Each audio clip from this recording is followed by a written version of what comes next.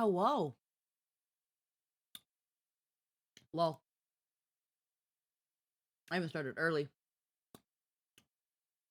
Lol. Hello. It's heckin'. Why are my eyes like that?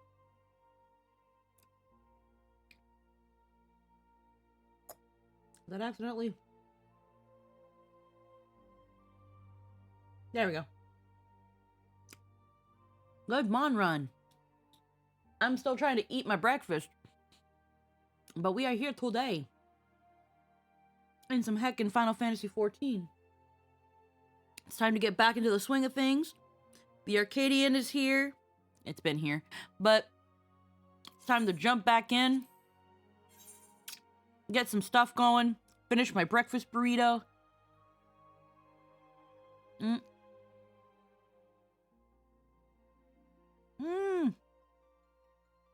No! No! No! No! You ever have that instance when you're eating something? And because there's like ham or bacon or anything in there, you get that piece that it's like, freedom at last.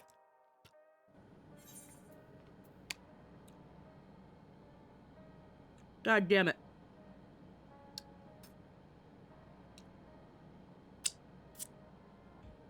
How are y'all doing today? I'm so professional. I'm so professional.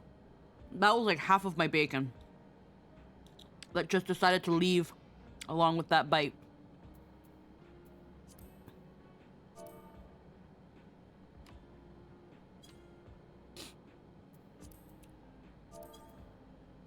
Oh my god.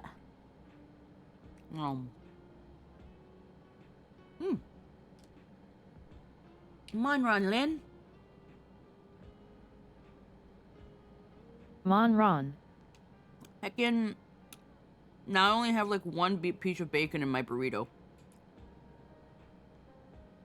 All of it was like, we're gonna leave with this bite. Game. Yeah. I suck at making freaking wraps. Because I always put too much.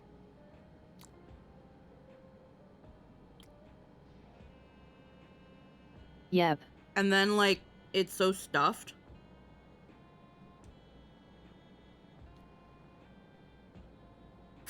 And then it's leaking from the bottom.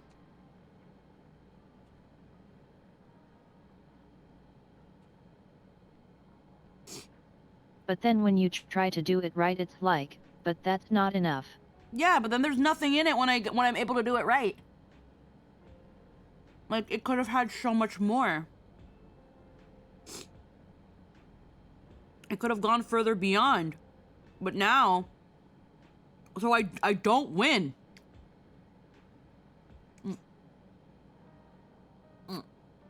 Nope. The only thing I can think of is that I have the same problem. The only thing I can think of is that maybe they use like really big ones. But the extra large wraps aren't that much bigger. So what are they doing?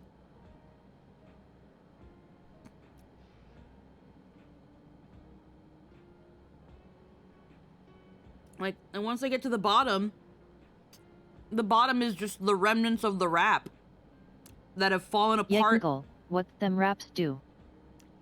Like, what do they do it?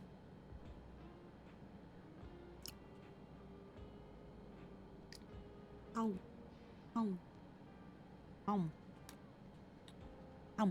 How are you, Lynn? How's your morning been so far?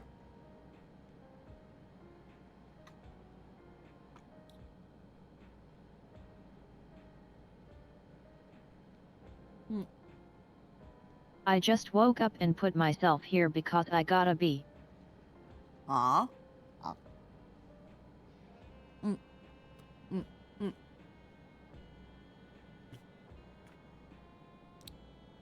You know you don't have to force yourself to be here, Lynn. But I do have apple cobbler and ice cream. Oh, heck yeah. That there sure is a breakfast.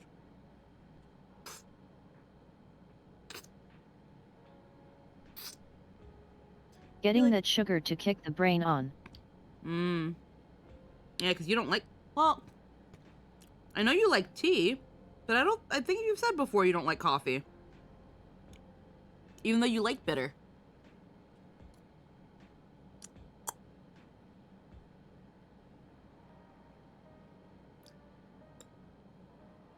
Yet I'm basically allergic.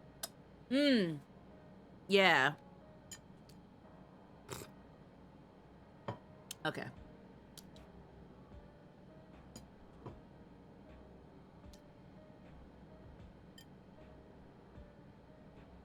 All right.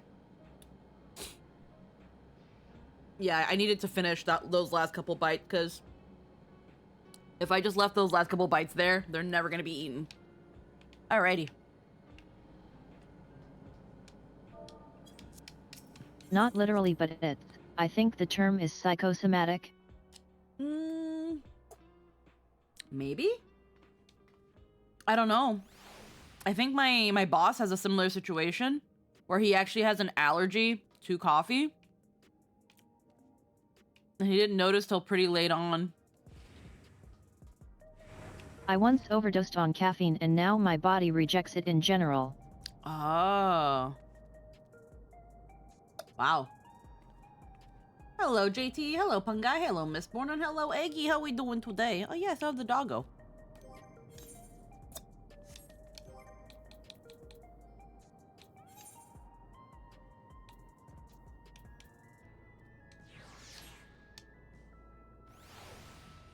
There we go. I did hear there was a new corn servant quest. So I do want to quickly go to Tulihiolal and do that. God. Num num num. What? Heckin'. Zane Thorn, thank you for the follow. Welcome to the stream.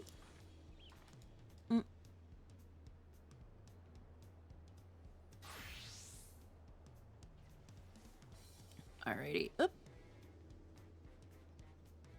Bum, bum, bum, bum, bum, bum. That actually reminds me. Oh man, what's the freaking...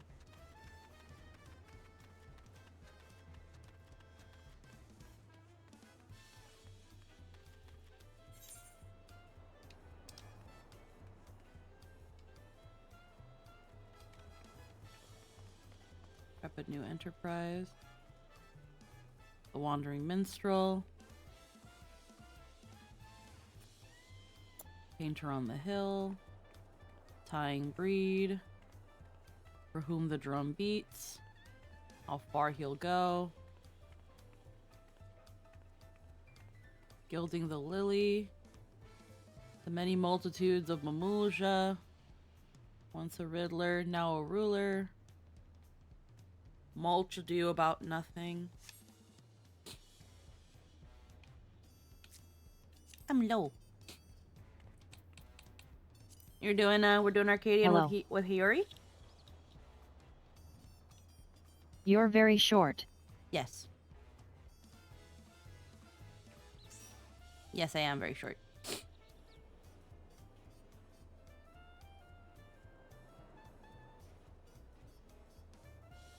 I can't do anything about that.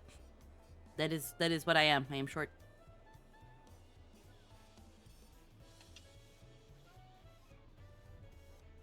Get platform shoes. No, those are hard to walk in. I've because I work at like a shoe store now, we get like those some of those crazy shoes at times. And I don't know how y'all be walking in platforms. I feel like my ankle's gonna snap.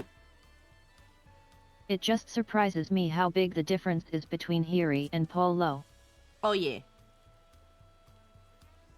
Very carefully? No, there are people who walk with platforms like it's nothing.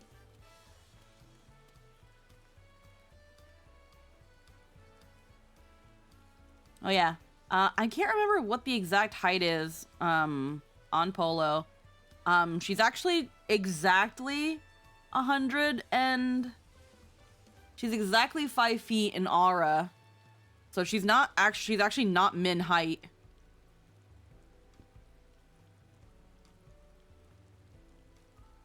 At least I don't remember her being min height. I'm not max height either. Yeah.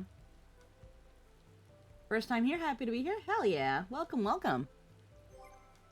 Alright, I'm trying to see where the corn servant is. There we go.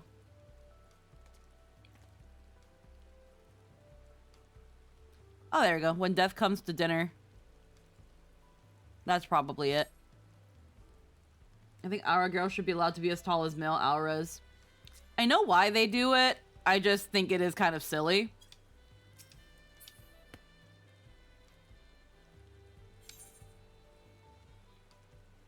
Alrighty. I think the corn servant is over here. And female Aura actually doesn't have that much height disparity. Think Lala is the only one with less. So it's kind of crazy how big the difference looks. Makes me wonder if they adjusted it, or if it's my shoes. It could be. I'm not sure. Because I have a glam where, like, Polo's rocking some freaking platforms. And she's not any like, taller or shorter. Like...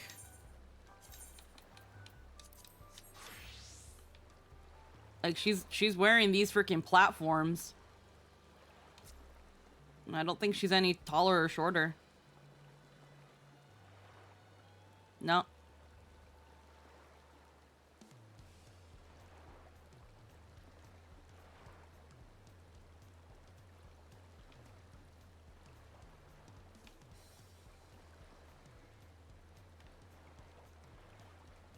Like, nope, not any, really not any shorter.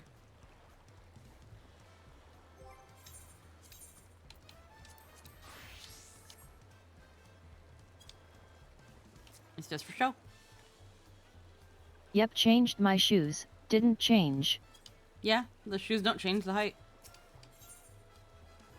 When death comes to dinner. Usually chipper cob of corn looks oddly consternated. That is a word. Well, visit my dear friend Polo. I trust you've seen your fair share of adventure and delectable delights since we last met. That is well. Would that I had similar tidings to share, but in truth, these old colonels find themselves in need of assistance. My sense of belly possessed of monstrous appetite has found its way to Bayside Bevy, you see. There's a hunger so ravenous it shook me to my very cob. I dare not confront it alone now that I have you. That is, of course, assuming you would accompany me. Cleo, join me then. Ah, what joy it is to bask again in the warmth of your generous heart. Once we arrive, I but need you to keep watch while I seek out the belligerent belly that cries for satiation. Alright. Where does the corn servant want us to go? They want us to go this way.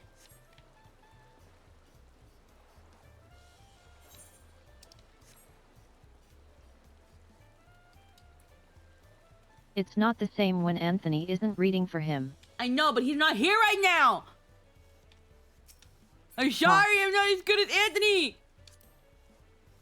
We met him once before, did we not?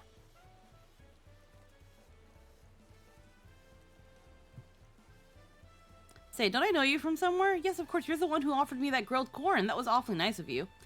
I was definitely at my worst back then. Few people can be as deep as Anthony.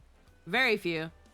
Without any prospects to speak of, but that corn was just the boon I needed. It wasn't long after that I found a new job, and now I couldn't be happier. Speaking of which, I'd better get back to it. Hopefully I'll see you around sometime. Thanks again.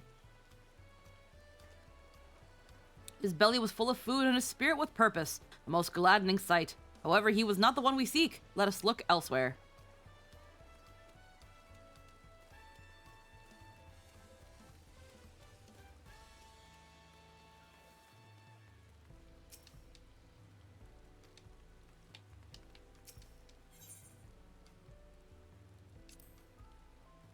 Say, is that not the kindly woman we met once before?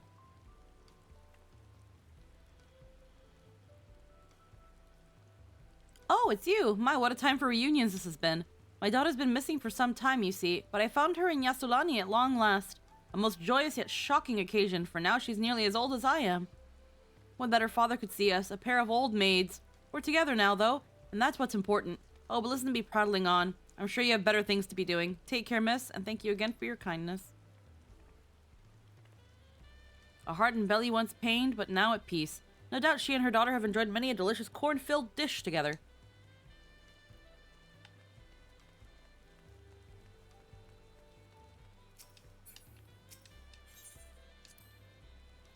We know this fellow, do we not? They're gonna put on weight. You're that corn-peddling stranger from before. If you're worried about what I've been up to, you needn't be. I went and got my life together just like I said I would. Even managed to find a new job. A friend of mine put in a good word for me over at Aunt Teal's. So the next time you see me, I'll be grinding corn to make tasty tortillas. Be sure to stop by sometime, and I'll pay you back for that grilled corn. Did he say he'll be making corn tortillas? How delightful.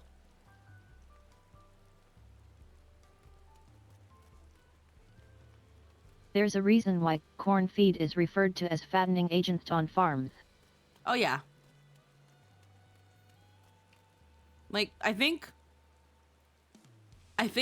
corn in and of itself, while being a carbohydrate, doesn't have a lot of nutritional value. It's just very filling.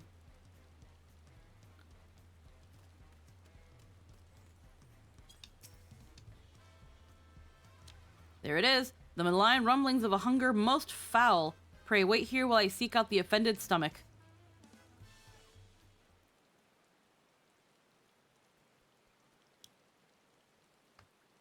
Like, I know the corn is still good for you. It's just like corn byproduct and shit like that. Like feed made from corn. It's a filler. Has very low nutritional value but sure does put the weight on. Yeah. The rumblings are coming from... I fucking love popcorn, though.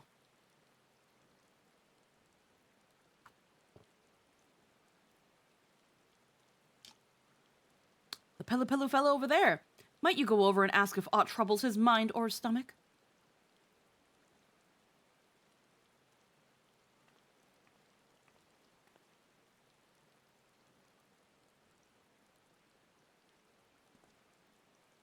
I'm sorry, you want to know if I'm having stomach troubles? No, I can't say that I am, though I have been having strange cravings as of late. Ugh, terrible cravings for...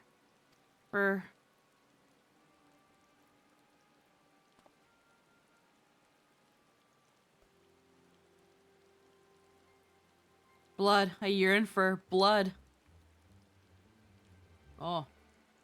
Wait, this baleful hunger is not his own. He's been possessed. Leave him be, spirit. Leave him be and show yourself. Swish, swish.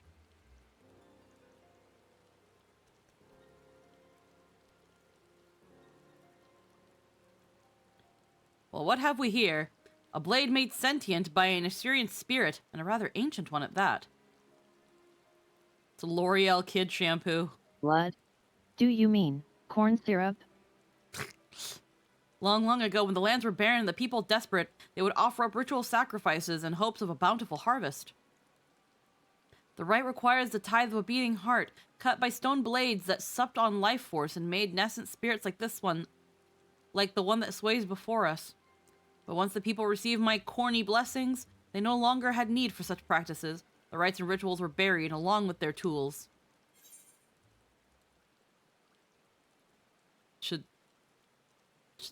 Should I slay it? Like, I don't think I want to kill it. Do you suppose one of your corn dishes would sate its hunger? No, I fear a spirit of this nature has little interest in the niceties of corn, but there must be something that can satisfy it. I've got it. I cannot prepare an aught to suit its palate, but you can.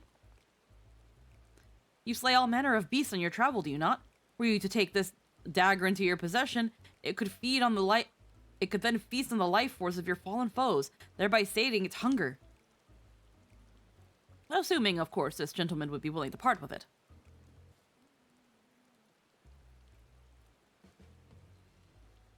That dagger is the reason why I've been feeling so strange? Come to think of it, I've never had such weird cravings before buying it. And insofar as it being a knife for ancient rituals, the peddler who sold it to me did say they found it in the aftermath of a landslide caused by the Great Storm.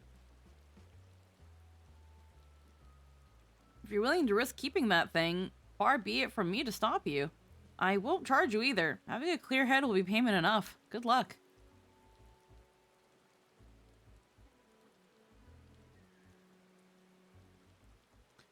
Given what you've learned of the spirit, you've elected to refer to it as the Death Servant. You cannot help but wonder if the blood of your enemies alone would suffice to stay its hunger.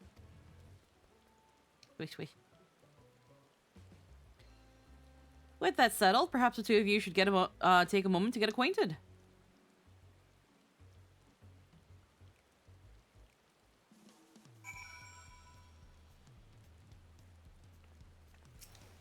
What do you have to say? Go on now, don't be shy. Say hello to your new companion.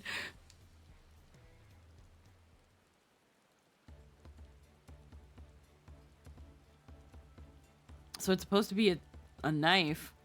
Swing. I do believe they've taken a liking to you, and so long as they are permitted to feast upon the beast slain in your adventures, you needn't worry about the ill effects of their appetite. A rather unexpected turn of events, won't you agree? Would you not agree?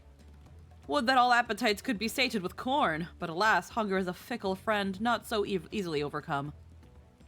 Thanks to good friends like you, however, I need not contend with such challenges alone.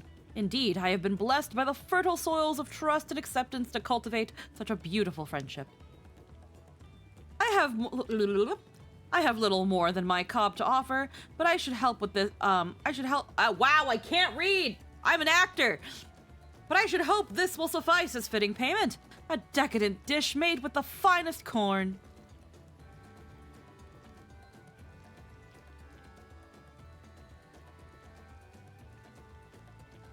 And with that, I must take my leave. Until we meet again, my friend.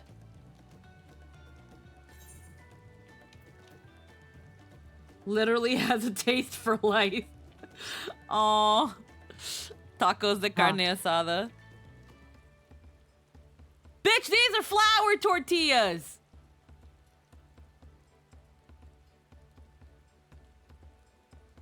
We're just gonna dramatically zoom out while you lie to me? Yes. Corn servant, these are better, but there is no corn in here. Bitch.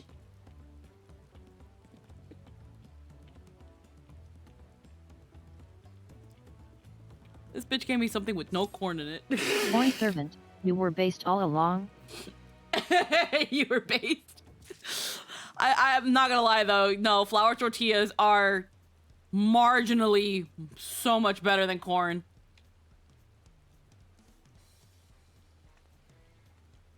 Not even marginally. Does marginally mean a lot or a little? I don't know. A tiny bit. Okay, no, it's exponentially. That the better word? Yeah. Yeah. Let's see. Just start charging them rent. What's one more weird spirit possessing the wall? That might be useful to draw blood out of meat to help cook. Just stab it into whatever you want to cook and it sucks the blood out. You know, funnily enough, something like that would make Polo's job so much easier. Right? Like, just stab it with that, let it suck the fucking life out of it. And then done. Start skinning. Start skinning, start fucking filleting.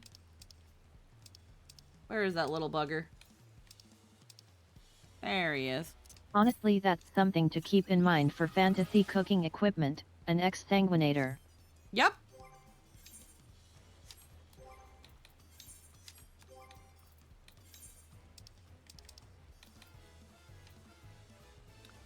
In the course of being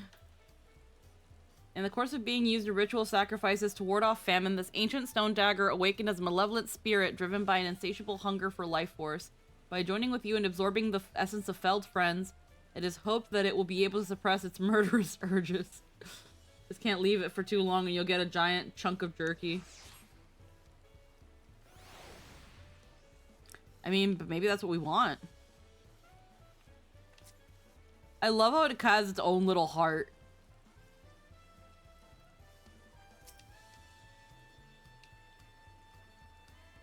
What happens if you, like... Oh, there's no feed.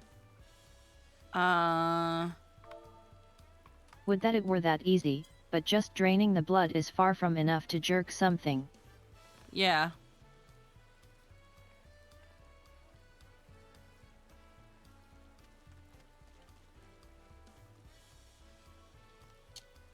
I just love how it has a little heart. And this little heart could have so many freaking, like... Because again, it's like... It's trying to stab it. It's trying to stab it. Hooray.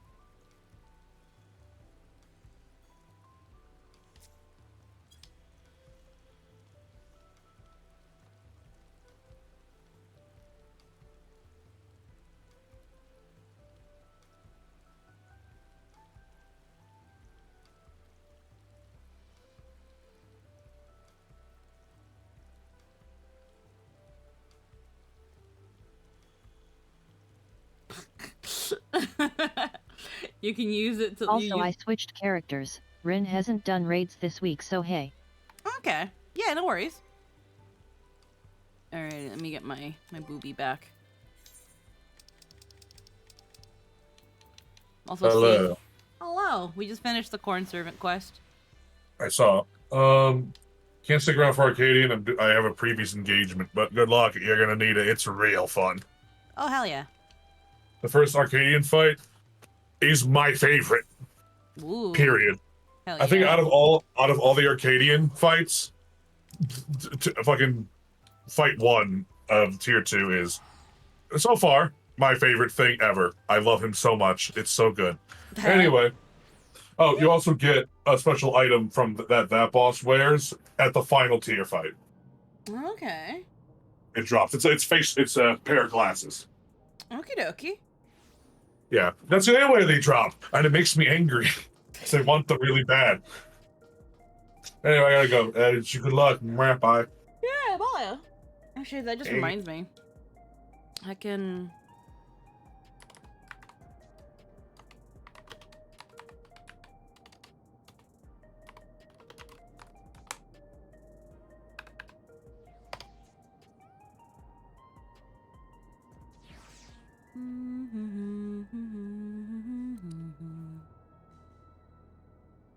Fight 1 is very fun, Fight 2 is one where people mess up a lot, Fight 3 people regularly wipe too, and Fight 4 is very fun.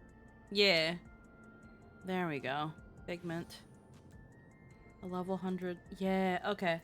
Alright, I think I do have to use the washroom really, really quick. So I'll get that out of the way. And now I remember why I went to Tuliolol. It was also to check the market board. Lol. Might as well disband this party. Okay, I'll be right back. I'm just gonna BRB real quick.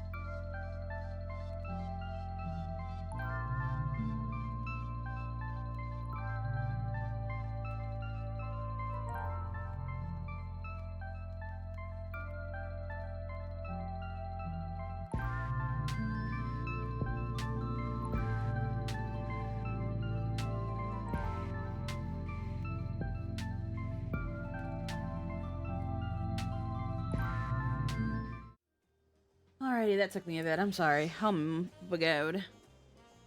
Alright. All good. Alrighty. I wanted to check the market board. I wanted to check the market board. Might as well check all my retainers while I'm at it, too.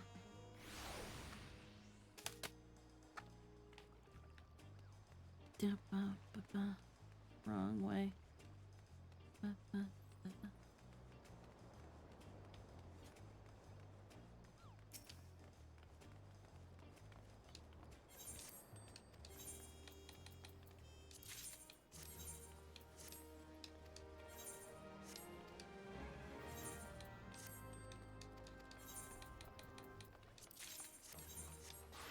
No. Oh, frick. No, I wanted to send them on a...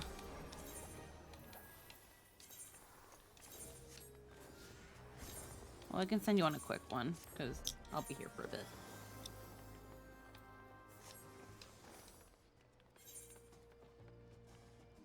Okay. Yeah, I've got about 4.5 mil between my retainers. It's not a lot, but it's there. Alrighty. Hooray.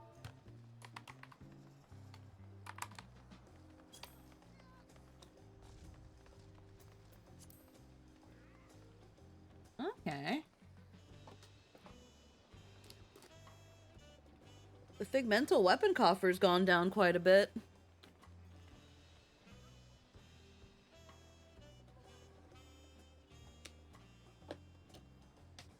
I think the only thing I've been wanting from that is the Dark Knight blade.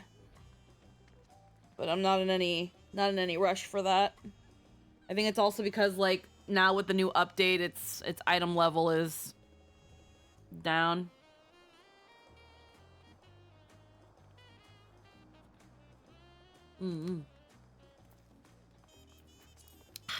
Alrighty. Anyhow.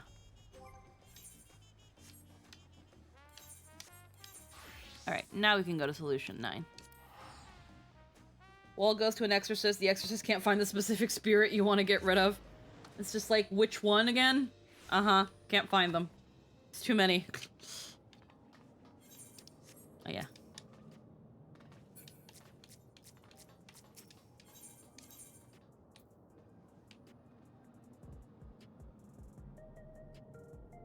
Souls under siege. I'm guessing that's the Arcadion.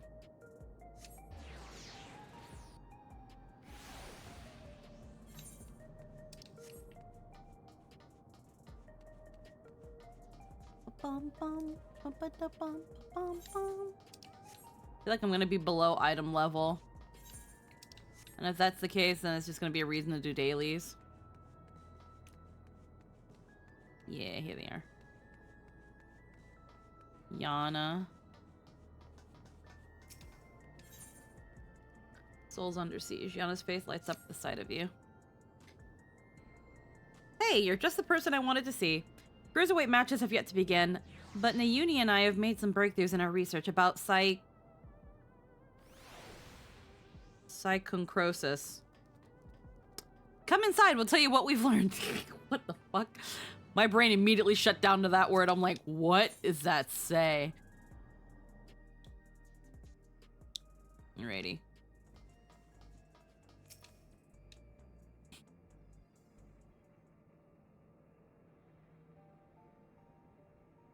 Before diving into the details, perhaps a refresher is in order. It's a rather complicated affair after all, and it has been 4 months.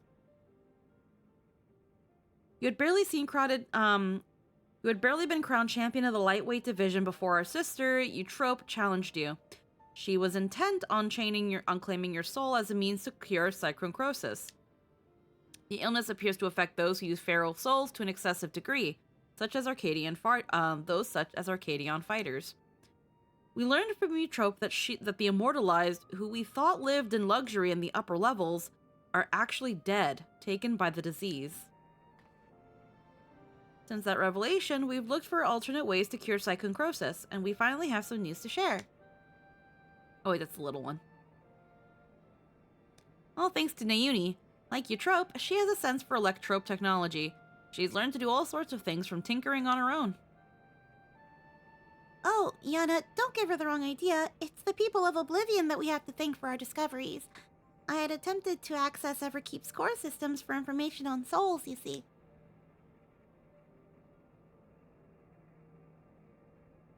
Unsurprisingly, I failed. What's more, an Oblivion member who was monitoring unauthorized access found me. She took me to task, scolding me to never again do something so reckless. When I explained our predicament, however, she kindly shared research data Oblivion had acquired from Origenics. The data was quite difficult to parse, my wandering hero, but I managed to find some relevant information. Namely, that the military was well aware of psychoncrosis, having also sought to utilize Pharaoh's souls. Furthermore, they had developed a method to identify the presence of the affliction. This brings us to our next move. Now that we are privy to this method, we feel that we should use it to diagnose other fighters. They deserve to know if they're ill. Indeed, it isn't right to leave them ignorant. It would be risky to alert them. No.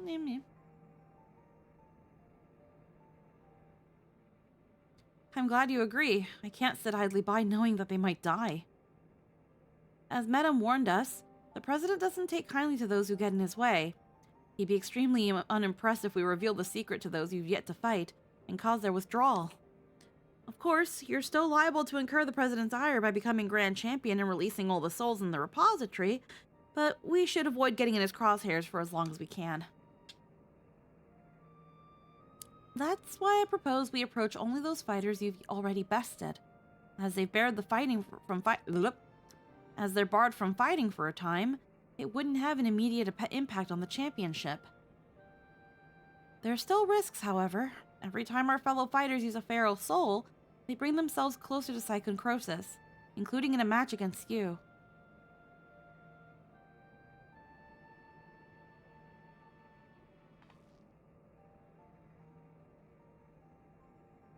Which is why it's important we tell them the truth as soon as possible, so we can stop that from happening for good. Knowing that what the illness has done to you trope, it feels nothing less than personal.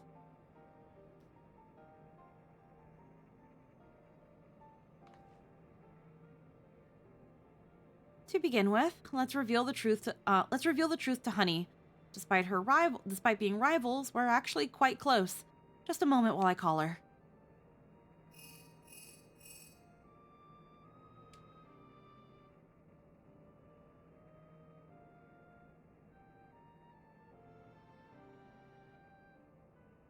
She's busy, as expected, but can spare a moment for us. She's on her way here now.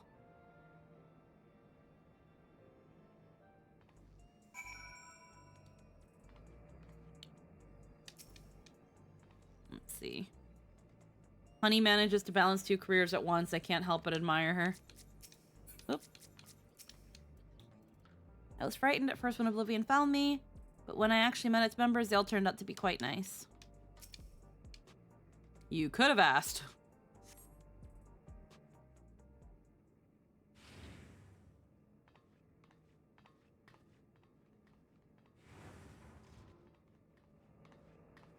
Okay, so she has normally a deeper southern drawl, kind of like this, but I hate that voice for her, so we're not doing it. So what's this about then? I hope it's as urgent as you say it is. I don't know about that either. She's still an idol. Her Japanese voice is radically different. Oh, of course it is. My stars, you're serious, aren't you? Could I be afflicted as well? There's a way to diagnose you. Regulators are designated to monitor the state of the wearer's soul. If we connect yours to a terminal, we can confirm whether there are signs of the disease.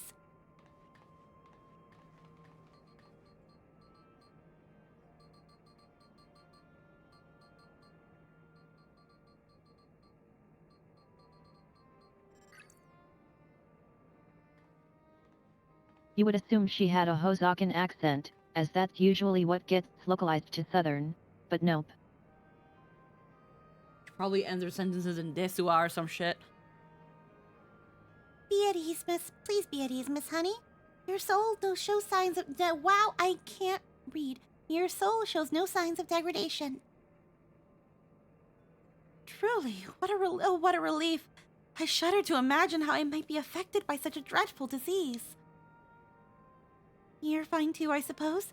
You joined the Arcadion well after I did, after all. Well, I haven't gotten any symptoms yet. Iana was so eager to prove herself, she utilized feral souls numerous times when training. So when I examined her, we found that she's in the threshold of developing the disease.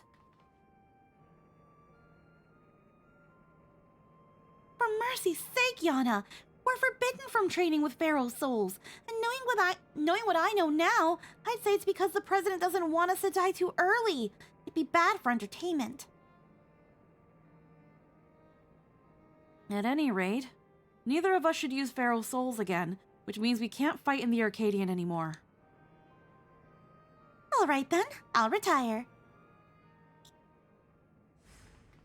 That's it? Really? I wasn't expecting you to decide Priorities. so quickly. While I've graced countless magazine covers and concert stages, I never shined so brightly as when I fought in the ring. It's true. But everything I've done was so that I could bask in the adoration of the people. I couldn't do that if I were dead, now could I? So, I'll look for another avenue to apply my talents, and you can be sure that I'll succeed. After all, I'm Honeybee Lovely, the brightest star in the sky.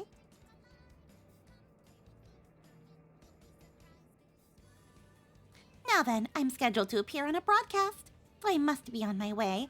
Thanks for warning, my dears. You're lifesavers.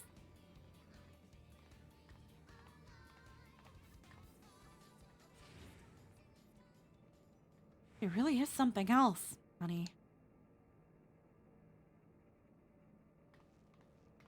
Right, that leaves one other fighter I'd like to inform.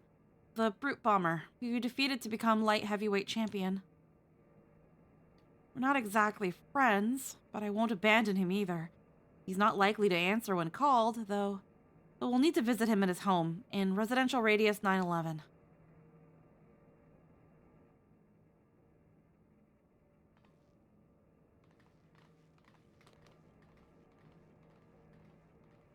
They really did that, yes. Yep. I mean, I wasn't gonna say shit. The Brute Bomber lives to 9/11.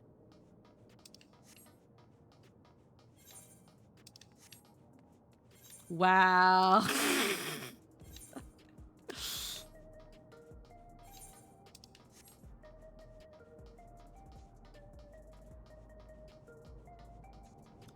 Bomb fuel can't melt electro beams. God. I mean, sure, if fucking Gen Alpha can fucking make 9/11 jokes. I mean, I'm not gonna make them because I just don't know any good ones.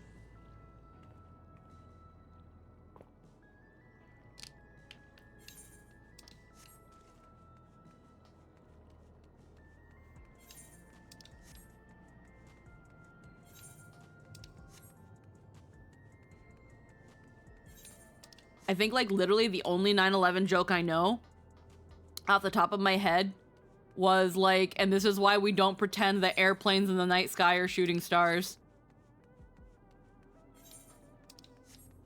Huh. That's like the only one I know by heart because I was like, oh shit. Yeah, don't make them either. They usually fall apart after the second hit. Damn!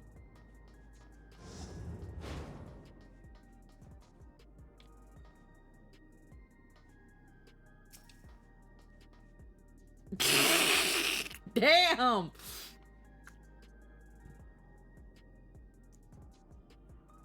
Alright. I always carry a personal terminal with me so we can check for the illness when we arrive. So if you'll listen, though. Here we are. Let's hope he's willing to hear us out. Doesn't become like, oh, you're fucking just trying to get me out of the competition because you're scared I'm gonna lose.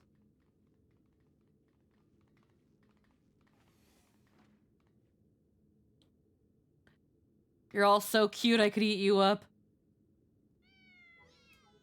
Oh, he likes kitties.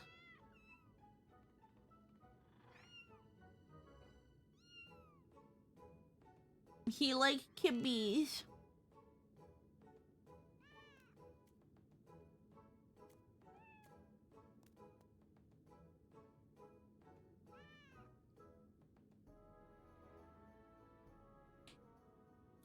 Huh, why do they flock only to you? It's hardly fair. He's just like me for real. Well, these are my kittens. If you don't like it, you can go back to your woman. Rub salt in the wound, will you? You know full well she left me. Very fun thing in wrestling. Heels are usually the most adorable people in their private life. Oh yeah, no, it's all an act. Come on, little ones, come to me.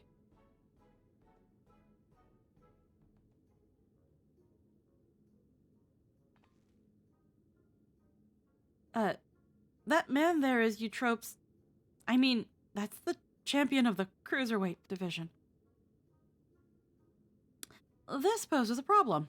We can't reveal the truth with him here. While it's pretty common for baby faces to be arrogant pricks, but we don't have to do that too. The blazes are you doing here? You want to get your arses kicked? Oh, you're Polo, the unenhanced warrior, yes? Mask. On. The Howling Blade at your service. It's a pleasure to meet you, and I hope we have the chance to meet again in the ring. In the ring soon. To meet in the ring soon. Wow, I can't speak. You'll be the whimpering blade. No, she'd be polite.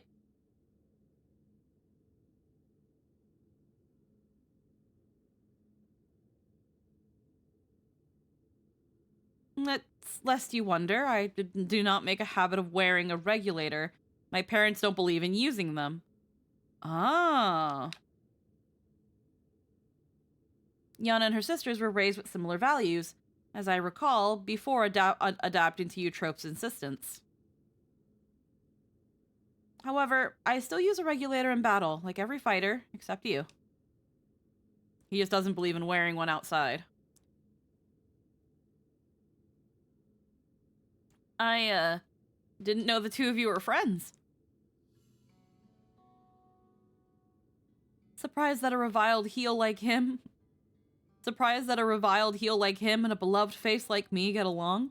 Truth is, we've known each other since childhood. We just can't seem to be rid of each other. We both couldn't fit into any of the jobs that were introduced to us and got up to all manner of mischief together. We would have likely carried on like that if the president of the Ascension Arcadia hadn't come and taken us in. Though it isn't easy being a fighter, we felt like it was our calling. Believe it or not, he used to be so shy that he could hardly form a sentence. But when he became the brute bomber, it was as if he was reborn. Shut up. They don't need to know that. Thinking back, we owe everything to the Arcadion.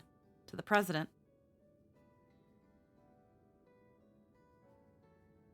That we do.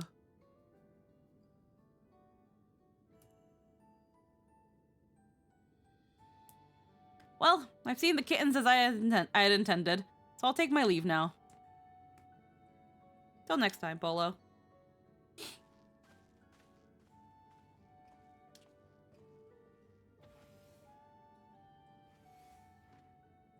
It's another one with heterochromia. So what do you want? There's something you need to know. It's gonna be a matter of if he believes us or not, though. Lies. The president would never.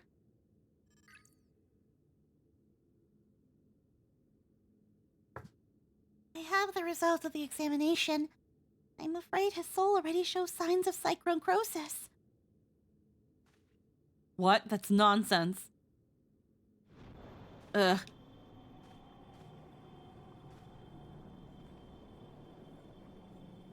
Well, good timing for a tummy ache. As the soul is eaten away, it loses its connection to the body, leading to bouts of intense dizziness.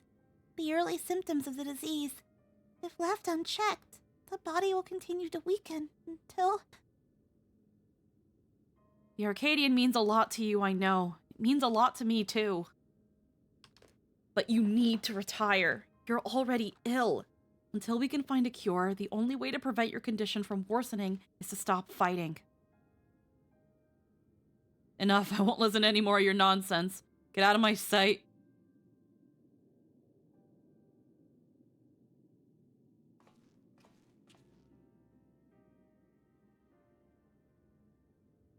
We've done what we could. It's up to him what he does now. Let's go home.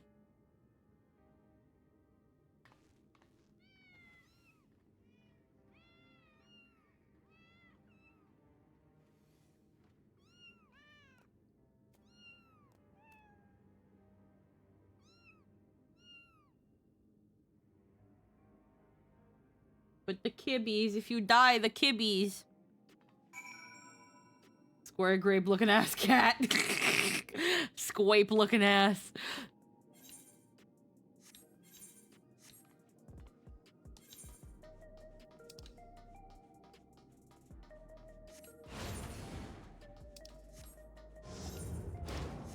Can I say, we just walked into that man's apartment like we fucking own the place. Sure did.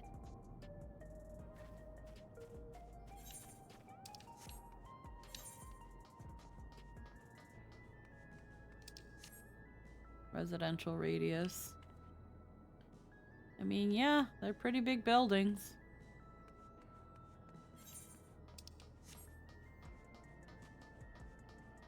You can do that with an alarming number of apartments. Well, I mostly mean being able to walk into his specific apartment. Like with ours, we have a code. We have like a lock on our door that you have to put a specific code in. So unless me or Jester give you that code, you cannot get into our apartment.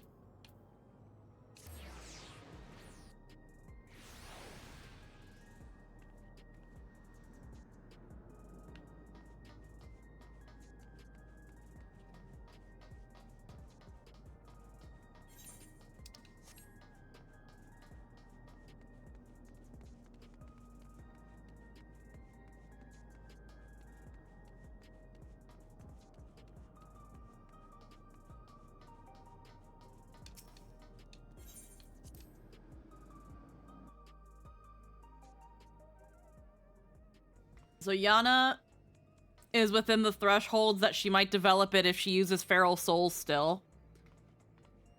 Honey is safe. Yana only is because she was training with Feral Souls, which is against the rules. Bomber is showing the early symptoms. It was difficult to tell Mr. Brutus' diagnosis.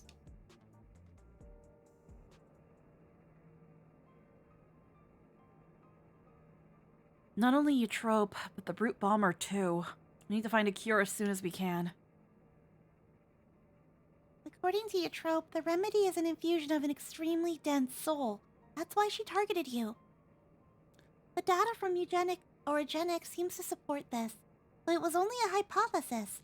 The researchers believed reinforcement from a dense soul could be an effective treatment, but this isn't the solution we seek. We'll find another way. I'll scour an ocean of data if I have to. For all her searching, Eutrope could only find the one cure.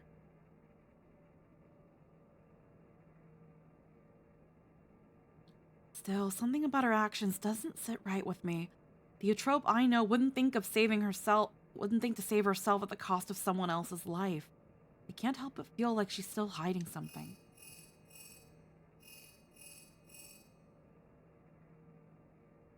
See. Also, I can't say at what point it happens, but eventually if you talk to the fans that are gathered on the front of the Arcadion, you can hear them talking about Honeybee retiring. Oh. Alright, understood. That was meet him. Cruiserweight matches are ready to begin, and he wants us to meet him at the green room. And best of luck to your next match. Please be safe.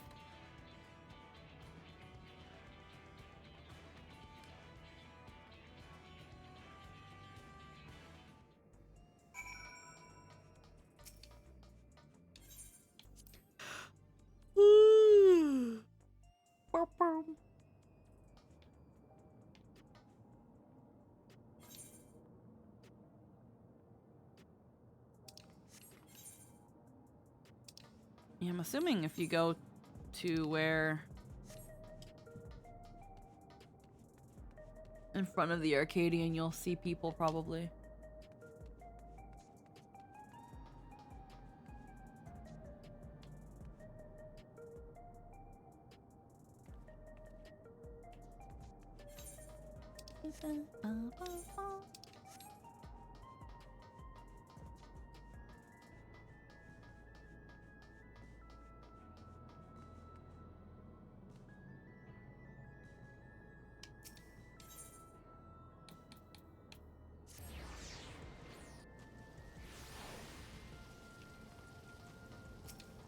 Downcast citizen.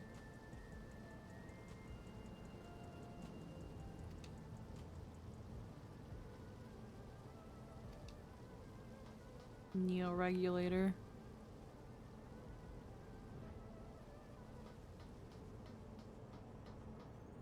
Oh hey! It's our Optimus Prime! Wait, we're right over here. The weight's driving me mad.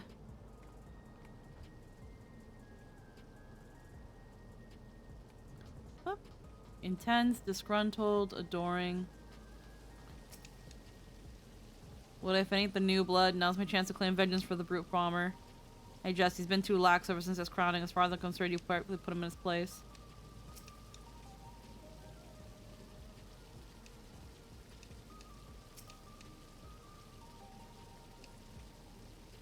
He also stars in concerts as a songstress and even receives work as a model for advertisements.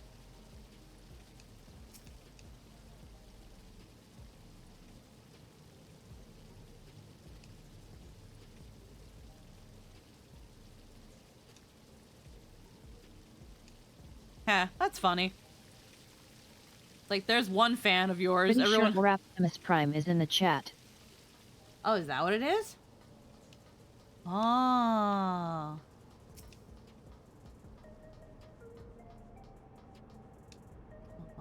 Oh yeah. Oh, it's Pungai. Oh. We've been waiting for your arrival.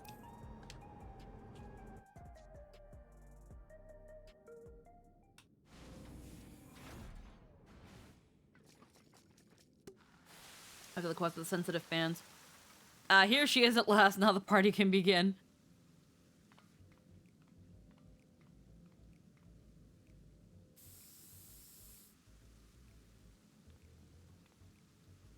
That's better. This drab room was begging for a touch of color.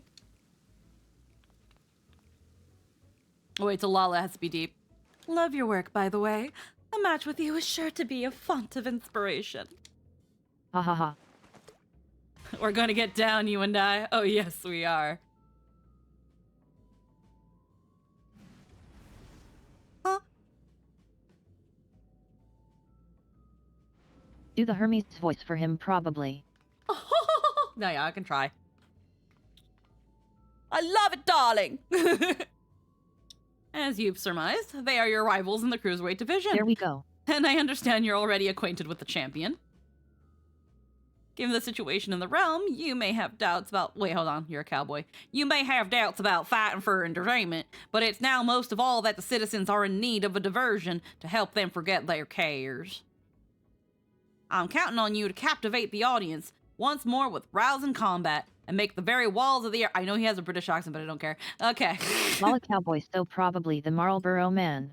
Yeah. Doug Dimmadome, owner of the Dinsdale Dimmadome.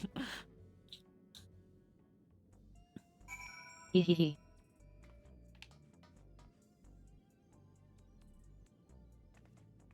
Bitch, who's gonna clean this floor? The fighters in this division are characters too, huh? But there's far more of them to them than their showmanship. If you already know, cruiserweight fighters utilize more potent feral souls. Their attacks pack a heavier punch, so you need to brace yourself and be fully prepared. The Dancing King. Ready, are you? Good. Let's start. Wow. Let the unstoppable upstarts cruiserweight championship begin. Oh yeah, campaign begin. Wow, man, can you tell that cold reads are not my thing?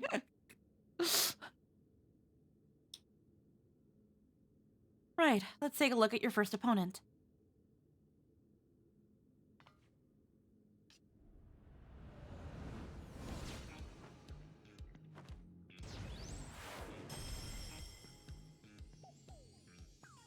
The Verdant Reveler, Dancing Green.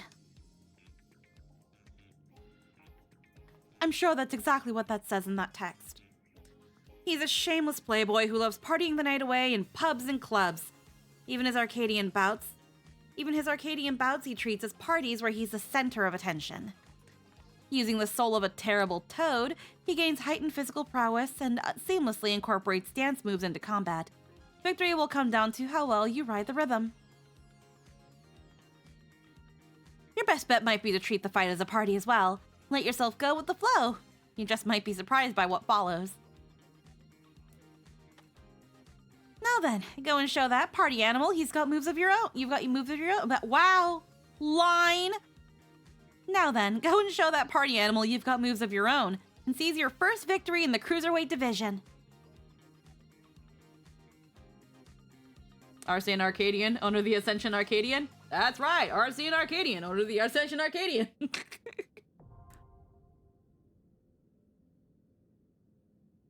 He's a ruthless playboy who treats life as a party. Oh, so my partner before he got his senses together. Huh? Huh? Huh. I didn't say anything. So Galen before he got his shit together.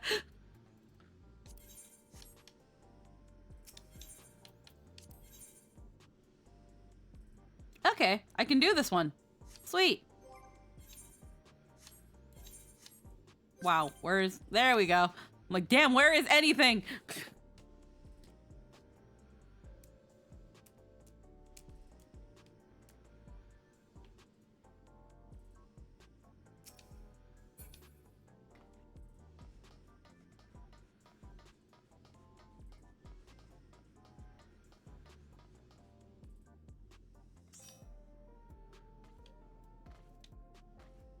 And since you're here anyway.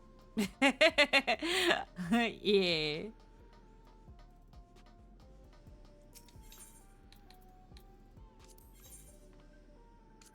Alrighty. Happy to offer? Hell yeah. There, now you can have leader.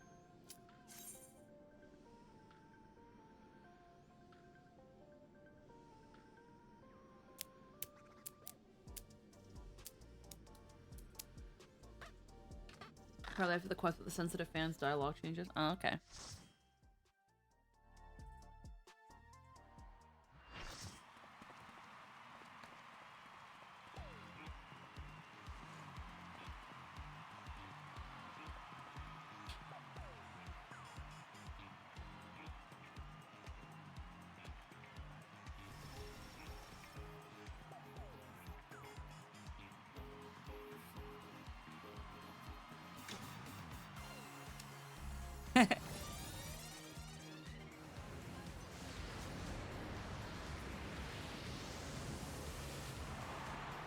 He's young, he's stylish, and he knows all the moves. The soul of the party and the king of the dance floor, Dancing Green.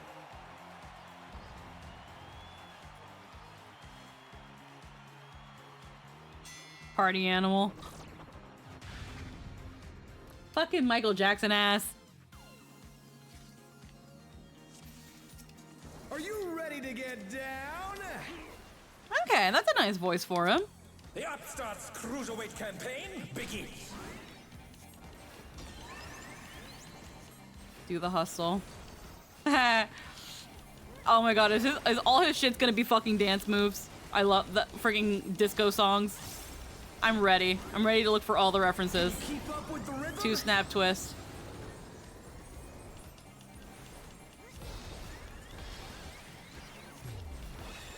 Oh shit. We're just getting started. Keep grooving, baby.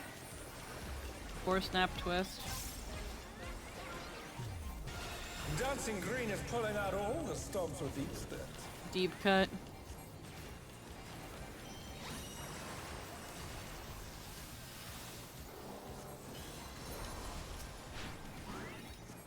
On the dance floor, everyone's a star. Oh shit.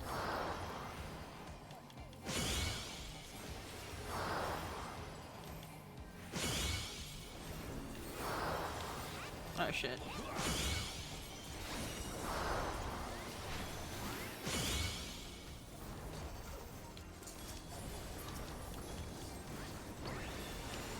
Bask in the spotlight and burn, baby, burn! Yeah. An invitation to dance. How will the challenger respond?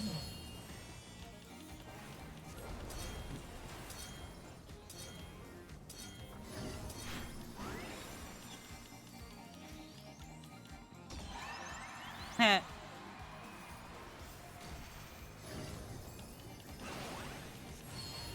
That's square!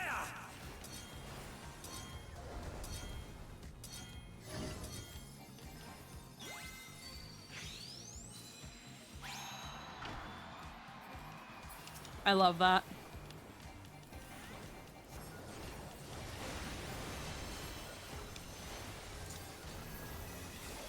Come on, show me your moves!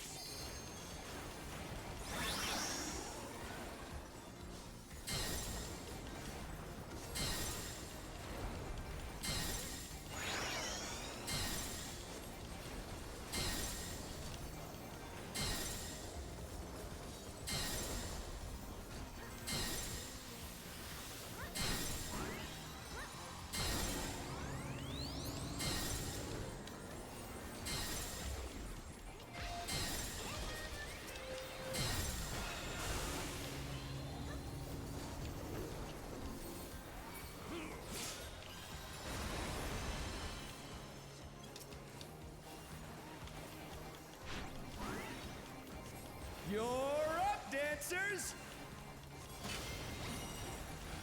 Let's turn up the heat! Try to keep up now! The fever's taken hold! Can the upstart keep up with Dancing Greed?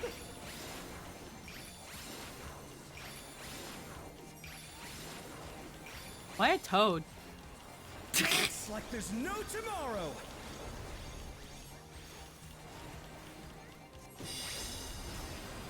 Oh shit.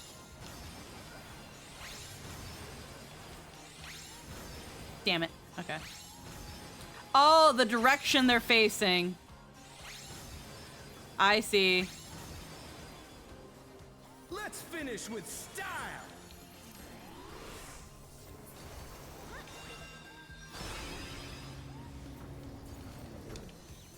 Not bad, but I reckon you've got more in you.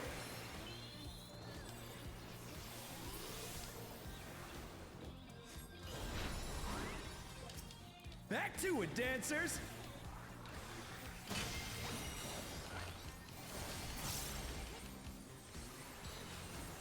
Whoa.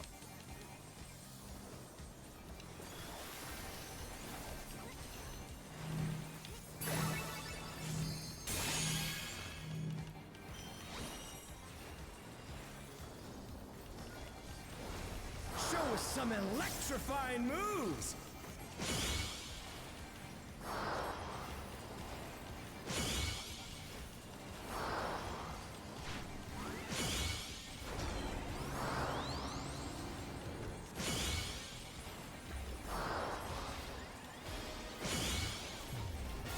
Oh no, that was too much for the challenger!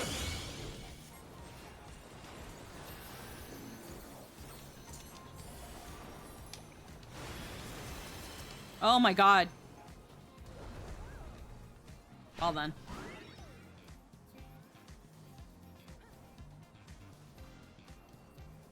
Healer's down. Bask in the spotlight and burn, Yeah, that's the baby, wipe. burn! Mm-hmm.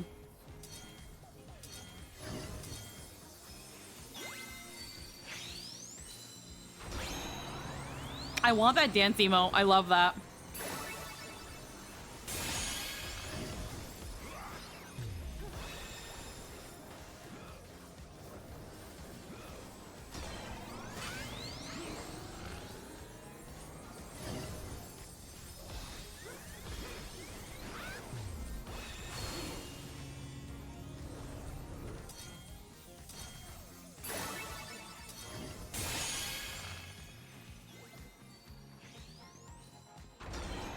challenger's down. Is this the end?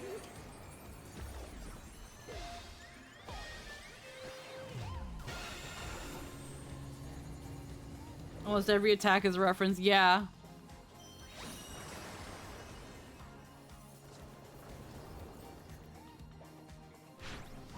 Or Optimus Prime! Dancers, take it away! Yeah, baby! I feel the fever coming on again! Alrighty.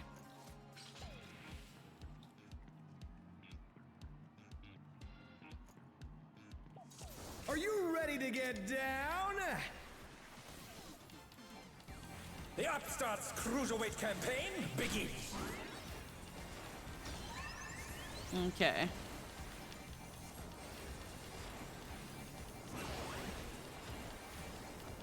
He's probably gonna do the other side. Can you keep up with the rhythm?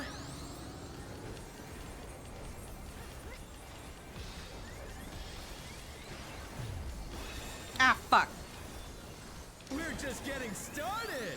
Keep grooving, baby!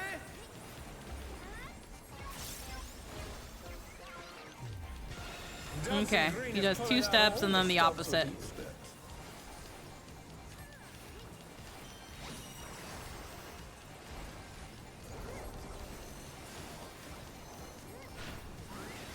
Okay. On the dance floor, everyone's a star!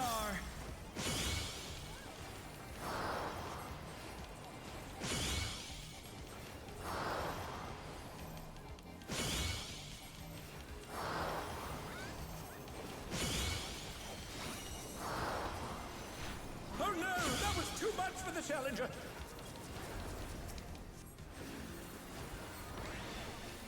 Bask in the spotlight and burn, baby, burn! An invitation to dance. How will the challenger respond?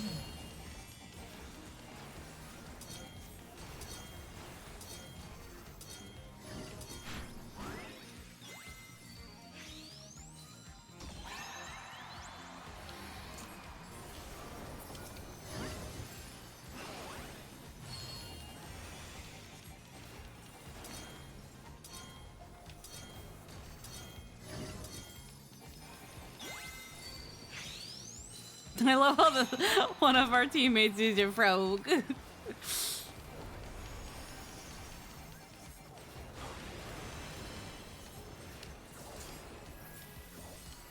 Come on, show me your moves! Alrighty.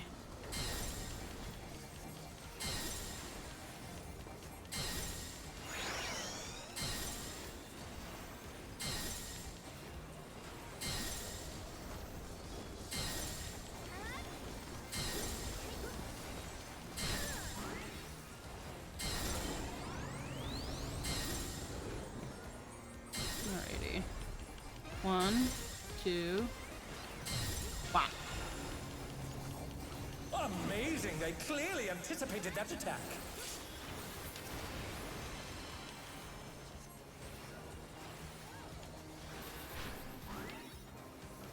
You're up, dancers! Let's turn up the heat! Frog Taraj. Keep up now! The fever's taken hold! Can the upstart keep up with Dancing Greed?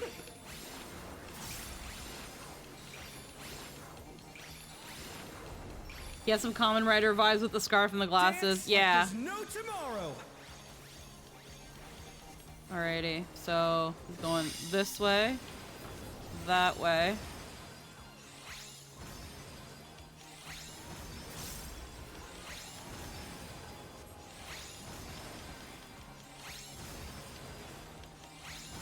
Alrighty. Solid. Let's finish with style!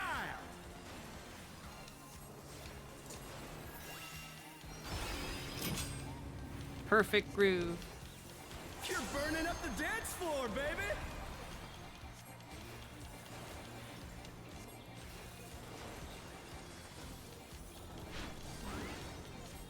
Back to it, dancers!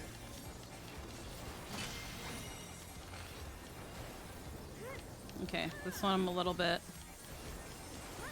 Do they close this off? No, they don't. So then, what's the mechanic here? Oh, I see now. That's the mechanic!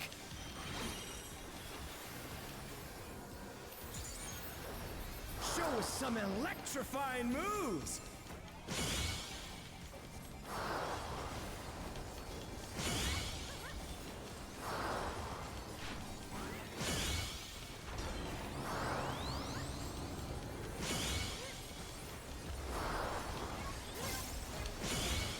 Damn it! The Okay. challenger's down. Is this There was a the better end? way for me to do that. I did the stupid one. It's okay, me and the healer are 1 for 1.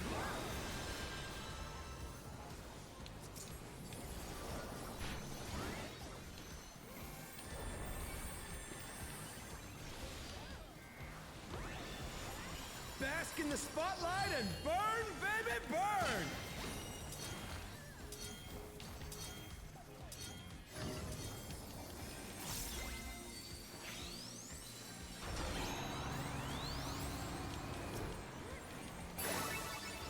Oh shit.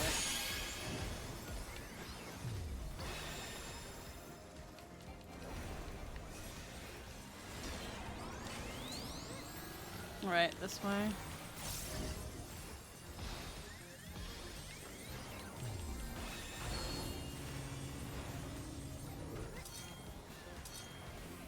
Oh dear.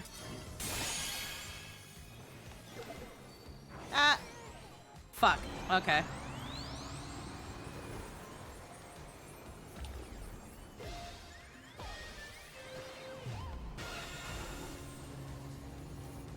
Oh, healers are down again.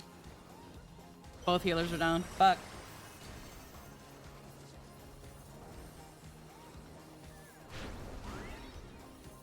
Dancers, take it away! Yeah, baby! I feel the fever coming on again! At least this one's really easy. The night's reached a fever pitch! All eyes are on Dancing Green! Unless he starts mixing up mechanics, which is very likely. Dance like there's no tomorrow!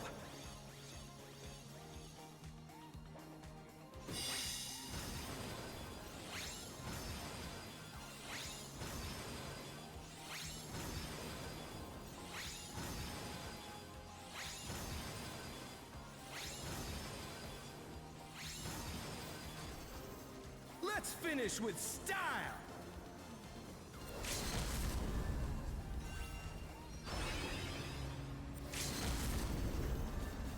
Hey, what are you trying to do? Put the crowd to sleep?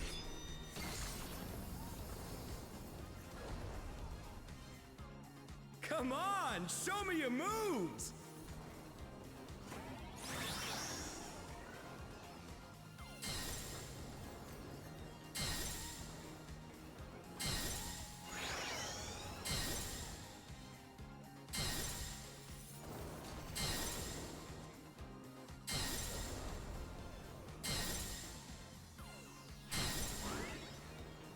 We're just getting started! Keep grooving, baby! I think you guys will be fine.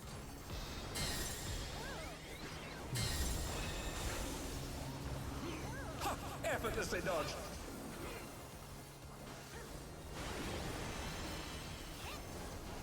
I love how he has like a little like it's like a record player on his like wrist.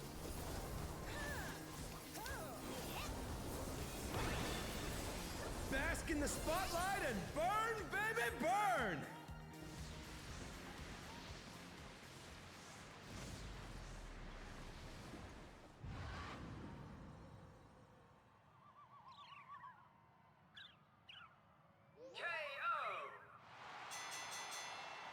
The match is decided! Victory goes to the challenger!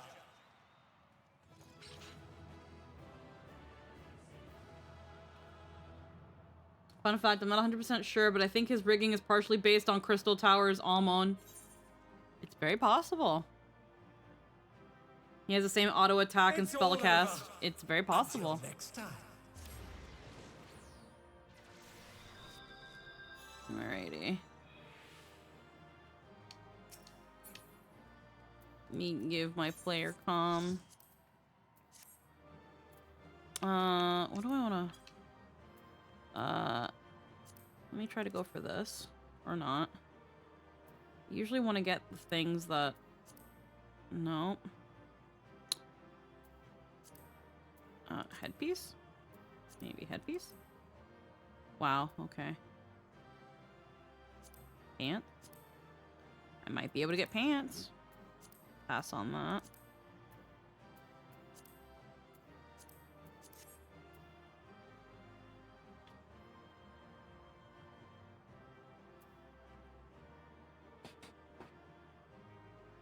Are we still waiting for people to roll on?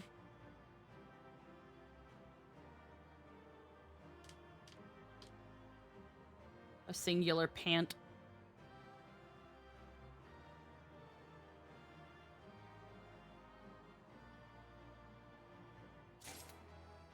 Alrighty, Hall of Sabadons.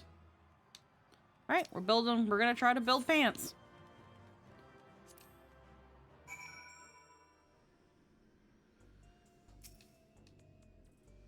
Well fought. With this victory, you've proven yourself a force to be reckoned with in the Cruiserweight division. Yeah. Art at war. Right then, let's decide the wave of this... let's ride the wave of this momentum towards our next victory.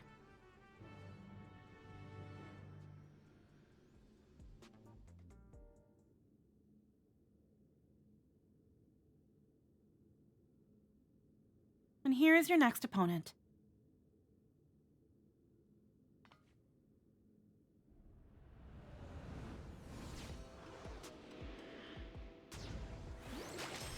Banksy. A fighter who lives and breathes art. She uses the ring as her gallery. Sugar Riot.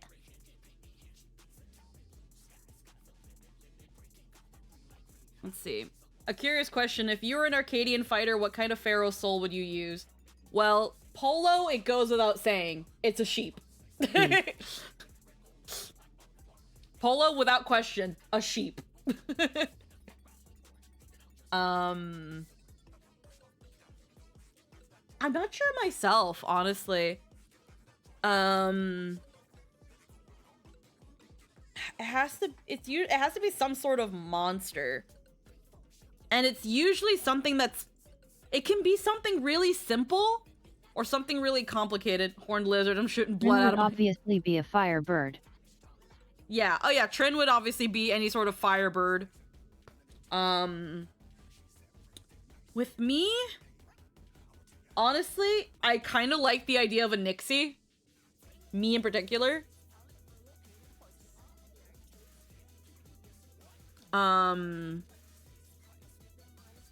And I kind of like the idea of a Porksy too. I kind of like the idea of like a Porksy, of trying to go for like a pink pig magical girl, like little pink piggy. I think that'd be really fucking cute.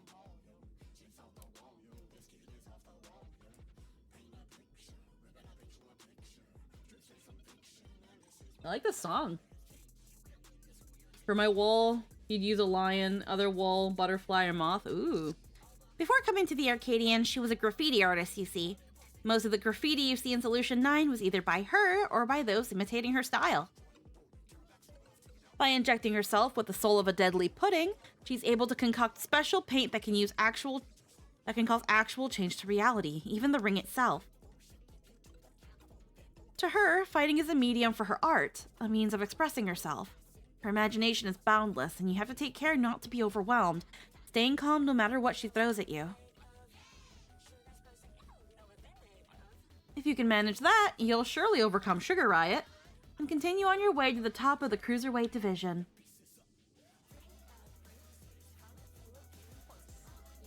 Her song gives so much KDA vibes. It's like giving KDA.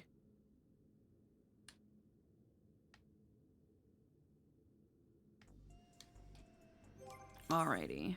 I need to fix my gear. My gear's fucking been through it. I didn't fix it from last time Definitely either. pay style they're going for. Yes, they're going for that like underground K, like kind of like K hip hop kind of vibe.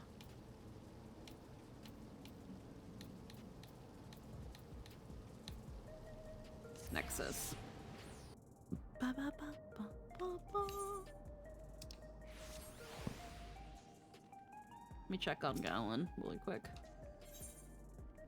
In 5 minutes. Okay. Synth punk or whatever it's called, I don't know music terms. Yeah, like punk, grunge.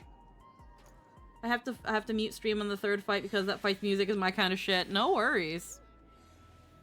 Merchant and Mender. Coño.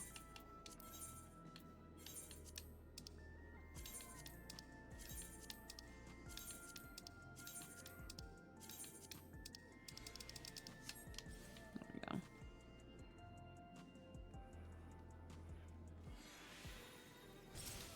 I don't think I have any other Arcadian relics. Not the holo gear. No, lightweight.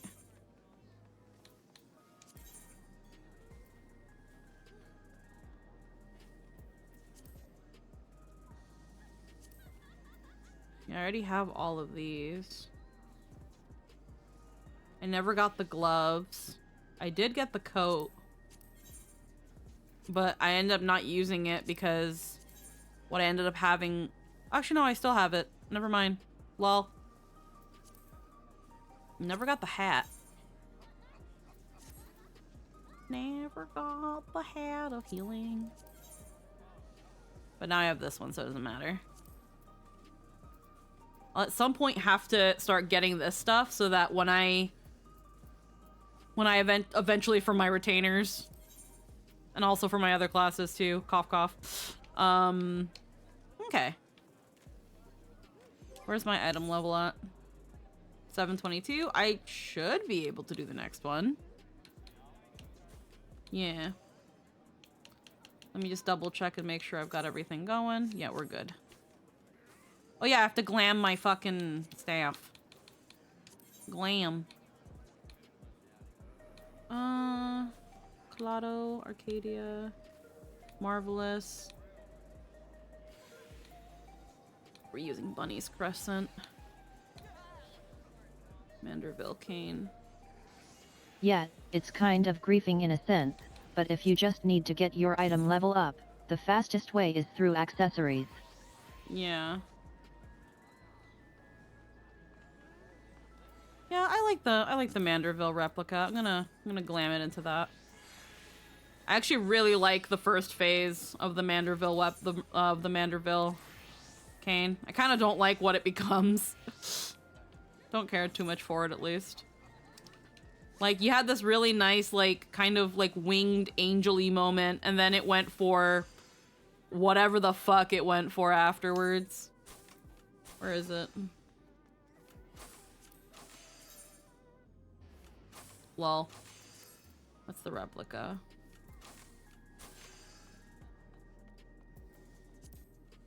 Mandervillis cane. It ended up becoming this, and I'm a little sad that it did. It looks nice. It also, I guess, changes color.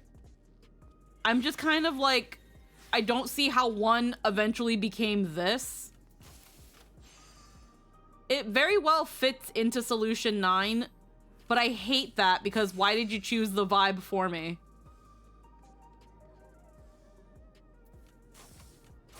I don't know. The weapons are great for me, someone who dresses up. Oh yeah, no, for a Transformers glam, absolutely.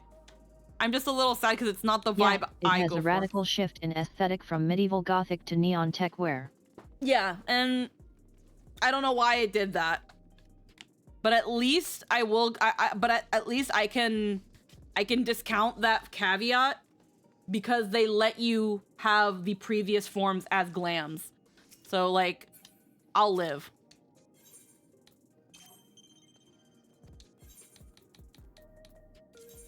Not done yet?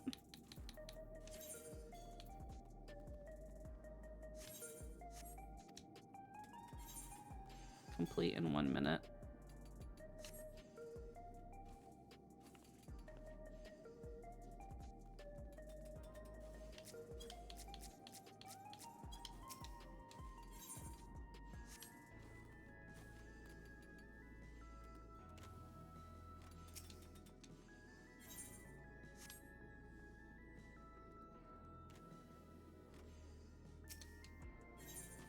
Come on. Why does it take so long for 1 minute? Yes, you wait, the Relentless expansion are going to start as Techware and then turn into High Gothic. I'm kind of in this thing of they're going to start and they're going to look very... Okay, there we go. They're going to start very, like, fitting for Tuli Hyolal or something that looks very Solution 9. And then, yeah, go opposite.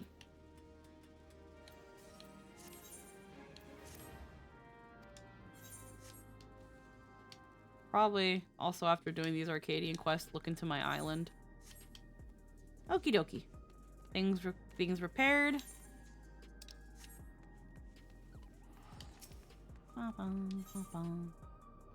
Actually, we can just queue from here.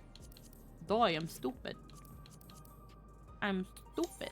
We can just go from here. Lol. Put us in coach.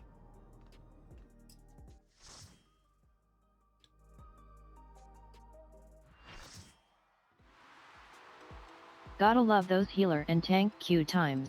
Yep. Trans rights.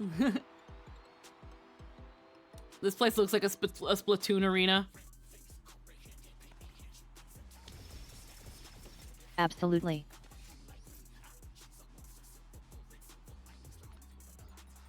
And it's super intentional.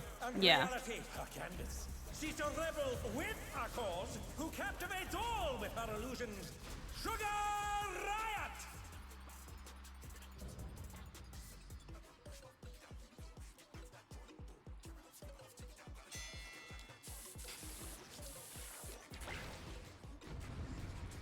Alright, let's beat up Banksy.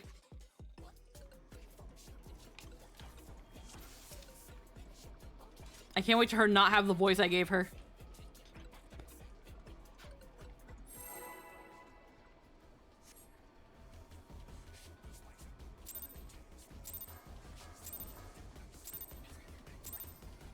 What inspiration will you give me, I wonder? Okay. A little higher, not that far off. Gallery of glamours. Mouse mural. Moose mural.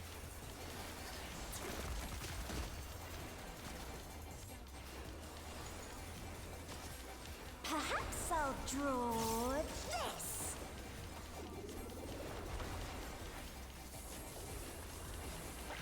Single style. We have to get in here? No. Ooh. Bitch. Flourish. Sugar Riot brings her work to life.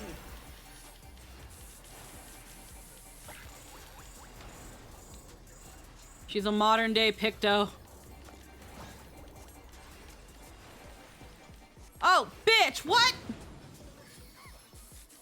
Okay, I don't understand.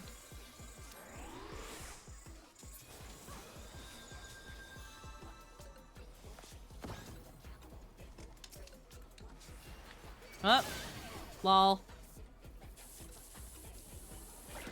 The bombs had wings. Oh. Hi, Squeaky. Hi. Yeah. So yeah. Bombs have wings. They jump. You'll be fine. Most of the only weird one's the bombs. Everything else is pretty self-explanatory. Don't stand in the center of the target. Yeah. And have fun. Good luck. Yep. Have fun with Splatoon.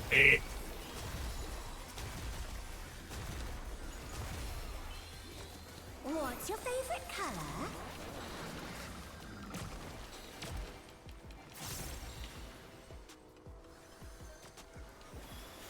An image comes to me. I hope you like it hot and sandy.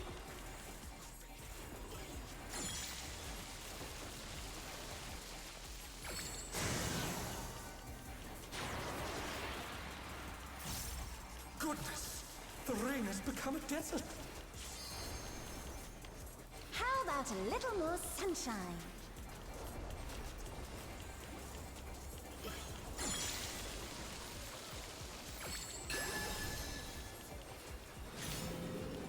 Scorching heat saps your strength. When I think desert, I think of these prickly fellows.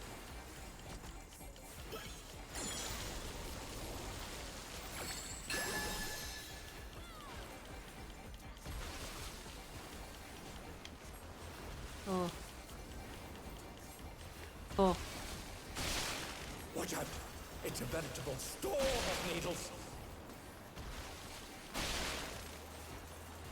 Oh no! That was too much for the challenger!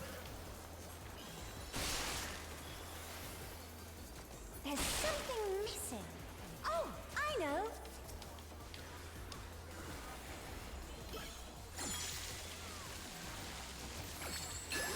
A hole. Quicksand? Oh, you don't want to get caught in that.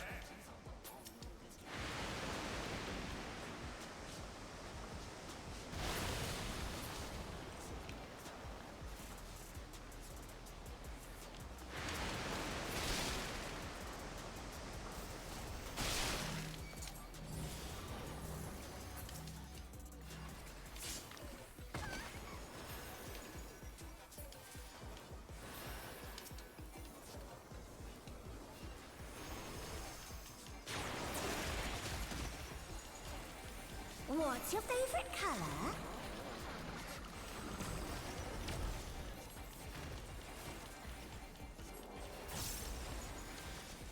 When you can't decide on one thing.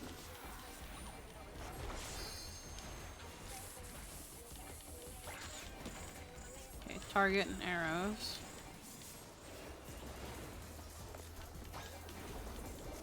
What do you think of this?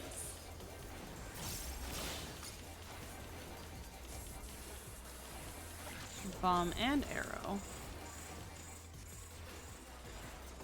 Okay, everyone's going over here.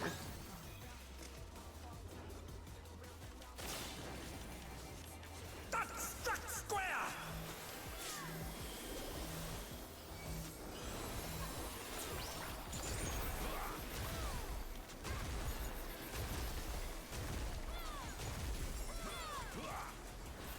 What do you say to a refreshing riverscape?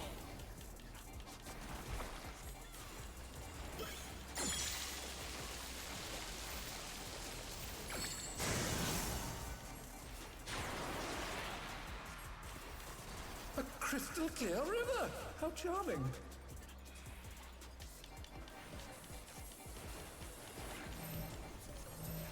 Oh no. Wait, oh, we had to join together. Damn it. Okay. The challenger's down! Is this the end?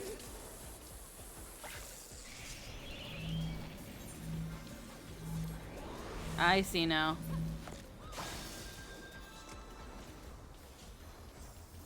They're back on their feet! Let's see if they can stay standing! Nope. This is no good. It needs a touch of thunder, a dash of downpour.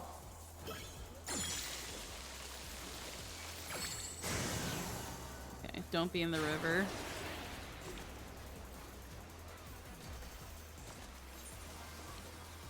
Hold on, because I'm The gonna... storm has turned the waters muddy! How frightening! I have it. Some destruction to facilitate deconstruction.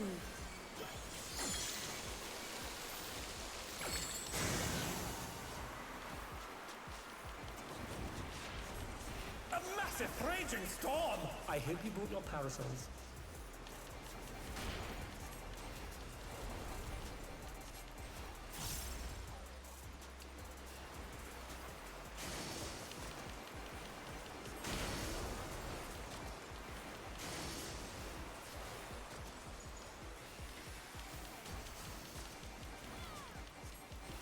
The challenger rise it again!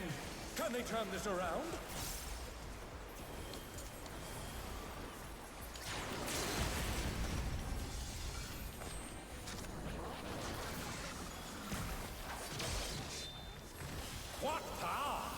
like someone isn't holding back.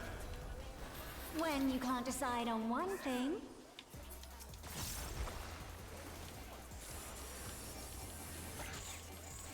Okay, bombs.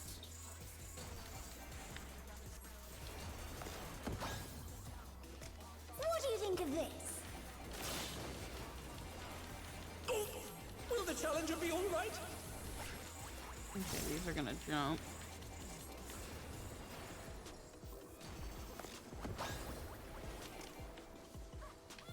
Oh, fuck. God damn.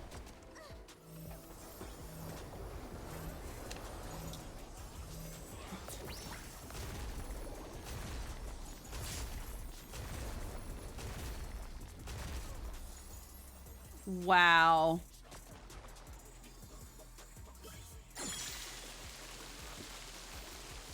Y'all use the limit break too early. Okay, revive the other tank.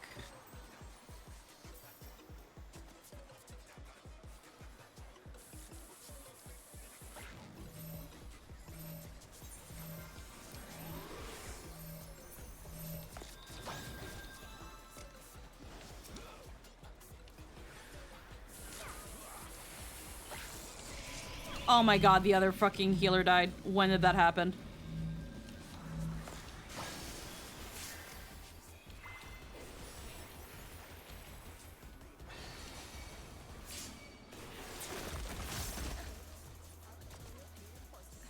Come on, come on, come on, come on, come on, come on, come on, come on, come on, come on, come on.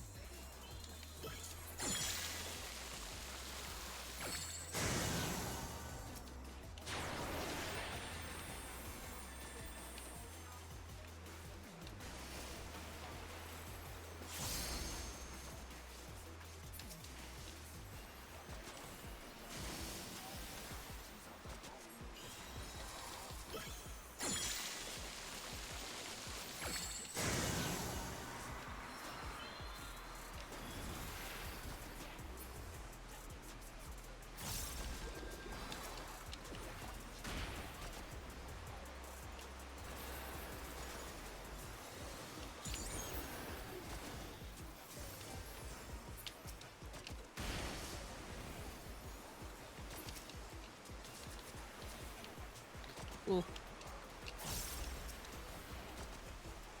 Okay, I need to focus on dodging.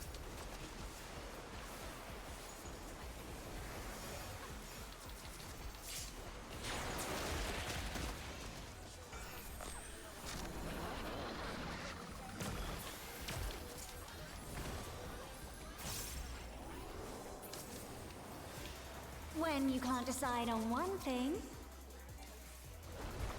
Okay, everybody's back.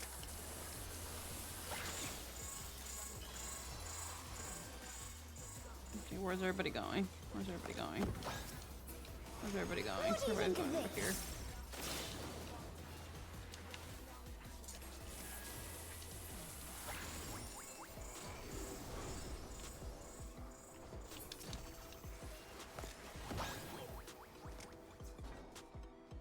Ah! God damn it!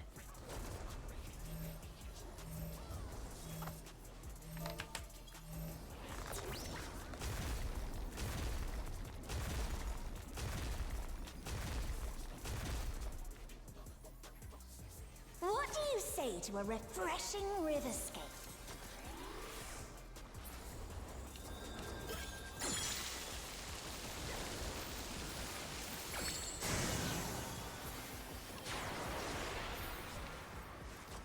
A crystal clear river. How charming.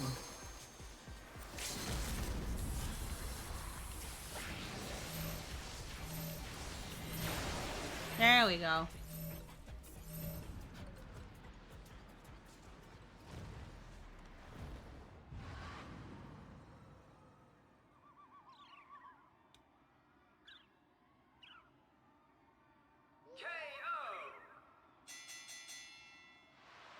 The match is decided! Victory goes to the challenger.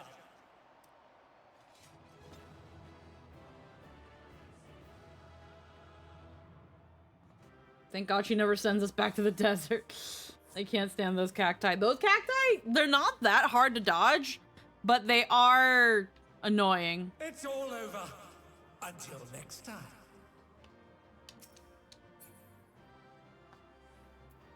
Okay. Pants. You need pants. We'll say no to these. I'll take shoes in case. In case shoes. We'll say no to helmet. We'll say no to these. Alright, and I'll say no to that. Okay.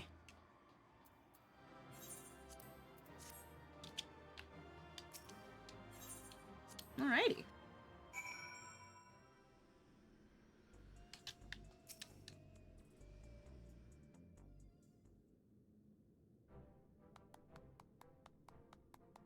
Well done. I knew you could do it.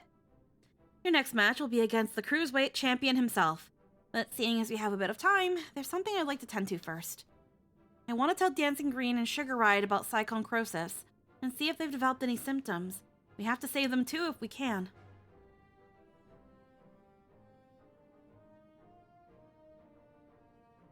I've borrowed Nayuni's terminal, so we'll perform the examination here in this room. Rest assured, I've already checked for listening devices. The two should be here any minute now.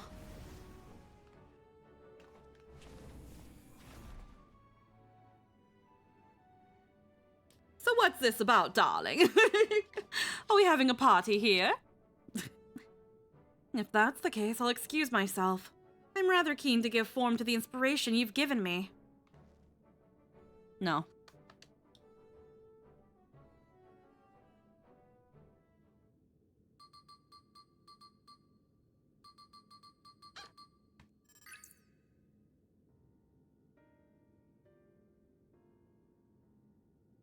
Well, I'm relieved to say you haven't manifested the disease yet. You're both dangerously close to doing so. Just one more feral soul injection could push you beyond the brink. It would be wise to stop fighting in the Arcadion. Whoa, talk about a downer, baby. This is all very sudden, and I struggle to accept it. But for both of you and Honey to retire, there must be truth to your words. It's no easy thing to retire, I know. But for your own safety, I ask that you give it careful consideration.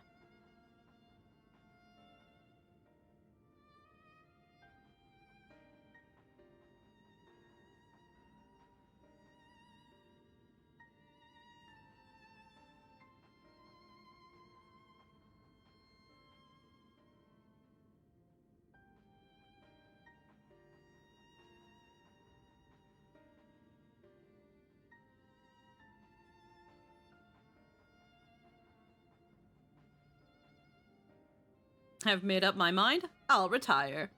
This doesn't leave the room, but I've always struggled to play the part of Dancing Green. To maintain the persona of a party animal, I've had to spend night after night out on the town. And when I'm not doing that, I like to imagine he just talks like a normal dude at this point. Oh yeah, no. Like, oh, fuck. Okay, cool. I've had to spend night after night out in the town, and when I'm not doing that, I'm practicing dance in the studio. It's utterly exhausting. Soul-crushing, even. I've pushed through it all because I didn't want to disappoint the fans, but this revelation sets me free. Dancing used to be my passion. Perhaps I can learn to love it again. I always thought you were a genuine party animal living only to revel. To think that was actually a burden on your shoulders. The ring has been my precious studio. It's saddening to think that I won't be able to step into it again. But it was on the streets that I started plying my craft, and this revelation might be a sign telling me to go back to my roots. So I'll do just that. I'll go back to a time when the whole city was my studio, and its walls my canvas. Truth be told, seeing you fight without a feral soul helped me realize that maybe it's alright just to be myself. They made an introvert into a party guy. I'm relieved. Thank you for listening. Well, we'd rather not die, of course. And if it's you we have to thank for warning us. We're liable to attract suspicion if we stay here too long. We'll discuss when to break the news to management at a later time.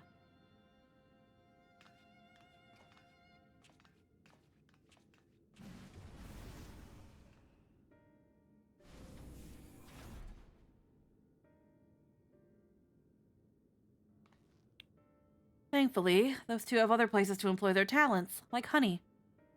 For the brute bomber and the howling blade, however, the Arcadian is everything. It isn't easy for them to retire. This I know better than most. It's a matter of life and death.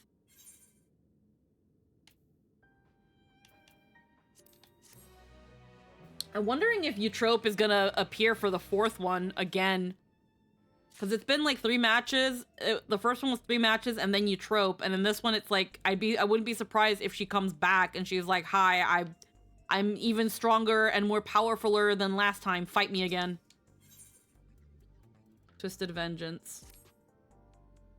In any case, our priority for now is to win the title match. Let's return to the gym and prepare.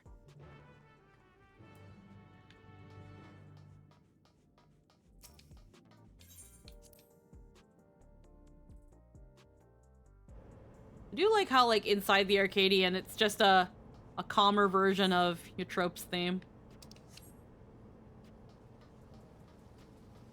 The weight's driving me mad. Yeah.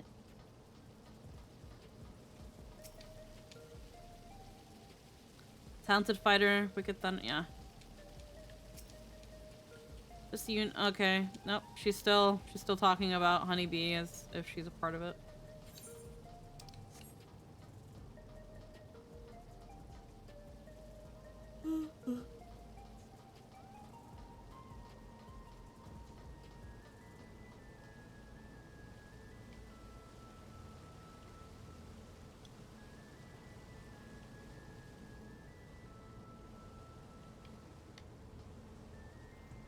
Okay.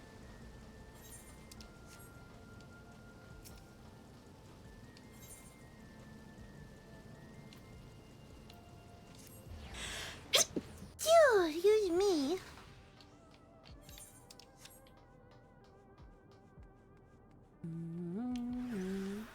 I did not want to do that.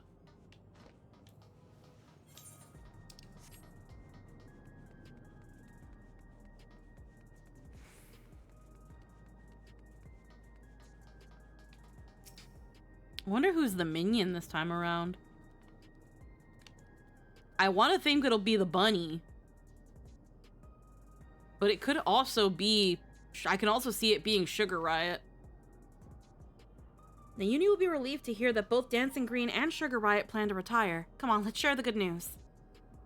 Hi, Ada. Mwah, how we doing?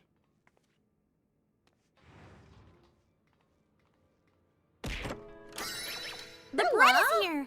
With the Can you resub, believe it? hello! We were just about to throw all this away. What a Hello, waste. Unbun, how are you? Oh god, I gotta get back into the kid voice. Thank goodness you're here. We have an emergency. Look at this.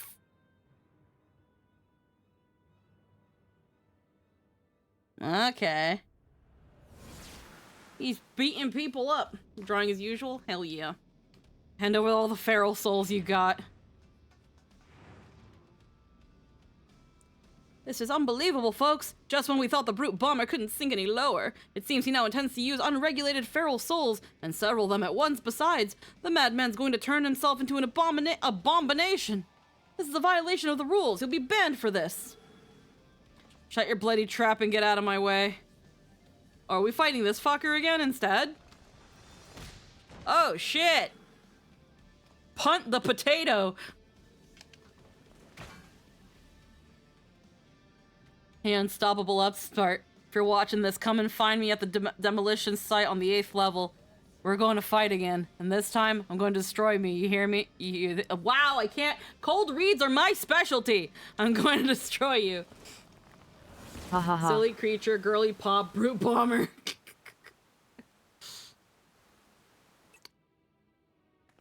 That idiot, instead of listening to us, he goes and does this?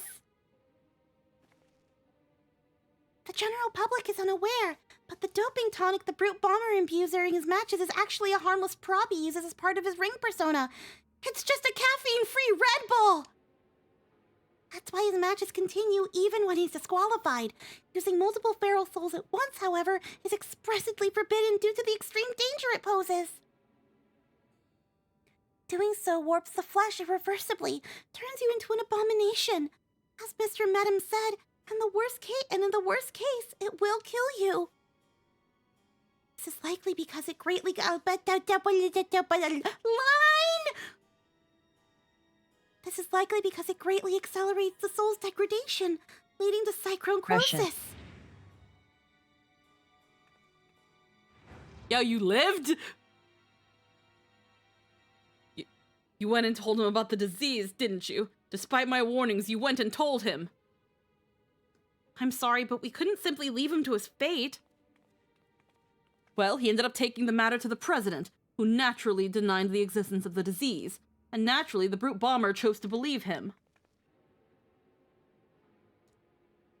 That's not all. The president has sanctioned a grudge match between him and you on one condition. In order to stand a chance, he has to inject multiple feral souls for the fight. I made a great fuss on the broadcast about his use of unregulated feral souls, but it's all staged.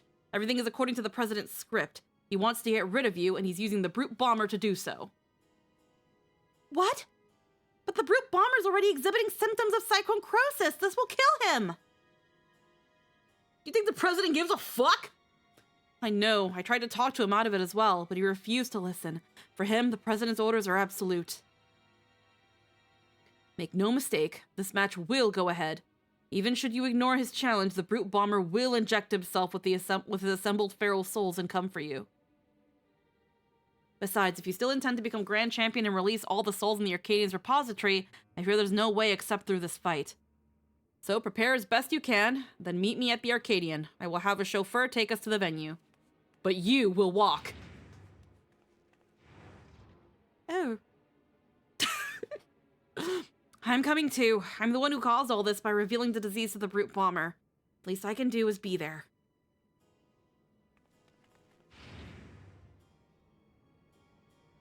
Also known as the second brute bomber has struck the Arcadion. Oh my fucking god. The second brute bomber has struck the Arcadion. We're not making this stream 9/11 jokes. We're not doing this.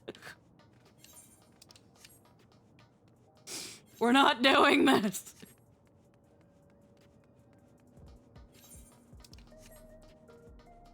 What kind of Sigma Gen Alpha skibbity toilet is this? This is not my stream. Anyway.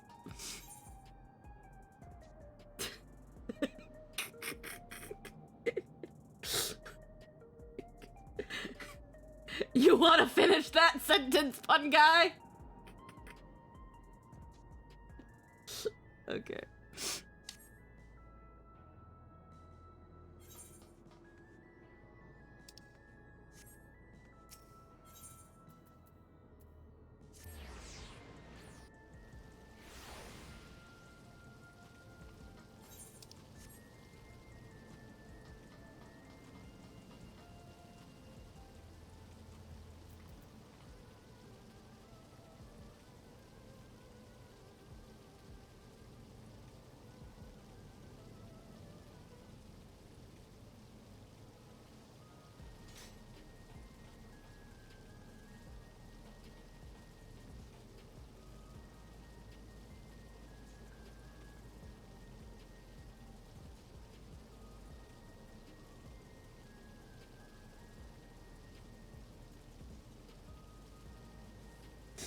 There we go. Okay. Freaking voice box shit the bed there for a second. That was weird. Alrighty. Either way.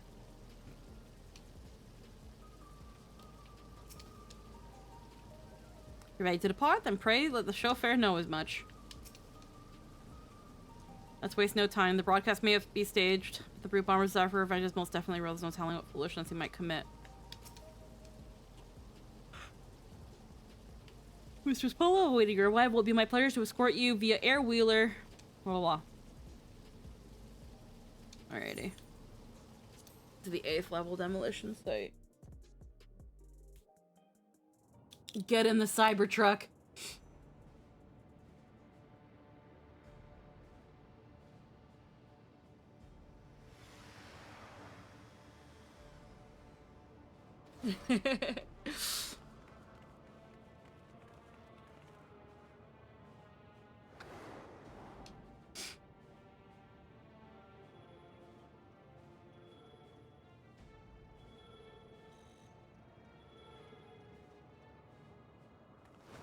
Brute, stop this madness at once. You'll place your life in danger. Danger? Ha! Who do you think you're talking to? I'm the vile Heat, the most heinous, most despised fighter in the history of the Arcadion. The Brute Bomber would probably drive a Cybertruck given how likely it is to explode. I feel nut and then spit on the rules. I do whatever the hell I need to win. Wait!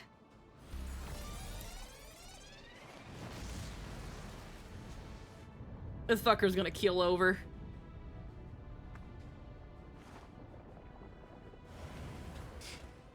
He's gone and done it. He's injected himself with several Pharaoh souls and transformed himself into a terrible chimerical fiend. What the fuck? He's no longer the Brute Bomber. He's the Brute Abominator. He's not changing back from that shit. Yana, we can't stay here. It's far too dangerous. But I can fight too. Like, no, you can't. You didn't register as a part of my party. All right. I'm counting on you to knock some sense into the fool.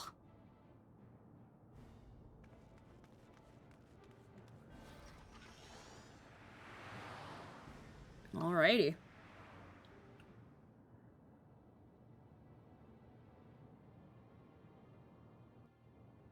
What if instead of turning into Aurum Vale Savage, he just fell over and died? Alrighty. Well, there went my prediction.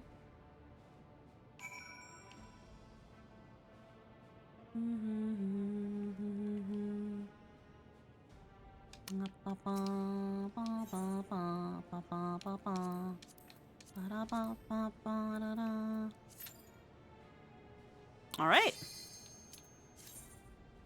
Time to crank that funky music. Wrong one. We already did that one. We already did the disco bun bun. Honestly, I'm a little sad. I think Ada would have really loved Sugar Riot. Sugar Riot is so freaking cute and totally Ada's vibe. Yes. Sugar Riot is absolutely Ada. Ada, look up Final Fantasy XIV and Sugar Riot. It's totally your vibe. For revenge with a vengeance. The despicable fighter, formerly known as the Brute Bomber, the Brute Abominator.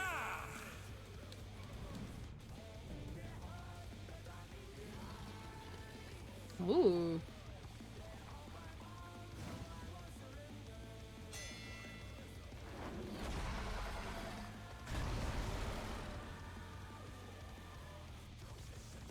Optimus Prime? You look different.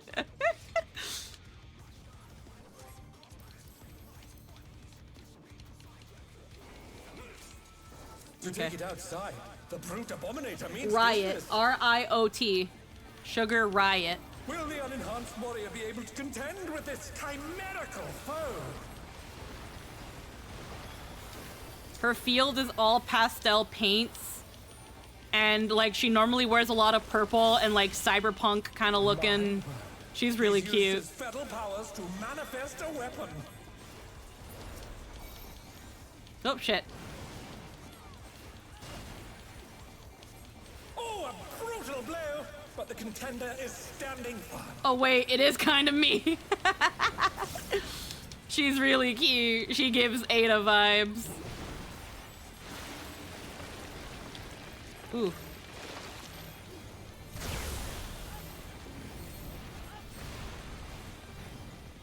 Oh dear! Fiendish flora have sprouted Oh, shit. from the scattered seeds.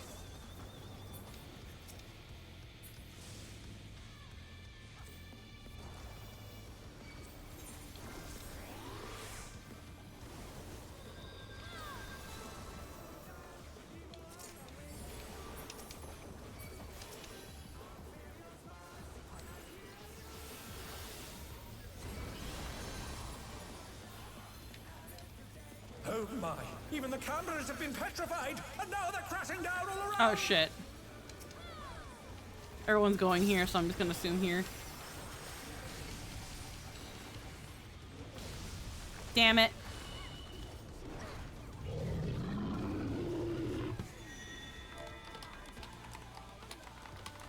Oh dear! The challenger has fallen out of the ring.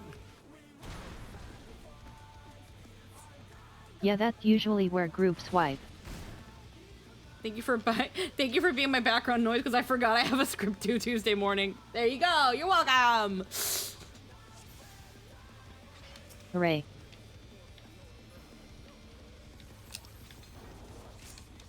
To take it outside, the brute abominator means business. Okay. Brutal Will the impact. unenhanced warrior be able to contend with this chimerical foe? Ada! It's me. I'll get your reactive in just a hemkim temkim. My word. He's used his fetal powers to manifest a weapon.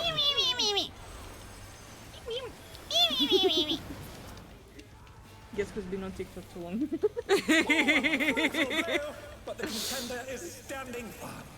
Just in general, I showed that to Jester, and I was like, how would you feel if I just suddenly did that in public? And he'd be like, don't. Don't.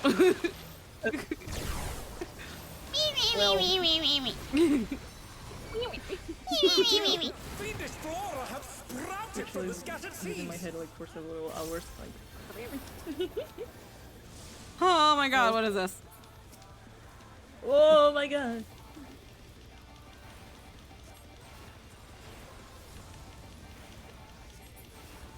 But yeah, no, that character Sugar Riot is like so your vibe. It's so she's It's so like especially like my version of the Oh my!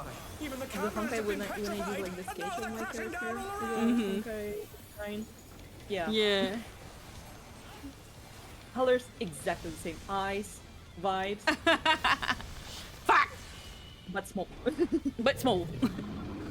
And then like she transforms and she looks like a little Splatoon character. She's really cute. And she's got like paint guns and stuff. Honestly, I love it.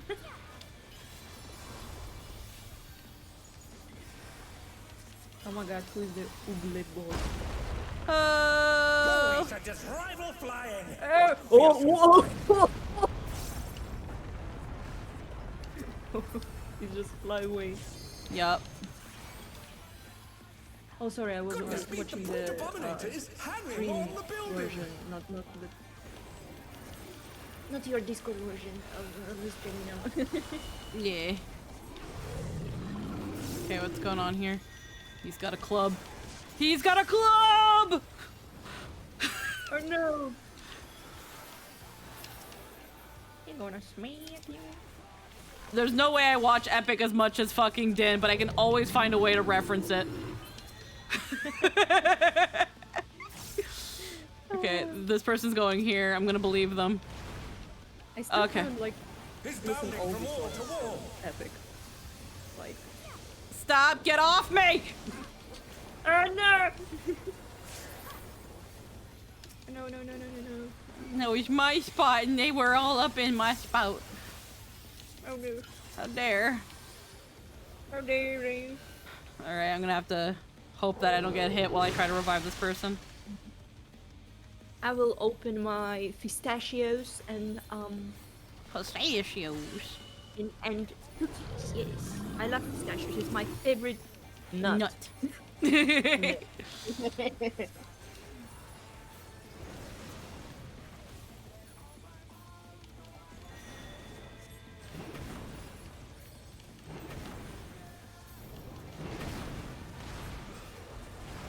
Oh no.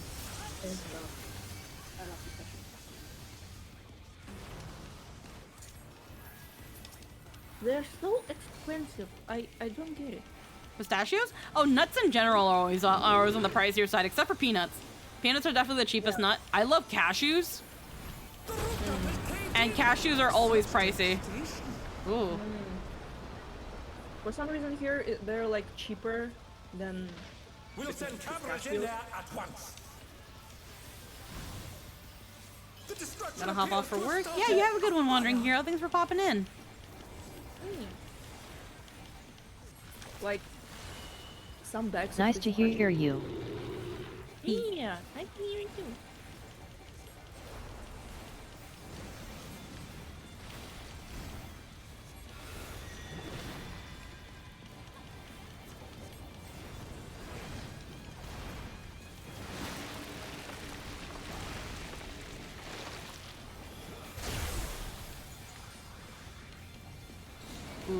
Alaric, the brute bomber must still be in there somewhere. A punishing attack! Oh, the true power of this By the way, monstrous did you ever fusion. saw like how the cashews are grown? Yeah, they come from a fruit.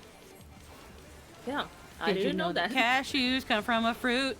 Did you know that Yeah. cashews come from a fruit? Cashews, cashews, fruit. And they grow. Did you Outside. know that? No. What a thrilling battle this! And it rages on! Nor, Leor.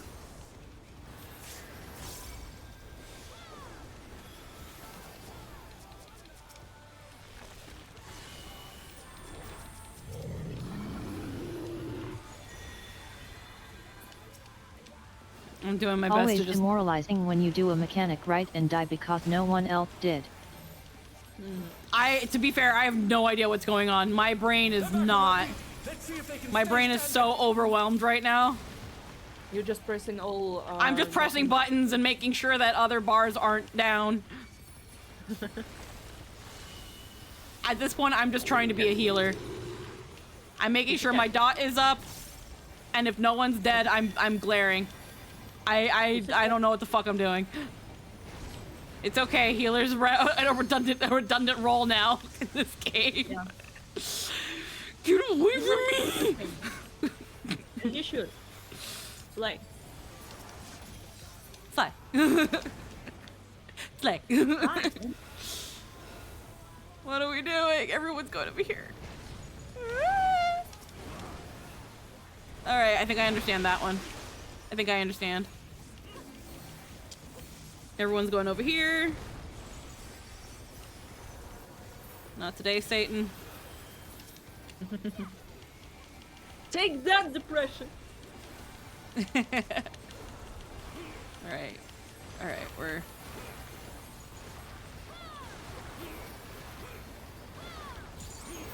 I hope you don't hear my nuts somewhere. Oh, no, I don't hear any nuts. Okay. You don't hear my nuts? Yeah, I don't hear your nuts. Don't worry. Your nuts are safe with me. Ah! That's what he said. Oh, I'm sorry. It's okay. We're just being goobies. Yeah.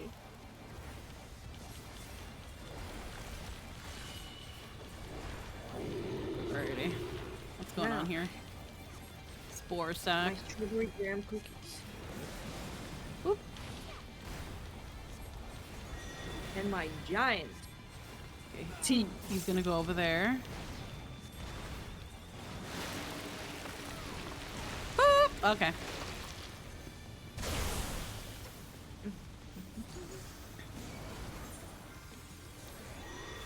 I mean, not revive into the mechanic.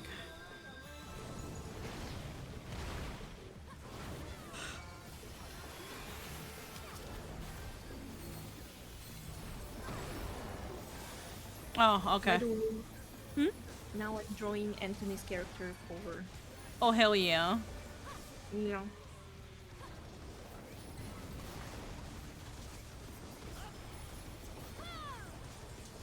And then, Lynn, yours next. Oh, hell yeah. I've been holding on to the money on a set on my my PayPal. Raise it again. Can they turn this around? Like, I recently deposited like a shit ton of money that was in my PayPal to pay for my credit card, but I was like, let me put away this little bit here for Ada. Oh. You didn't have to. Oh. Well, now that I can like now that we can pay you with PayPal, it helps out. It works out. Hell yeah. Hell yeah. Yeah. Yeah, I had like 700 in there. Put 600 into the credit card. I was like, my money, my money. But I want to pay that credit card more than anything. To the challenger. And honestly, it was already like a huge relief. Just to Also see. again, damn, Squeaky looks good. Oh yeah, I'm cute as fuck. Yeah. Wait, what? Unless you mean in You the Honkai always accent. what exactly It's all cute are over. you? Until next time. Alright, let me get... Break. Break. Oh, obvious. Yeah. Oh, it's a me. Damn it. I was trying to do a slide whistle. Hold on. I'm me? Hooray. Still not the Yeah. best, but... It's okay. there we go. Rude. Actually, wait. I have to make you a little... About Lynn's height. Yeah. There we go. No, I'm small. Yeah, no, that's a good song. But I'm so much taller than her. You're Yeah. right. Hold on. Yeah, Easy. you're right. Hold on. I'd never be as tall as you are. Hold on, can I grab... grow up? And I'm an adult. I never grow up. Damn it. Okay. Ha ha ha ha. I'll roll for the... Okay, I guess I'm getting the coat. I guess I can't have pants. I can at least go for shoes. You can't have pants. There we go. Break. Not the skinny jeans with the cherry on the butt. Hey.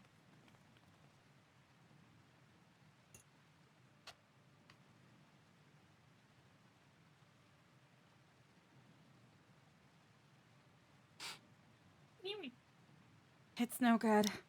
We're too late. All those feral souls took their toll.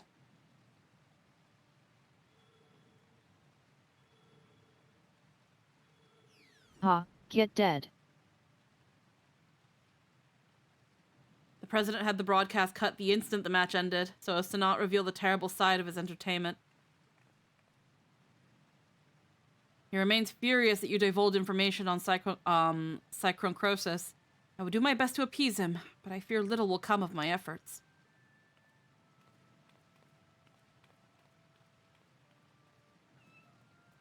Oh no, it's kibbies! Oh, Kitty! What? Oh my god. Look how sad this Nintendo 64 cat is. It's not that bad. I never thought you'd be the first to go, old friend. Old friend. Yeah, that's we saw him a little earlier. They were childhood friends.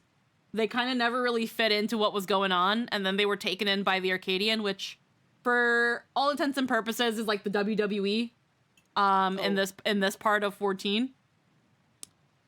Where they take something called a feral soul, which is the soul of a feral beast, inject themselves with it, and then they have WWE matches.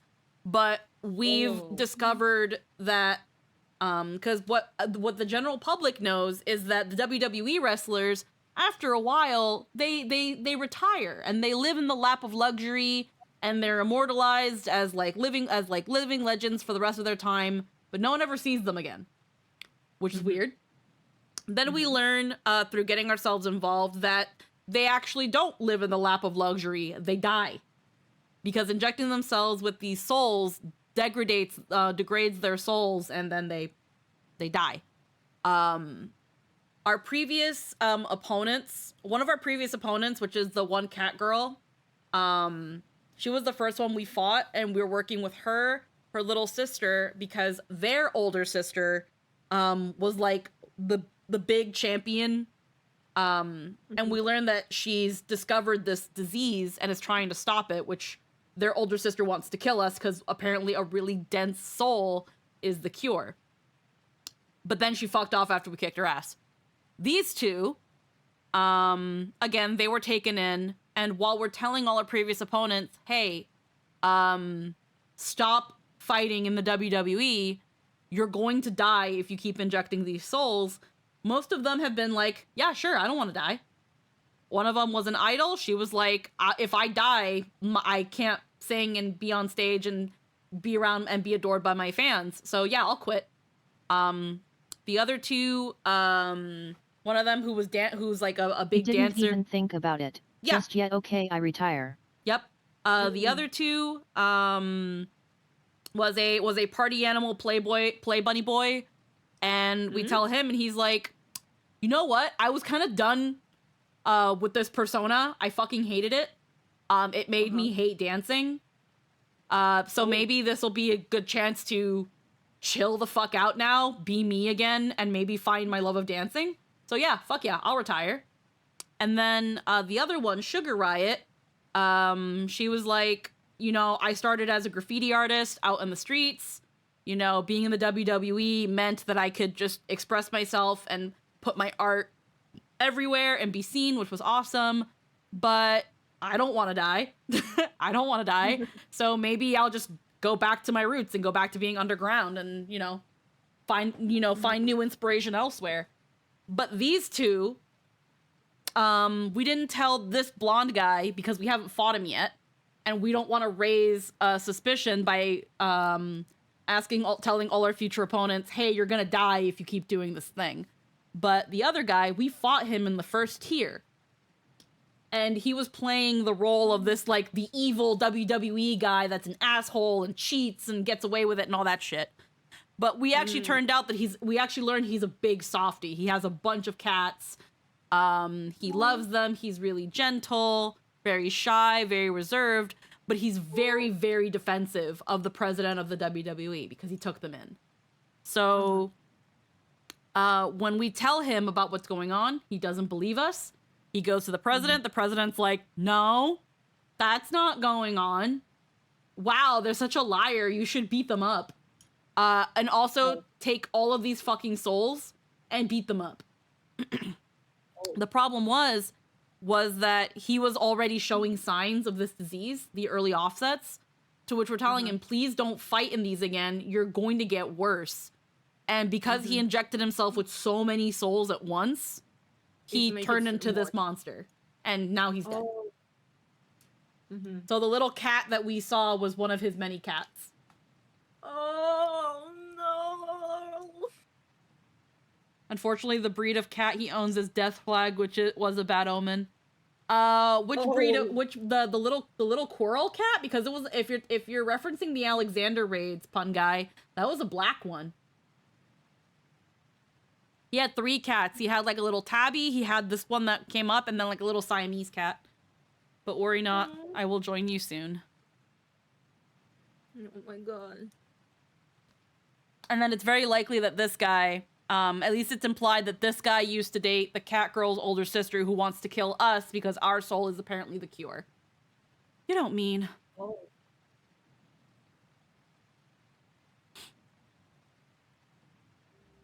I'm afraid so. I've been suffering the same symptoms for a while now. But I didn't understand how serious they were until I overheard your conversation. I too have psychoncrosis.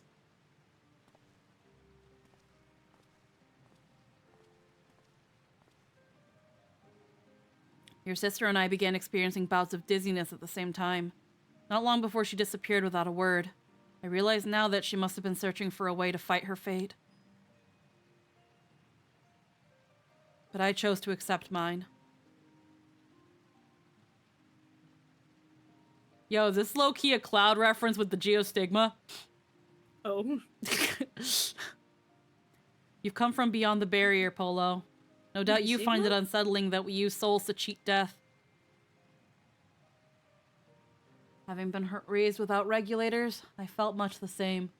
To me, those who wore them lived a bland and numbing existence devoid of tension and excitement. Yeah, the Quarrel Kit, which is the ARR model, a Tabby, a Stormblood model, I think, and the Siamese. Yeah. The jobs arranged for me were tedious, and there was no way to escape this nation's dreary reality. But I finally found joy in the Arcadion. Being my fighting persona is everything to me, like it was for my friend. If the time comes, if the price for that is to die by psychoncrosis, I'll gladly pay it when the time comes. Come, little one.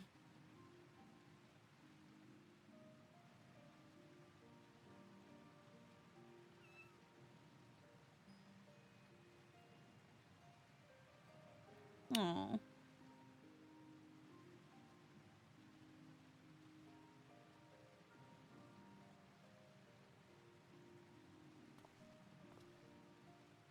Aw.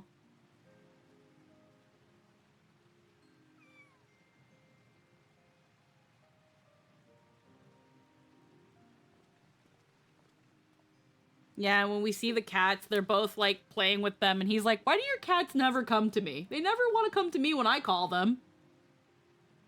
So yeah, he calls out to it and it comes and follows him because it knows its owner's dead. How could he accept death so readily?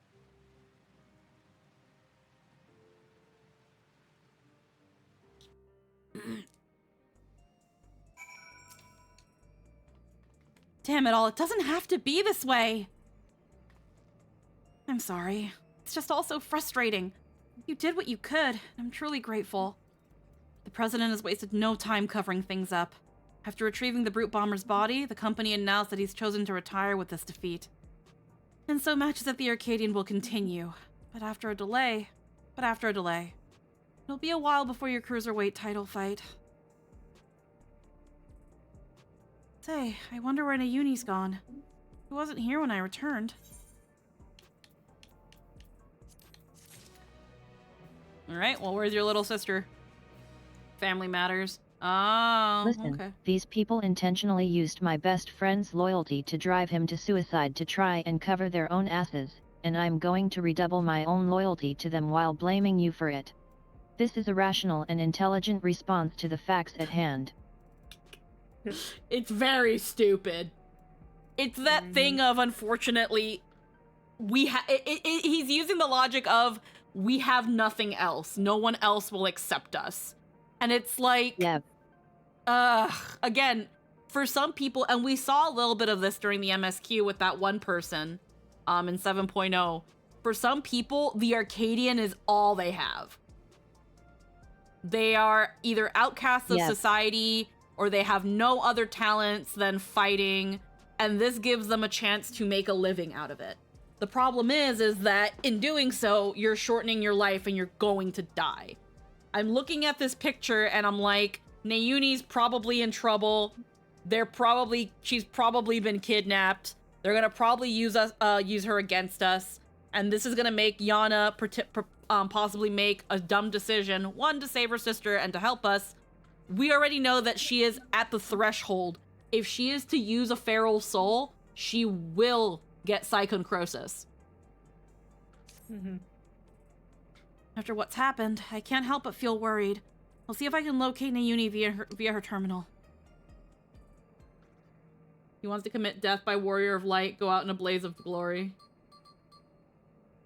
It was one thing when, freaking...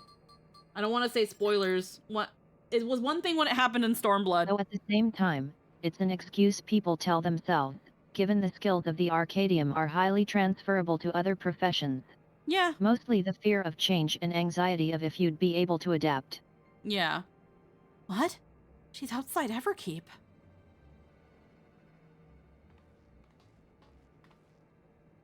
She's never gone off without a word like this. Something isn't right. I'm sorry, Polo, but could you help me find her? The signal from her terminal suggests she's somewhere in East Yassilani.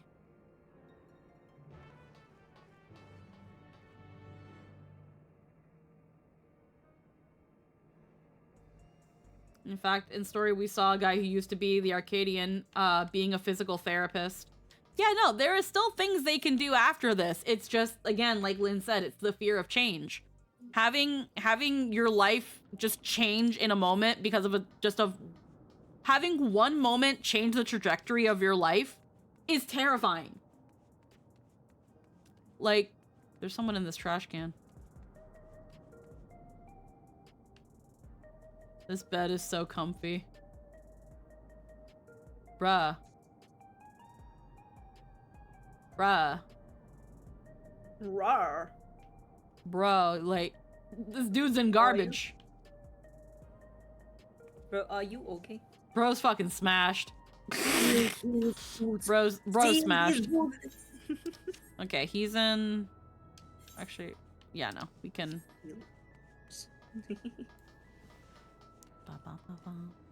Yeah, this whole place is fucking. If you look at my actually, am I still sharing screen? Yeah. If you look at the screen share, Ada, you can see this whole place is like fucking cyberpunk. Yeah, it's like, huh, is this Final Fantasy 14? What the fuck, we're in the future? Yep, this is due to plot stuff, this place exists. All I can really say is worlds an colliding. inside of a dreamer, like a Twitch computer, like. Oh yeah, that is definitely the vibe they were going for, especially with that place. A fucking GTX graphics card looking ass place. What's in the expensive computer settings? Yep. What in the RTX? What in the RBG lights? Fucking. What in the Razer RGB? Alrighty. Heritage found. Scanning point. NVIDIA GTX 9 billion. Yup. Alrighty.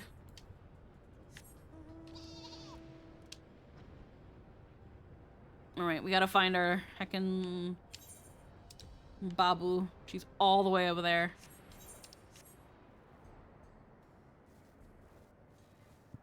Yeah, so long story short, without going into spoiler territory, somewhere in expansion 5, you learn about branching worlds. You learn that your world is actually you learn that there was originally one world that was split into fragments. And sometimes these fragments collide. Sometimes you get transported to them, a la Expansion 5, where you're isekai'd.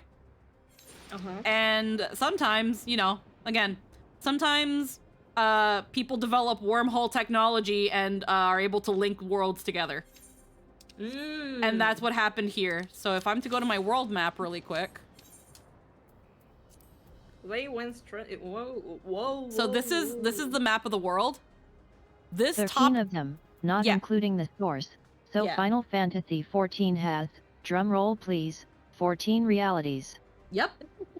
So essentially, somewhere during this recent expansion, plot stuff happens. A wormhole opens up. A wormhole is opened up in this part of the map that connects it with that connected it with another fragment. A fragment that essentially got taken over by lightning magic, which is why there's thunderstorms and it's very, very purple. The Las Vegas orb descends upon the desert and puts the cyberpunk city there. There you go. That's actually perfect. I fucking love that. That's beautiful.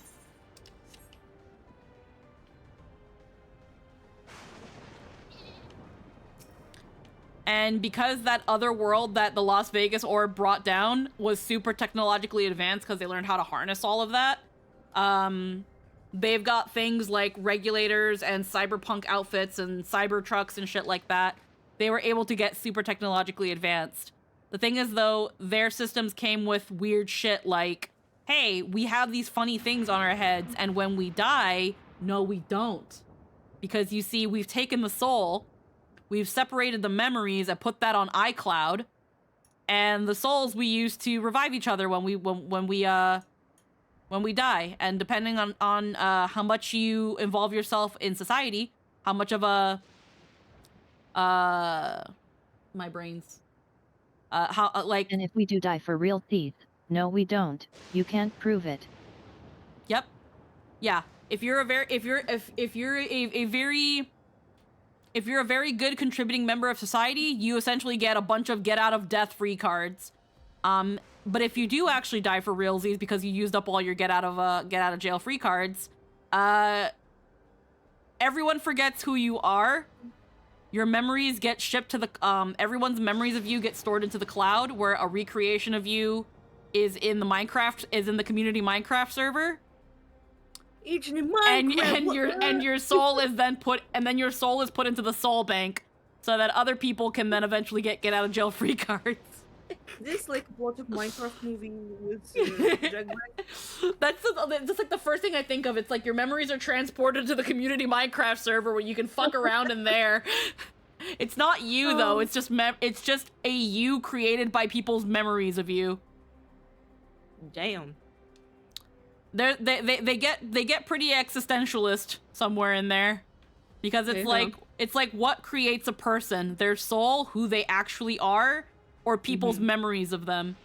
Because we actually encounter a character who means something to another character that we travel with, and they're like, if you're in here, that means you died for real, and I shouldn't be interacting with you because you are not this person.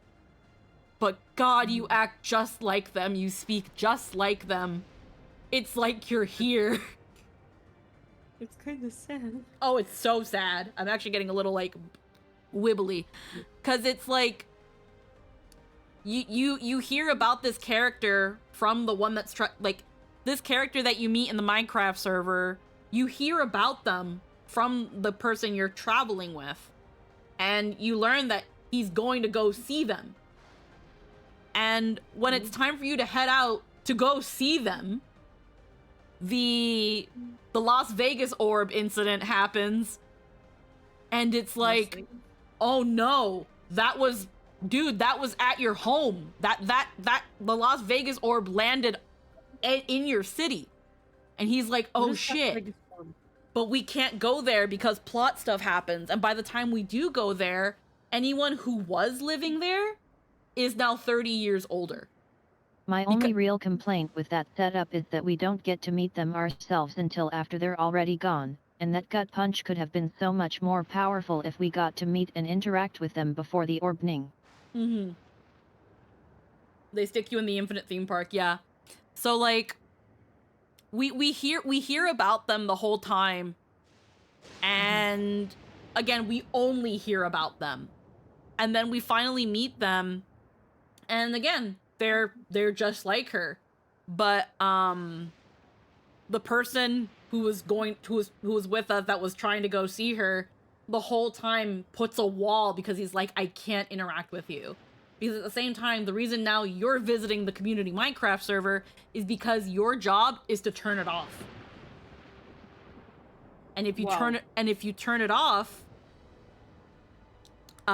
because there's I can't quite yet remember the plot reason as why you have to go turn it off, but it's essentially a way to stop the big bad of the expansion. But in turning off the server, you kill everyone on the Minecraft server. You now also delete the memories. I knew So you have to go turn off the Minecraft server, and everyone's accounts get deleted. But my diamonds. Yep. According to the signal, Nayuni should be in this area.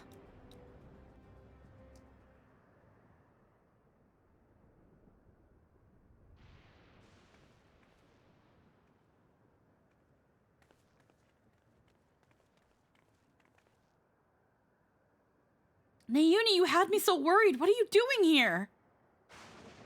I'm sorry. Eutrope contacted me, saying she wanted to speak urgently. We were supposed to meet, but she hasn't come.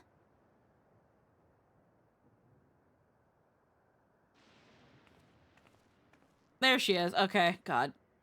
Forgive me, Nayuni. I didn't want to use you, but I had no other choice.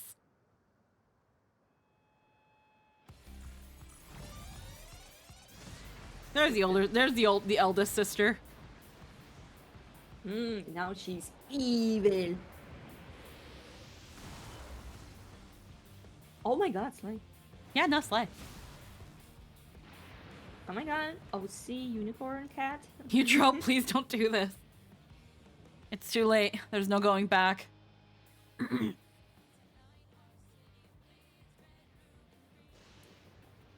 If you won't back down.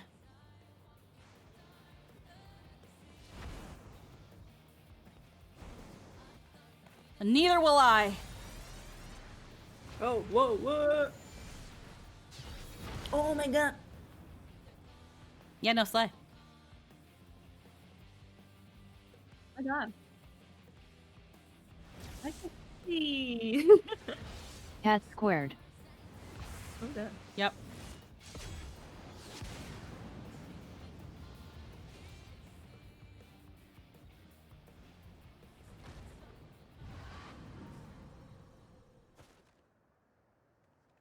But my theme song was playing. No, it's my theme song. From the start, I thought it strange that you try to take another's life to save your own. But the truth is, you aren't trying to save yourself. No, you want to save the man you love. Bum bum bum. Yeah, she was dating the other guy. Not only him, Mhm. every fighter in the heavyweight division suffers from psychonecrosis.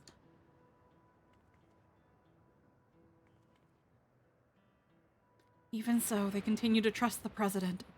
He saved them all in some way, helping them during dark times in their lives.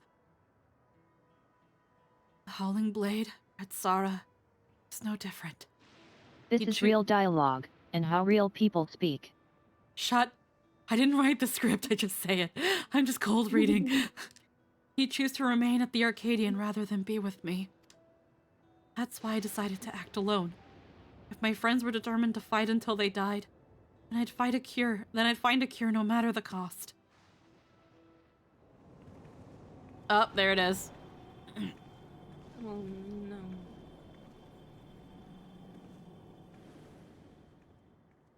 Oh no. Not you too.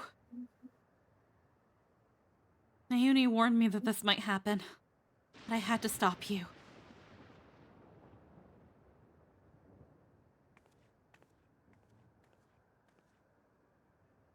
Honestly, I don't know what to do with the pair of you. Naomi. We're sorry, Naomi. There's no more need to fight. I think we can save everyone. The treatment for psychonecrosis doesn't require Polo Soul. I believe I found it. What? But I've scoured all the data. There was no such thing. You looked at the data in the Arcadian's archives, I believe.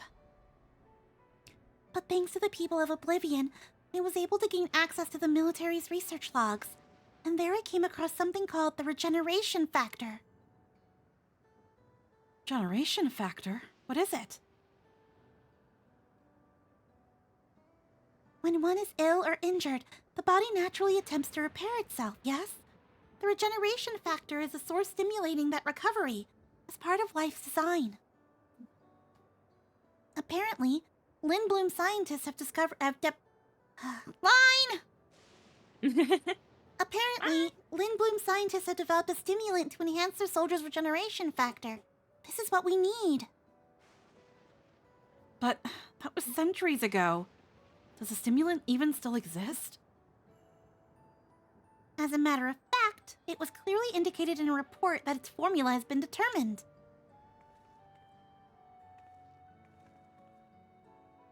The problem is, the formula itself wasn't mentioned.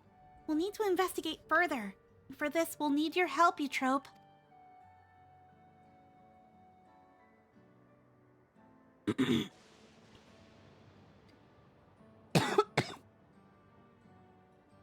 After what I've done, I don't expect you to forgive me. But I mean it when I say I'm truly sorry.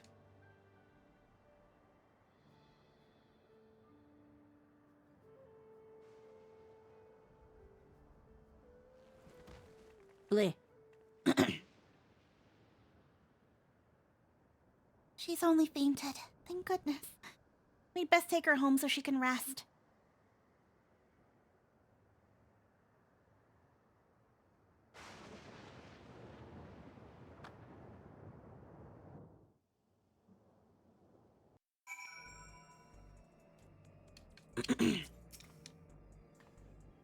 To think that Yana's manifested the illness as well. We need to figure out the formula for the stimulant as soon as possible.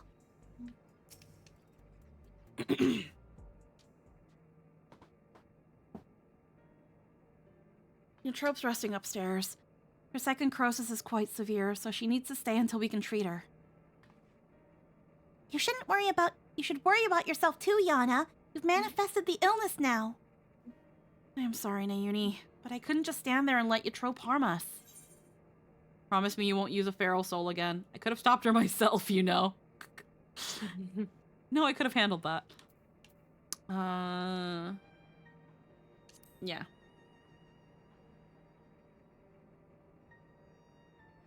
I promise. I need to practice what I've been preaching to everyone. You seem to be fine for the moment, but if you feel the least bit unusual, you have to let us know, alright?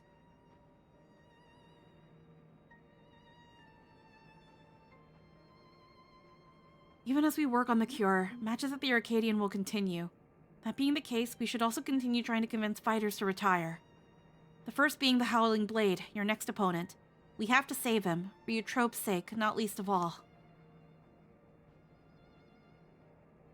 But how can we convince him when he's determined to fight until he dies?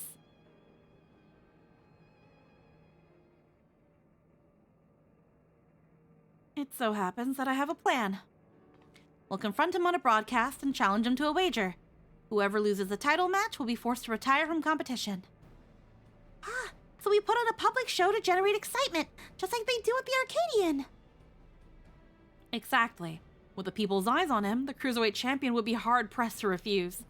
And once everyone starts talking about it, even the President would have to let it go ahead. But how do we do the broadcast? We haven't heard from Medem for a while now, and the Arcadian wouldn't cooperate with us. We'll ask Honey for help. She hosts a broadcast of her own watched by countless viewers. We'll use it to ensnare the wolf. I'll contact Honey right now.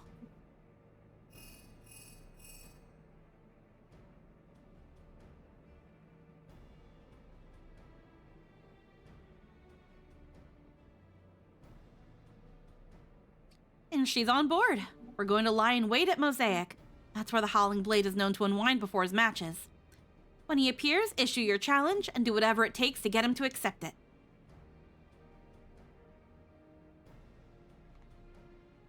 I'll stay here and look after Eutrope. Best of luck to you.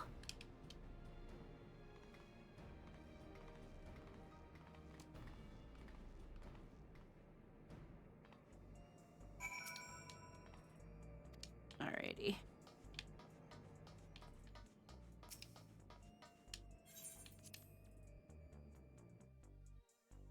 So far, the story of the Arcadian is pretty simple, but I kind of like it.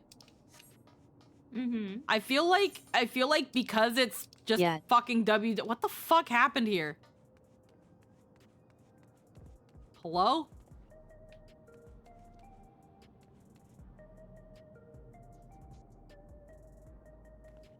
Oh, he's kind of... What the... Model walker?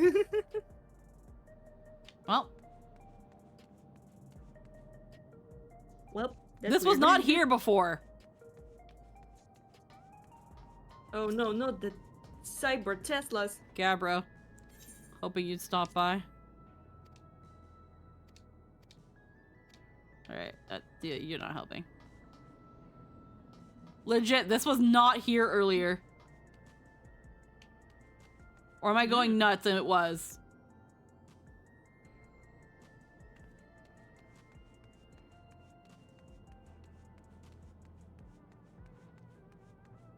What's wrong with that feller? Looks like someone's gotten themselves lost. Oi, you there? Yes, what is it? Get yourself over here. We'll sort you out.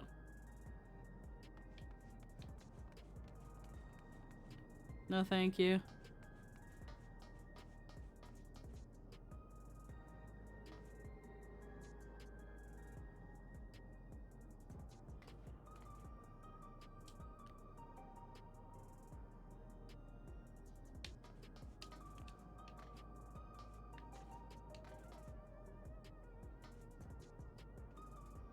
I don't know.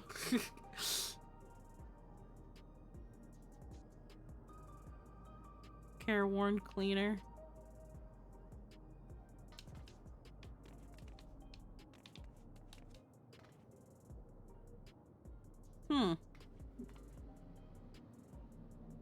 Okay. Where am I going? We're going to the way of Mosaic. We gotta go this way.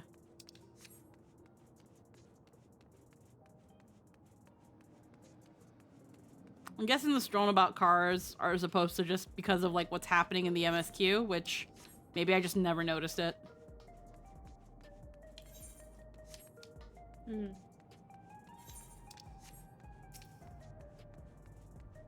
Entirely possible. Yeah, it's very possible that I just did not notice. Yeah, that one's closer. Ba-bum. Ba-ba-ba-ba.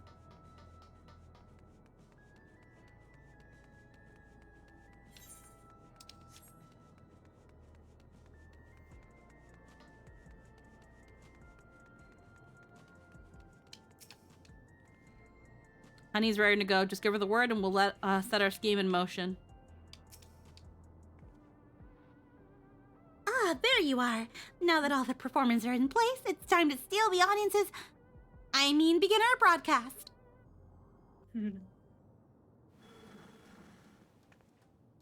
Hello, my obedient little bees. It's me, Honeybee Lovely, with a special edition Don't Let Me Read My Line. Today we have a pair of very distinguished guests, the fabulously fierce Black Cat and the unstoppable upstart Polo. Oh, now you let me... Okay. And goodness, do we have a surprise for Polo's next opponent, the valiant Howling Blade.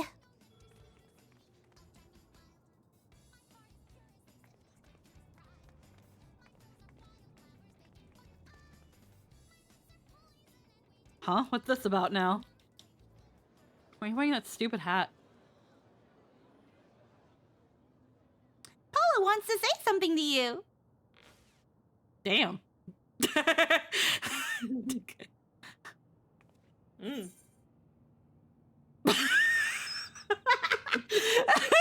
could just say nothing.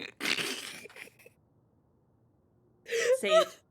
Say it loud and proud. This fucking face. Say it right into his face. Fucking just the neck goes. It's wonderful. Just neck goes. And just everything looks at you.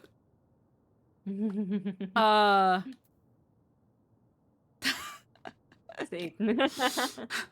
I think Polo would be too, just like, what? Holy woe, didn't even see that bus and now I'm under it. Exactly. I'm tired, emo boy. Even if you tell Polo she doesn't have it in her to freaking do it out of nowhere, let alone make a performance out of it, she'd fucking freeze.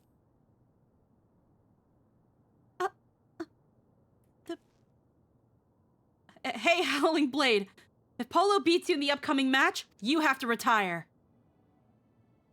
You have me taken aback, I must say. The notion that I would lose is laughable. But even if I should, I've no intention of retiring. The notion I'd lose to you is is the whimpering wolf afraid of losing. There we go. Let's lock in now. You're naive if you think I'll play into your hands. That's weak for a champion if you ask me. I'll bet he's really just afraid to lose. He clearly has no confidence. You're a champion, so act like one. Accept the bloody challenge. Gaslight him.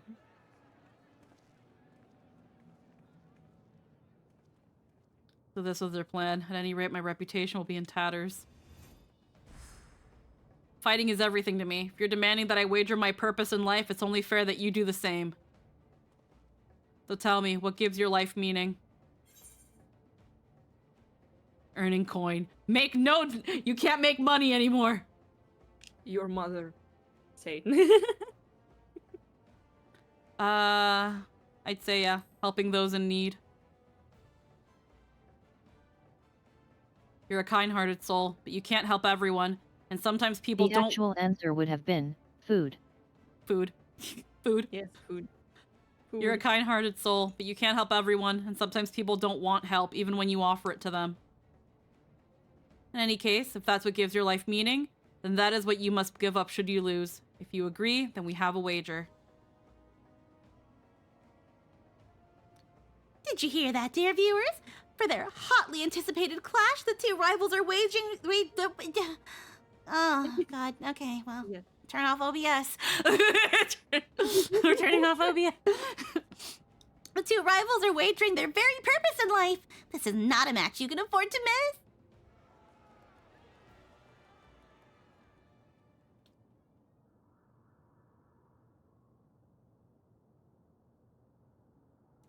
Well, we managed to pull it off, and it was no small part thanks to the nearby customers. Did we do well, Miss Honey? Oh, yes, you did extremely well. Thank you all so much for your help.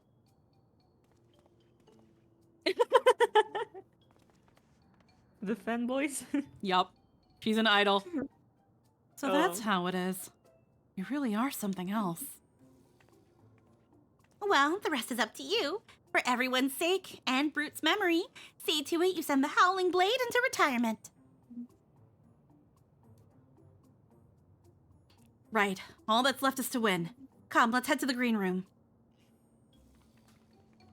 The thing is, though, if what Eutrope said is true, the third tier of this that'll come, not next patch, but the patch after, is going to be full of people who are probably going to fucking die. Because they're all they're all severely into the Psychonchrosis. They're all extremely loyal to the president, and they all don't think they have anything. They all believe that the Arcadion is all they have to their lives.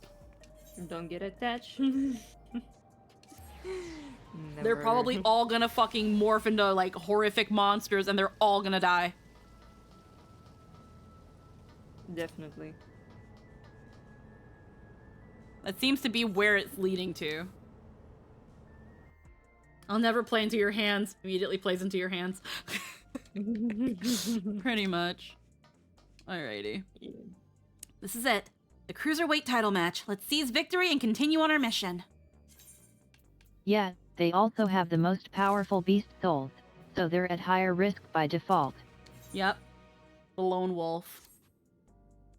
The Howling Blade is a worthy champion. But again and again, you've cut through the competition. I'm confident you'll do the same this time. Like how Eutrope has Ixion, which is a high tier. High tier, yes.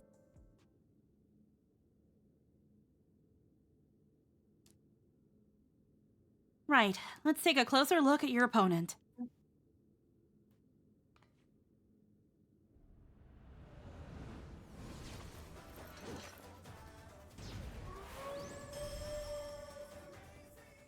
The champions also in general tend to have access to some gnarly stuff.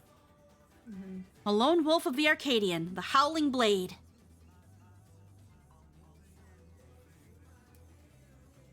Oh wait, the text says next opponent. Doy. Okay. Yep. Before becoming a fighter, he was a hunter known for his unparalleled skill with the blade.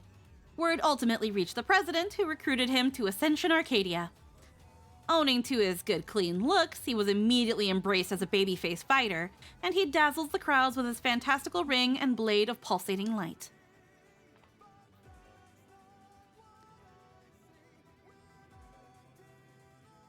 This is the guy that sings Closing the Distance.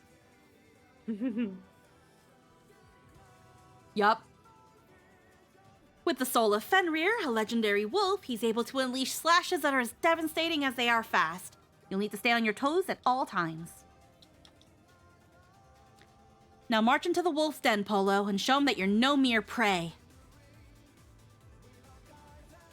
Yup. This is the dude that sings Closing the Distance.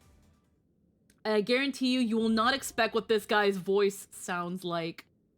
I'm expecting the champion of heavyweight to have a behemoth. Wolf versus sheep, who will win? Alrighty. I'm going to quickly use the washroom. We're going to quickly take a break. I want to get a quick stretch in. I want to see why my phone keeps going off. And I want to use the bathroom. So I will be right back. Wah.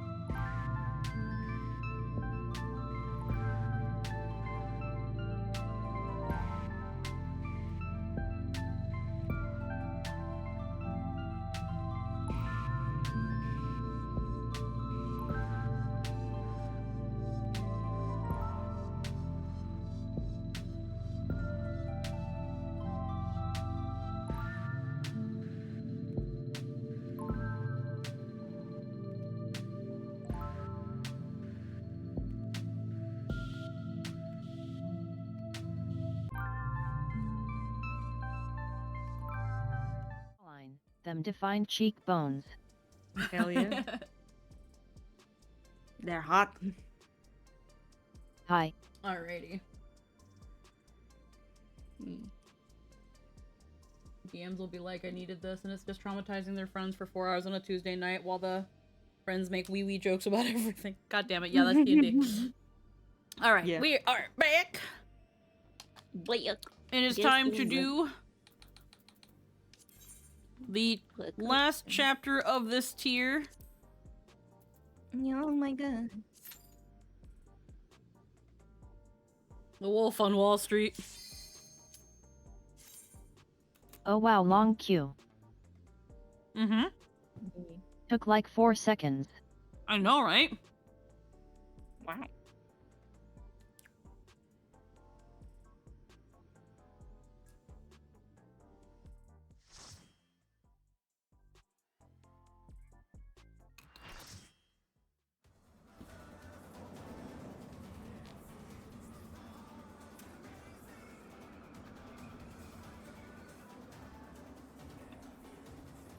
What the fuck is his voice gonna be?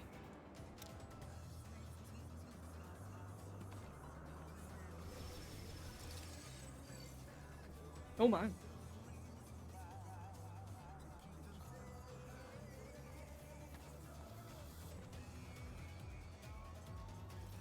And he won't speak.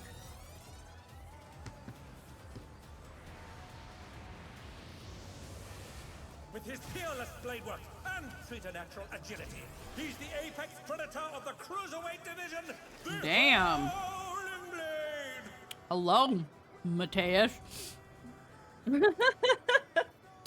What in the mecha furry Medea? I thought the same thing.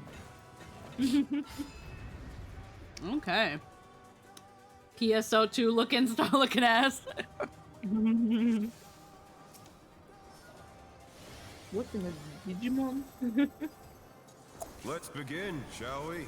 What? Okay. The challenger defeat the wolf in his own lair. This is the kind of shit that makes me sad that the raid tiers aren't fully voiced, because they really should. Yeah. Cleave!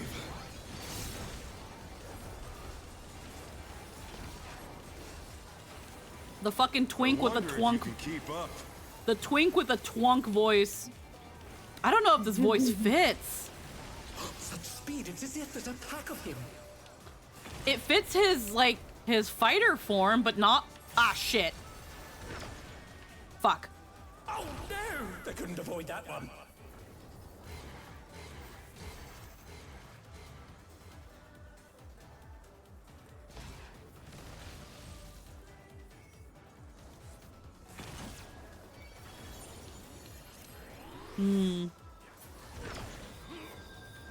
A stylish evasion, well done.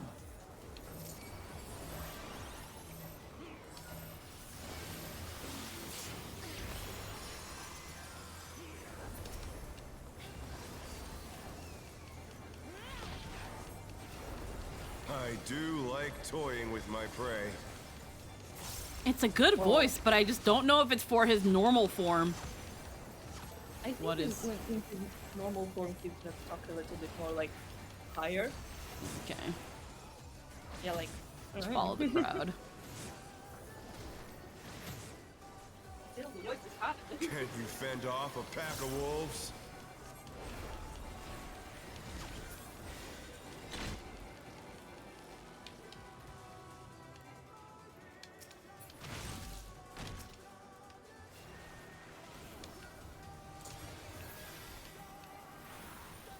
Fly true! The earth is mine to command! Ooh, shit. Bitch. Alright. Oh no! That was too much for the challenger!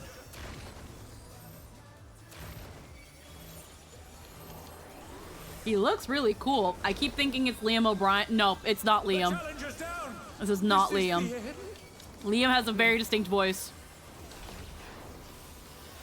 Not bad. Not bad. But we've scarcely begun. This one's too grounded. Liam O'Brien has like a raspy air to his voice. Saber intensity.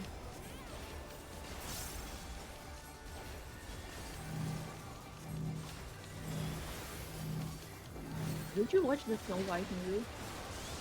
The what? The Snow White movie. Oh no, I haven't seen it. I've heard it's awful. But I also don't watch a lot of live action Disney movies. No, I don't watch him either. Ah, god damn it. Oh, kinda boring. Apparently the thing with the live action Snow White movie is not even that it's bad, it's boring. That's the main thing I hear. It's boring. But apparently, not long after a couple, like, I think, why? yeah. We've seen, I think now it's been like a week or so since it came out. And apparently Disney has decided to, indefinitely delay the Rapunzel live action. And it's like, yep. And it's like, nobody wanted that. Nobody wants the live action Lilo and Stitch either. Yeah. I think right now, the president of Disney is Bob Iger. And again, ever since the Cinderella and Maleficent thing, like it seems like that's the plan. Like, oh, let's just repackage Disney properties and essentially give customers a new version of that thing they like. And then also fucking, I hate this term because it's been so fucking, like, tarnished now, but quote-unquote wokeify it. I hate that people have taken the term woke and have now used it as, like, a fucking buzzword. Yeah. But, so, they social justice all over it. Well done. It's just, imagine have like, adapt a fairy tale, have a big budget, and make it boring. Yeah. Like, there's like hundreds of millions dollars were put in this movie, Oh, yeah. Avoid that one. and it's still bad. Oh, yeah. It's funny because, like, I know that a lot of people are like, blaming Peter Dinklage for why we got CGI dwarfs. Apparently, one of his biggest, bigger critics was Wee Man, who I think was from, like, in Jackass. And he's also, like, a relatively pretty famous, small person, like, little person. And he's like, fuck. His critique pretty much boiled down to, in trying to make little people more seen and cast in more things, you have taken away the thing that they are in trying to combat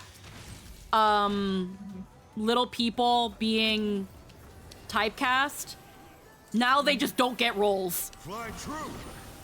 Yeah. It's kind of like how ProZD would fuck.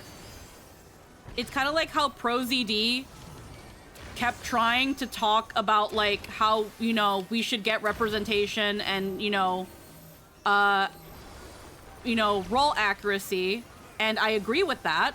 We should consider, like, getting people to represent these roles and things. But in doing that, what people started doing instead, what casting directors started doing instead, was he would only get reads for Asian characters. Yeah. And then he's like, but I think I can read for this one. And they're like, no, they're not Asian. Yeah. And now people are And now people are using that shit as a gotcha. Uh-huh. And it's like, that fucking sucks. It fucking sucks that, like, and for some people, it's gotten to that case. They cropped 2 movies. They weren't going to add the dwarves, but 7 thieves. After the backlash, they added them in for just a few scenes. Then the story goes back to the thieves, and the dwarves are never seen again. Also, because of the dwarf scenes, they cut out plot of the thieves, so only 2 or 3 get to talk, and some lines feel like they were supposed to know what they're talking about. Sorry, I just wanted to finish reading that. What was it, hun? No. I was talking about this comment. I think it was like a rumor made by like Still you thumbnails and stand. stuff. How It wasn't like delightful. confirmed that it was like an original idea. Mm. Yeah. So it's still the movie is weird. It's just like it looks so cheap. Mm. It looks so bad. It's just like no creativity or Fenrir's like power no can be they wielded have in like no surprising aesthetic. ways. You know? Yeah. Sometimes some movies have like a certain aesthetic to them, some sort of inspiration. But the only inspiration for the Snow White movie were like only a cartoon. They tried to like imitate cartoons. Nothing else. Mm-hmm. Because Coño. you can make Snow White movie interesting. It's actually like I saw a lot of people like making Snow White like gown, like with the same color schemes, but they make it so pretty, Yeah. like so elegant. Because Snow White always like have I associate it like with like small, a little bit dark fairy tale. I will say, because I think now I know what, like, because I also have the game sounds in my head. I think I know where you're getting at, where it's like, in trying to be accurate to the original design of Snow White, it looks bad, and it looks like a cheap costume. Yes. Yeah. You're mine. Because, and here's the thing, I remember there were like other pictures of Rachel Zegler in different outfits. No, there was pictures of her with like different hairstyles, and some people were like, why didn't they like, coño, I keep dying. Oh. They were like, why didn't they do something like this for her for Snow White? Why didn't they actually properly style her hair? Yeah, no, the outfit looks terrible. Yeah. In trying to, it's almost like if people didn't, it's almost like if she didn't look that way, people were going to forget what movie they're watching. And Yeah, it makes no sense. Yeah, because before that, they have Maleficent. Yeah. And that movie actually wasn't like really bad because at least they gave us something new. It wasn't like straight up Sleeping Beauty. It was like a backstory of the villain that wasn't really a villain. And the plot of this movie was like to make something new. Yeah? A new perspective on a fairy tale, right? And also like the Alice Alice Returns and shit, yeah. Yeah, it's Okay. that did the same thing, and also not this. I like the Cinderella live action remake because the costuming was wonderful. No, it won't. It was so chic. The freaking dress was wonderful. They have an aesthetic there. Mm-hmm. And a good costuming, like generally like good costuming. And also, you know, like the original Cinderella was like pretty straight, like forward to adapt to the original fairy tale. Pretty much. There's a lot going on. I'm gonna die again. Uh-oh. I know. I'm trying to lock in. But sorry. No, it's okay. This is also my first time with this fight. So there's a lot going on. Mm-hmm. Yeah. I hope I'm not like. Oh no, it's fine. I'm also being a part of the conversation. It's fine. No, you're good. You're good. Yeah.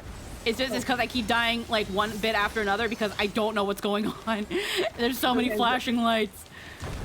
Yeah. My monkey brain's not working. Okay. No. I feel like they should have really. They need to stop going for like.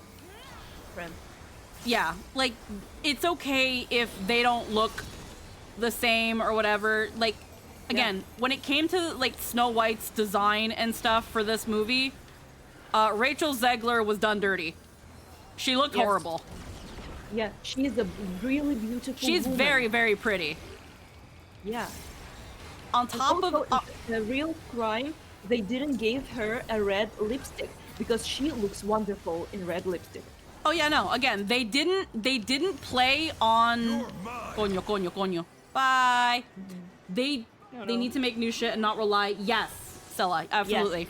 Yes. But the thing is, though, and if they're going to do that, and if they are going to do it anyway, because unfortunately, Disney going Disney, they need to play on the positive points of their star actor. Renee Zegler, I keep saying Renee. Rachel Zegler looks amazing in red. Her hair, I 100% dodged that. her hair is not look good in a mid part and that little Snow White bob. It does not look good on anybody. Yeah. It's like, if you're going to at least like make Snow White accurate, at least hire an actress who look the part. Like, Well, here's the thing. Like, Rachel Zegler was fine. She was fine. It's just they did her dirty. And trying to make her look just like Snow White, they made her look like somebody cosplaying Snow White. yeah, more like a badly like Oh no, that was too happy much for the birthday challenger. party cosplaying. Again, it looks cheap. Also because they choose like a certain color. You know, the things, some of them look good in animation for brighter colors, brighter stuff, and you know. Mm-hmm. But in The real challenger's life, down. some Is this color the end? combinations look pretty tacky. Let creators So create and sometimes stop relying on their they're- boardroom members. Yeah. Yeah, it's better to Okay. water down some colors. I see, you know, Infinity Nikki. Yeah. Let's see. My big issue is how and- the... keep going, actually. Keep going. I'm just looking at the chat. No, read. I don't want Hold on. to.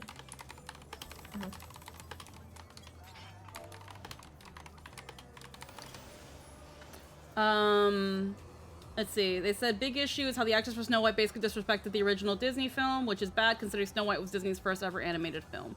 Snow White, because of how Snow White, unfortunately, as a movie, Let's begin, as a Disney shall we? classic, it's fine. As a modern movie for the times, for girls to look at and find their role models, it's aged like milk, and that's fine. It's a product of its time. I do believe Rachel Zegler should have kept her fucking mouth shut, Yeah. because in trying to push her political views on shit, I wonder if you she can keep alienated up. everybody. Whether you agree with them or not, the fact of the matter is, shut up. Such speed, it's as if Also- there's a pack of him. It is a fairy tale. It's a fairy tale. Like- Exactly that. It's a fairy tale. Let there be a prince. Let there be a princess. Let there be a happily ever after. It's okay if you don't like it. My girlie lived in an abusive freaking household, and she just wanted to. Be happy in her she life. overcomes her abusive upbringing by still being a kind person, and she gets her happily ever after. Yeah. Like, if anything, the lesson you can take from shit like from a story like Snow White is be kind. Be Yes. kind, and the world will reward you in some way, shape, or form. Eventually, Because- it comes back. Because Cinderella do was not like only toying with beautiful my because prey. of physical beauty. She was beautiful because she was kind-hearted, and Yeah. that's why she was more beautiful than the queen, because she had a beautiful heart. Yeah. Bam. Like, yeah, that was the thing. She wasn't beautiful because she wasn't the fairest because she was fucking shit. I shouldn't have even fucking bothered moving. Can you fend off a pack of wolves? She wasn't beautiful just because she wasn't the fairest of them all just because she was hot. My fucking god. Also, reminder, it's Disney version of the original tale from the Brothers Grimm. Yeah, we all know that. Everybody fucking knows that. Fly true. Yeah. That is also a thing. Disney is running out of ideas. They're running out of fairy tales to adapt.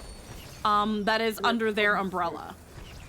Unfortunately, though, and I will say, whenever they do try to come up with something remotely original, I say remotely, keyword remotely, it unfortunately doesn't do well either. No, that was too much I for the am well challenger. convinced. Rip.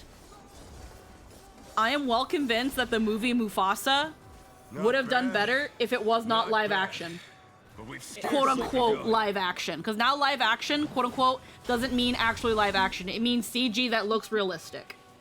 Yeah. It could have looked like you could have given Mufasa to Pixar and they would have given you a good movie.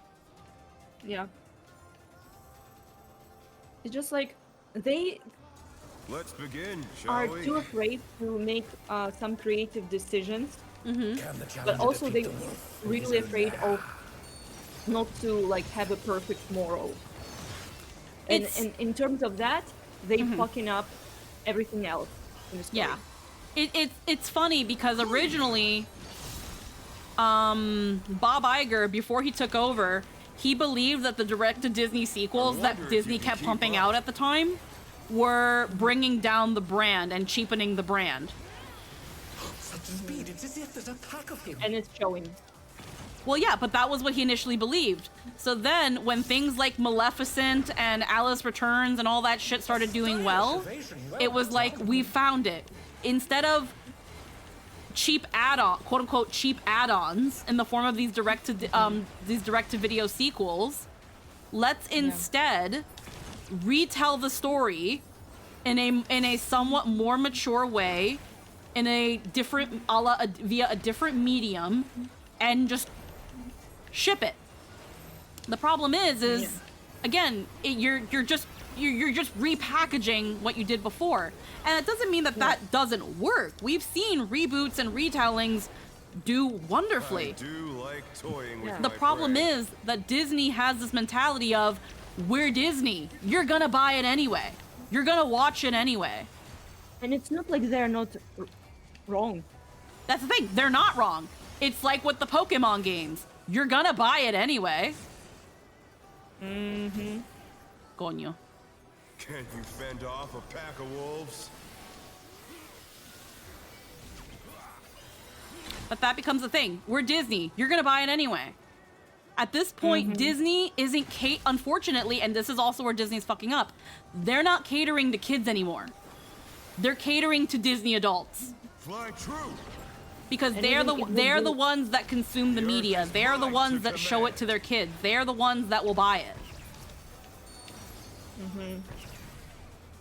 They just became like a safe option for parent to show the kids that you will Oh know. yeah, no, there's still the family friendly brand.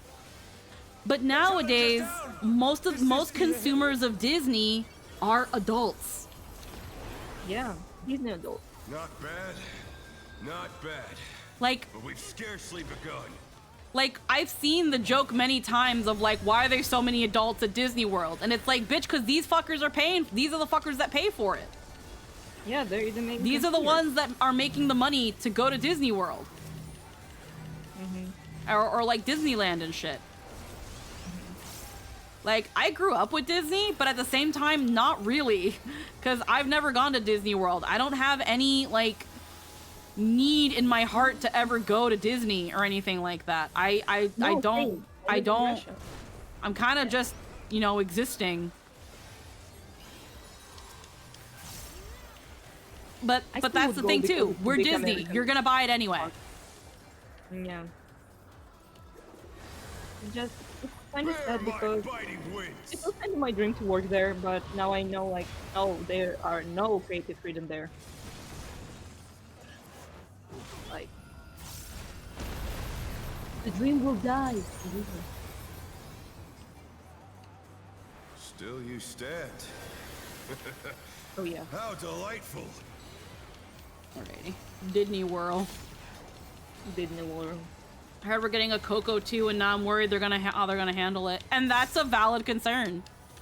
Disney has shown that they can't even be trusted with any good IP they have, because Yeah. they in some way, shape, or form they're gonna fuck it up. Freaking! I saw a post on Twitter because like Memory Disney and has this power thing can be called wielded in Descendants. surprising ways. Oh, I know. Yeah. Yeah, so apparently now I don't know shit about the Disney Descendants movies, but all I know is that they're kind of campy and awful. But Yes. the initial premise was interesting. What I had heard is that in in a recent thing,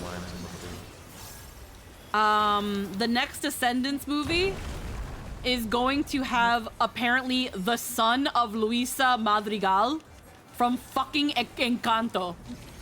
Because all the Disney characters are there. And it makes no fucking sense. And what's really funny is that they talked about this, and it was like, why is he in this? And it's like his mother, he has super strength and blah blah blah. And it was like, wasn't the point of Encanto that every family member had a unique gift? Why does he have the same skill as his mom? It's like they don't even pay attention to their own IPs. I'm gonna die. I'm dead. You know? Basically, they're the kids of the known heroes and villains. Yeah, I know. Yeah. You're mine. And they basically It's fan fiction, but official. Yeah. Honestly, Ever After High did it better. Yeah, they get a gift that's unique to their personality. Yeah, so him having a gift that is just his mom's passed down makes absolutely no sense. The candle got fucking nerfed. Yeah. I can only give a certain abilities. It just... Again, Ever After High was better than freaking Descendants from Disney. It's Ever After High is the same like company, like Mattel made, like Monster High. Yeah. Monster High, Ever After High, and then there's I can't remember, but it's the one Pinkley Page is in. Rainbow High. Rainbow High. There we go. Not from Mattel. What if his personality was a mama's boy? Then his power would be he never left the tit. Like what the fuck you mean, Bard? The power would be that he's not lactose intolerant, so he can keep sucking his mom's tit until fucking hell of a power. Oh my god. What is going on? Lynn, why are you dead? Oh my I'm just gonna spam heals. Good fucking question. Like, I know I am not being a fucking productive member of this party. I'm fucking dying every other fucking mechanic. I'm trying, bruh. They probably think I'm griefing. They're probably gonna fucking report me after this. No, you're good. I'm gonna be like, report Polo for griefing, and I'm like, please, no, Dad. Daddy. I know there are lines on the floor, Bard. There's too many is the problem. There's too many lines on the floor. And I can't keep up with the lines on the floor. There's too many lines. There's too many lines and I failed geometry. How long did this go? There actually aren't. No, there's so many lines.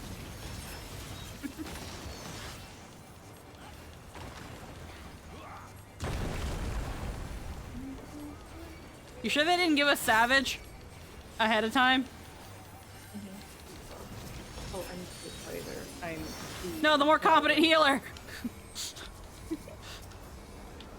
You're competent. This boss is just a shit. It's not your fault. Please, the more competent healer.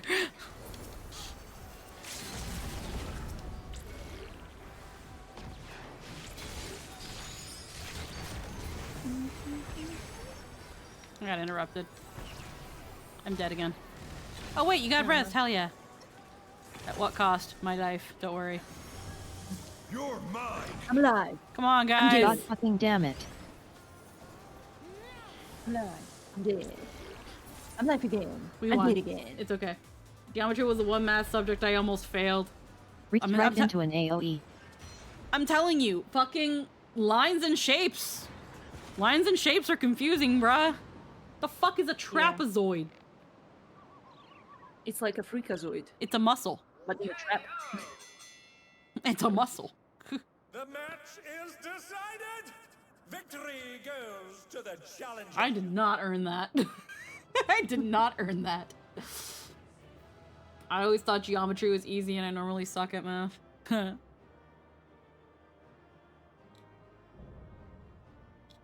cruiserweight tier complete.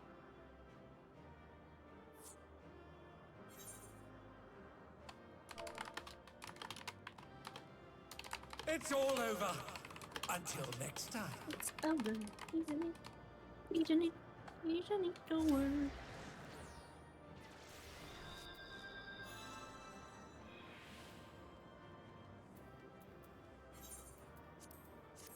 All right.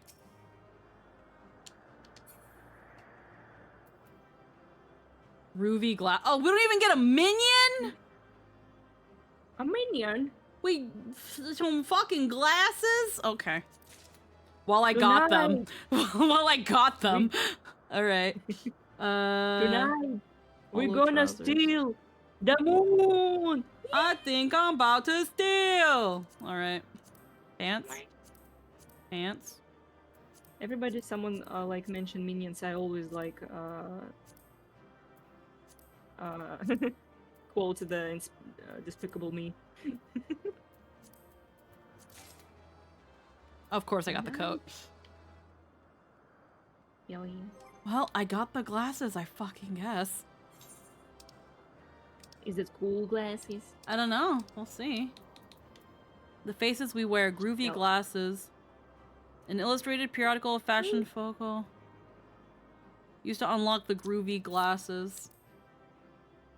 Alright, time for me to drop out of the party. Enjoy the rest. Yeah! Thanks for stopping by, pun guy. All it did was make me zoid out after school during homework. Huh. Alright, let's get the fuck out of here. Dancing greens. Oh, is that? Well, I got them. First time and the actual least deserving member of the fucking party. They're like, are you fucking serious? Is that what? Okay, under rim, brass, groovy.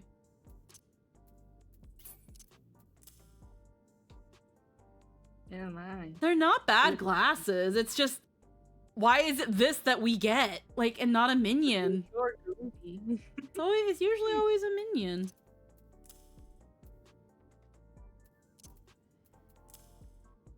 Those are nice. And they're like silver rim. It's alright, alright, alright. Oh my god, are you like an office siren? I don't know. I for a minute I thought you said an autist siren, and I was like, I don't know if I have autism, but I could. I might. I might have autism. Wow, that's a new term for TikTok to have a trend on. I live in Florida, and I only live about an hour and a half from Disney World, and I've never been, and I've lived in Florida my whole life. Yes, I'm an edgelord. A Pizza Hut roof, that's a trapezoid. Alright, let me look back here. I'll give this to Pixar. They're actually original, unlike Disney's main branch. Well, the first live Zootopia actions was did give something else. Maleficent was that we can't trust the narrator. Jungle Book was that Shere Khan was right. Yes, I remember that. The original idea of let's retell the story from a different perspective worked. But then they were like, how about we just do the retelling part?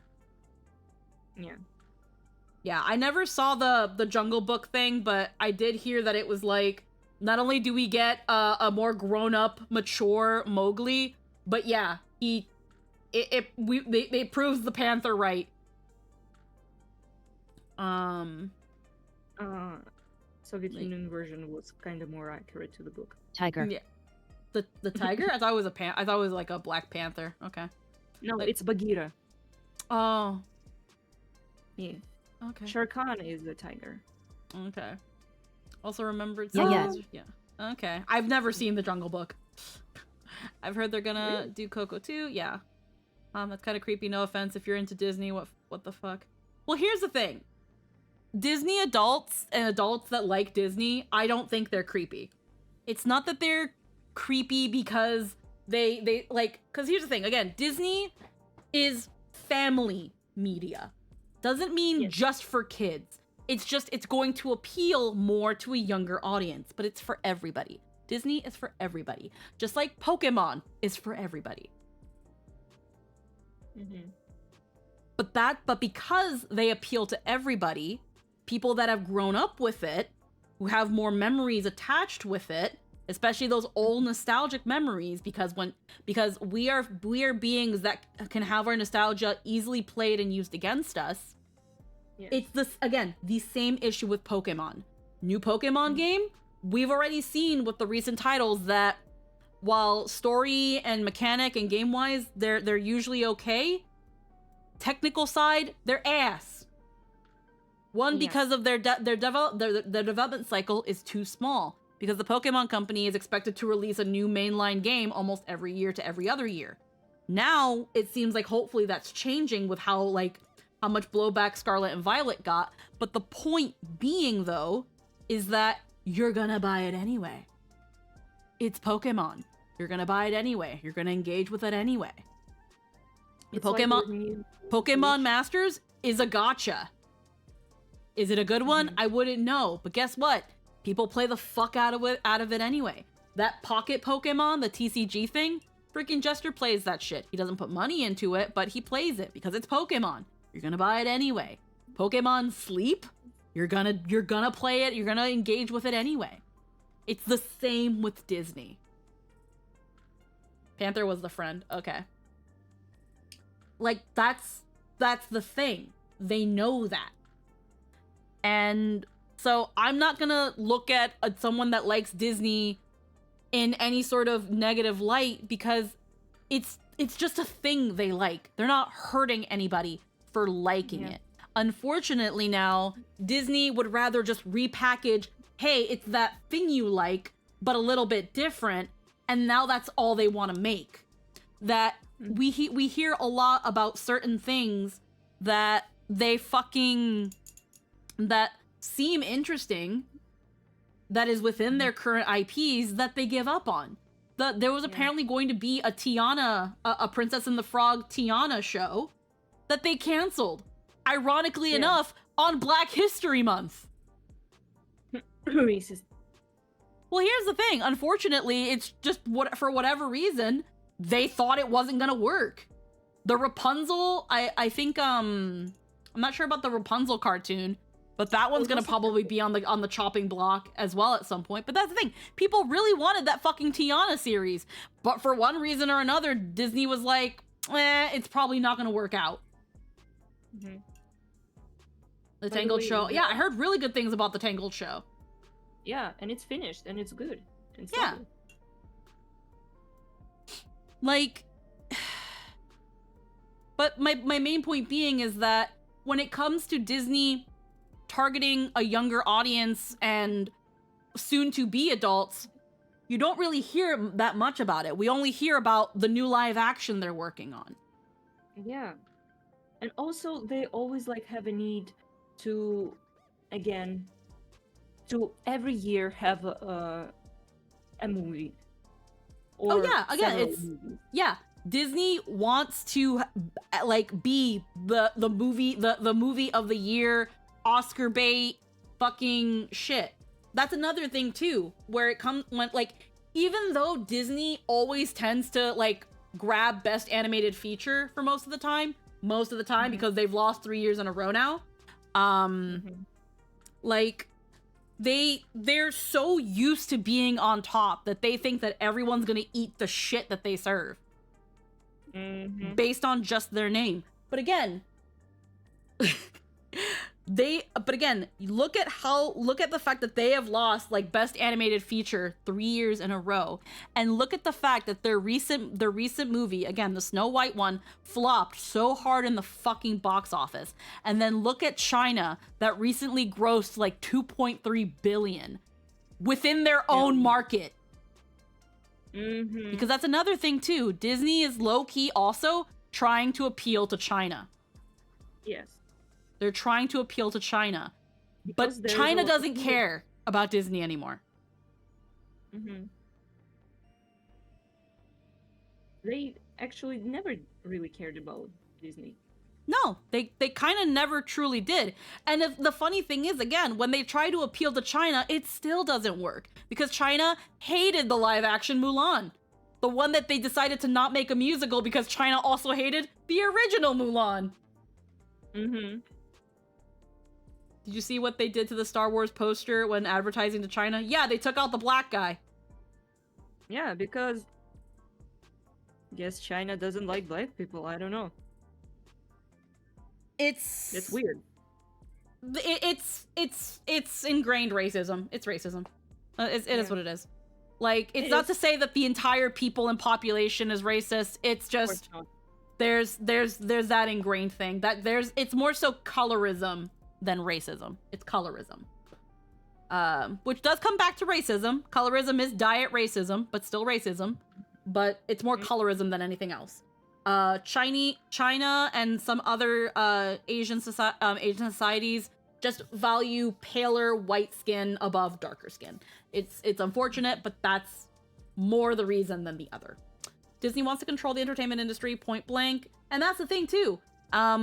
Most of the time when they don't get what they want, they'll just buy out the competition. If you can't beat them, buy them. And there's also a thing. It's generally worth noting that America is actually one of the least racist first world nations, which tells you how bad the issue is. Yeah. So when Disney wants to control, I already read that. So when it comes to I had there was a point I had, and I think I lost it.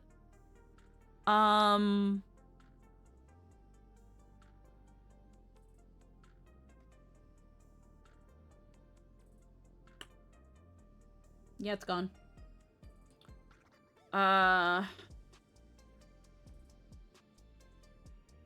Racism, colorism, we were talking about it. Yeah, but and my point was gonna go from there to something else to do with Disney, but now it's fucking gone.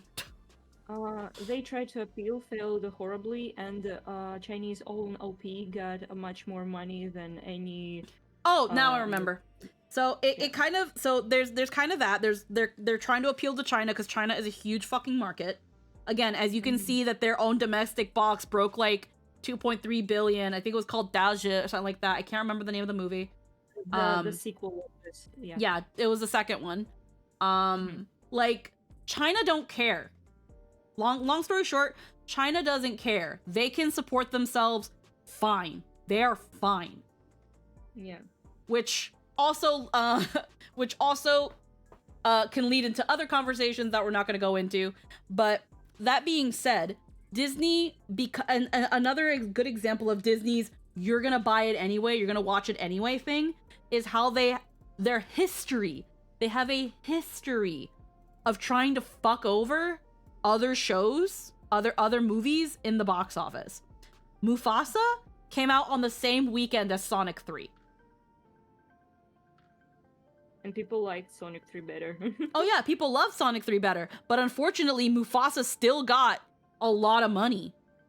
And I think I can't remember the exact reasoning, but it fucked over Sonic internationally. But the thing is, Sonic still would be like more iconic, and it'd still make enough money for making like the other movie. Oh yeah, no, that's fine.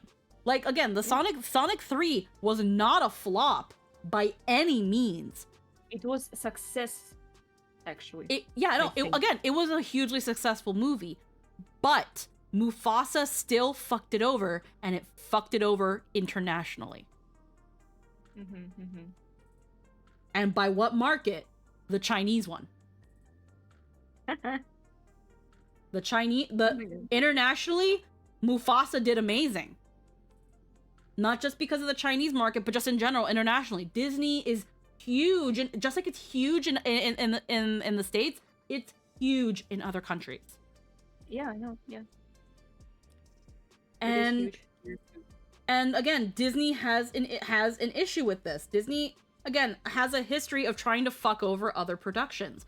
We know about the whole thing with when Disney was making Aladdin, how desperate they were to get Robin Williams and all that they tried to fuck over Fern Gully. We have the history of when Anastasia came out. I think they reran The Little Mermaid in theaters. Really? Yeah, they tried to fuck over, I'm pretty sure they tried to fuck over Anastasia in the box office. They re-released a Disney movie. I can't remember which one, but they re-released a Disney movie the same weekend. I think they did the same thing with another movie, and they reran The Lion King. And and in the past, especially, it really fucked up those movies. Those animated movies that we think about now that are like cult classics, and again, we think about so fondly, most of them came out on a weekend that Disney tried to fuck over. Huh. Disney, you bunch of small bitches. Yeah, no, but it's true. Again, I'm pretty sure, and what was really funny about Anastasia is that most people who kind of don't know better, who didn't really know better back then, the reason Anastasia did so well is because it copied the Disney formula.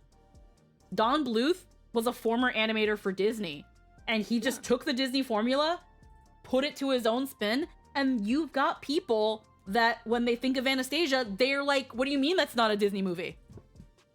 It's not. Let's not mention the basic Lion King is a ripoff of Kimba the White Lion. Yeah, everybody fucking knows that. Yeah. Yeah, it's true. Like, I remember my dad didn't know this. But I remember when I was younger watching The Lion King, and he was like, oh yeah, The Lion King existed a long time ago. Like, before, when I was a kid. And I was like, what? He was like, yeah, it was on TV a long time ago, but it was called King, he kept saying Kingba. And I was like, Kingba? He was like, yeah, there was a cartoon that was The Lion King. It was called Kingba, and I watched it when I was younger. And I didn't believe him when I was younger because I never heard of it. When I eventually learned about Kimba, I told my dad about it, and I was like, was this what you watched? And he was like, yeah, that's Kingba. And I'm like, no, this is Kimba. And he was like, oh, and I was like, and this is Japanese. He's from Japan. And this is from Japan. You watched this anime. Has nothing, but my dad thought that was Disney. Ironic that the author that made Kimba, he was really inspired by Disney. Yeah. He really liked Disney. Yeah, that big eyeball look and everything was Disney. It's inspired by Disney. But like, as we've seen these Disney live action retellings flop harder and harder and harder, again, Snow White's so far being the biggest fucking flop. I think it's now Disney's worst grossing movie. Which tells me that it probably did even worse than the last couple animated movies that had done so bad that they shut down the animation studio. Like the Strange World. Yeah, it was like Home on the Range. The movies and like those. Oh my god, are we bashing Snow White? Let's go. Run away. Get your fucking bunny buns in here. I love you. I miss you. I keep seeing you in this chat when I'm busy and I'm sad. Heckin' Disney. Huh? I say we are bashing Disney in general. Well, we're kind of talking about just Disney in general, but it did start with the conversation with Snow White. Hi, doo-doo-doo. Yeah. Hi. It made worse than Dragon Ball Evolution. Yep. That's bad. That's really bad. That's like the worst grossing movie ever, and Snow White beat it. I don't think that's the win that Disney wanted. You're saying? No, justice. Justice. Absolute justice. Absolute justice. Absolute cinema. Yeah. It's just so disappointing because, again, as a kid, you kind of look up to Disney, especially when you like love animation and you're interested in animation. You usually think about like Disney and other major like companies and stuff. But it's just sad that Disney just keep like more disappointing every year. You are not. When I was a kid, I was like waiting for new cartoons to like, oh, what are they gonna do now? I'm so invested. But now I'm like, oh, new movie, eh. Like, again, personally, I don't see anything wrong with wanting to take that thing you like and change it up, modernize it, make it different. Yeah. But advertise it as that. Advertise it as that, or make it like a whole new spin on the thing. Like, it's fine if you want to do that. If you're gonna go balls the walls and change it up, do it. But also make sure that you're marketing it that way. Or if you're gonna make it so fucking different that it's barely what it was originally, make something else. Yeah. Like, for example, there was one, I think it was also Disney, but I don't, at the same time, I don't think it was. But funny enough, there was a callback to it from a Descendants movie where, I can't remember what the exact name was, but it was Cinderella. It was Cinderella, and Cinderella was played by Brandy. Oh, yeah. They make it go, yeah. Yeah, I can't remember. It was like something's Cinderella. And it had a complete POC cast. I remember I watched it when I was younger and it was great. They actually called back to it in Descendants because the daughter of Cinderella, who had like this pastel pink blue hair, was actually the daughter of that Cinderella. Yes. The one played by Brandy, and Brandy came back and reprised her role as Cinderella. Yeah, and Prince came back too. The Prince came back too. Yeah. And it was like, it was kind of fun, but too bad the movie wasn't like... Yeah. It also sucks that Descendants sucks. It also sucks that Descendants is hot ass. Well, I would describe Descendants like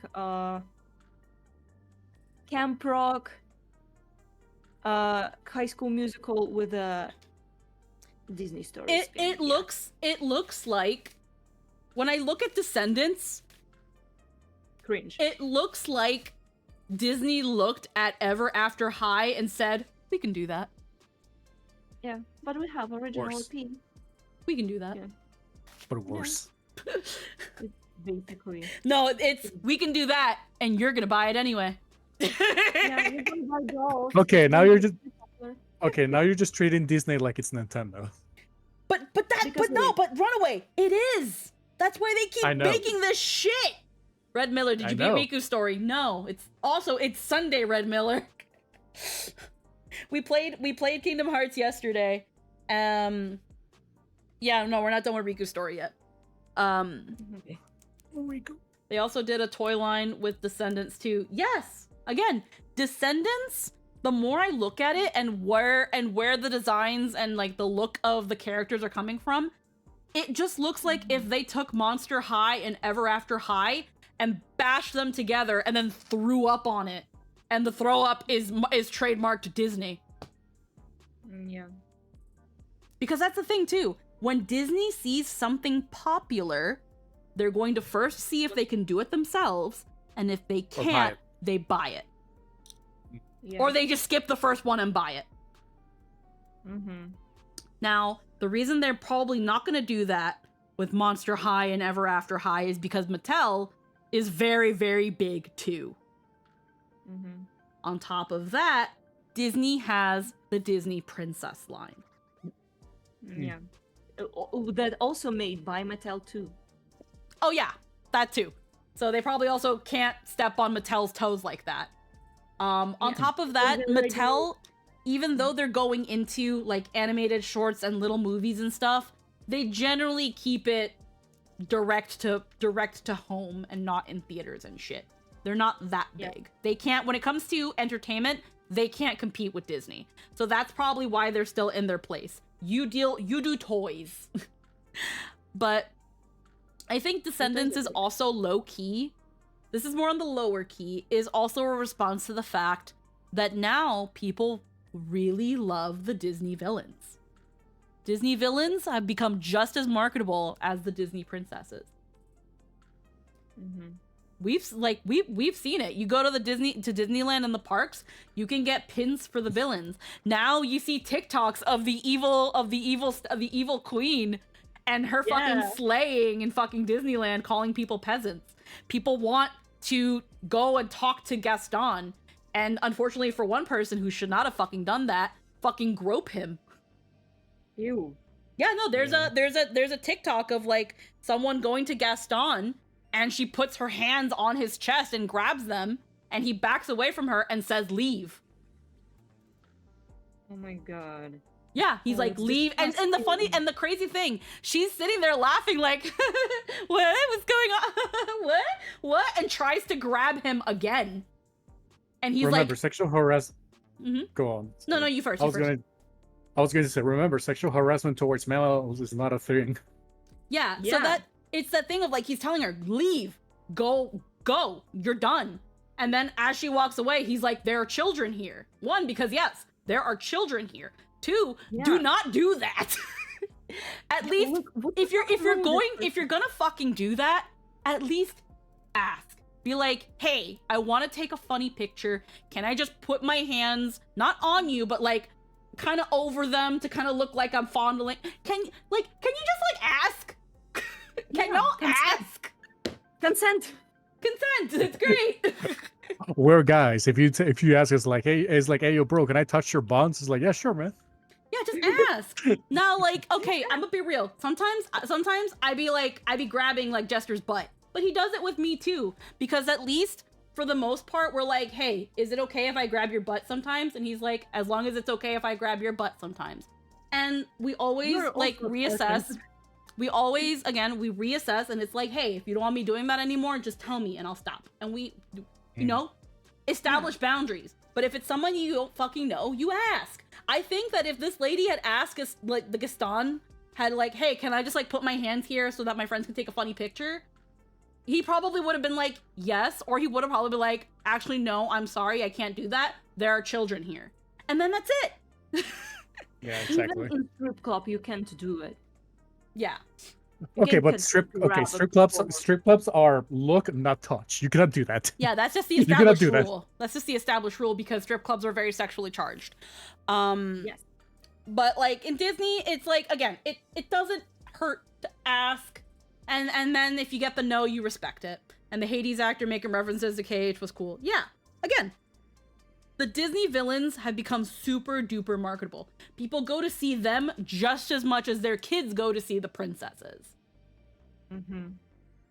And Disney has been fucking, there's a whole novel series about the villains. Oh yeah, it's coming up. Also, there is like a whole anime boys kind of. Oh yeah, Twisted Wonderland. Twisted Wonderland was made by specifically Japan for Disney. Yeah. And I'm looking at it. Yeah, it got very popular once people in the West started noticing it.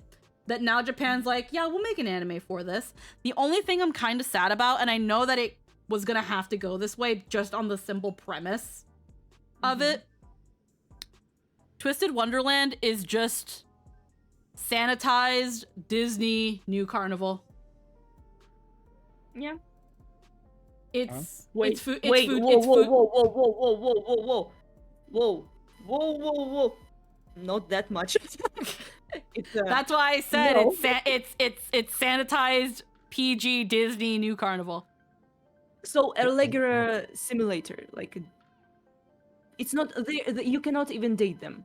It just there is other game like something about hell, like you dating, like there's demon school and you like there is like demons, demon guys.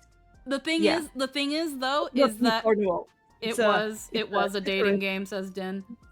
The thing is you essentially you pick your favorite boy, you pick the branch, and you spend time and do things with them. The thing is, and the premise of the game is that they're in an all boys school. While in the game itself, the gender sex of the character is never outright told. The anime is going the route of the MC being a guy. Because I mean, yeah, it makes sense. If the story takes place in an all-boys school, why would the MC be a girl? Or it could be like a that would gender just be intrigue. I mean, that I mean, that would be just the standard like American bullshit allocation system. Remember, my classmate is a monkey. That shit was weird. Yeah, but like, oh, my gym partner's a monkey. Yeah, that's it. But that's that thing where when I saw that, I first off completely lost interest. Completely lost fucking interest. You know why? Because I know it's gonna be Fujo bait. It is. It's going. It technically already was. It was always Fujo bait. What is a Fujo bait? It's Yaoi and BL. Someone that really loves Yaoi and BL. Fujo bait is like, Fujoshis are like clinically insane, obsessed women that just really love women who fetishize gay relationships. Yeah, but they're like to that, yeah. and then bait, and then you just put like bait is like, yeah, it's going to have the undertones for that. Yeah, it's gonna have undertones. It's gonna have the things that like, look, they looked at each other. They must be plowing on the DL. Oh, they fucking. The Omegaverse fanfics. Yeah. Maybe even more. But no. The point Nope. yeah, I never understood women like that at all. Again, it is what it is. Some people are into it, some people are not. I know that I have a negative bias based on my own experiences, but at the same time, as long as they're not hurting anybody, I don't care. I wouldn't say I'm Fujo, but I just love seeing gay pairings if it feels like there are grounds for it. Yeah, no, that's perfectly fine. I mean, that's the standard of every fucking couple you see in like any series. If there's like a ground for it, you ship it. Yeah, like that's like queer baiting. Yeah, like Fine and Mighty. Yeah, again, when there are grounds of it, there's a dynamic. There's evidence that you can evidence that while maybe not directly, you can point at and be like, hey, maybe there's something going on because of this right here. That's not Fujoing. That's not Fujoing. But when you try to go to people who ship other things and bully them for ship other things, when you have things, when you have things like the Genshin Fujo community that went to fucking war over Nivolet and Risley. I hate him because they're the ship name, depending on who comes first and who comes last, is who's the top and who's the bottom. You mean the Yoku and the Seme? Yeah, but you have, and I don't remember the ship names, but there was the ship where Nivolet is the Seme, and then there's the ship where Risley is the Seme. And these fuckers went to war with each other. Because they're that fucking brain rotted. Riolette. Yeah, Riolette and then Nevusly or some shit like that. Now here and then it goes into weird deep caveats too. The people who shipped Risley as the top specifically did not like the people that saw Nivolet as the top and would call them pedophiles. What? It's only pedophilia if the weird eternally living dragon is the top, guys.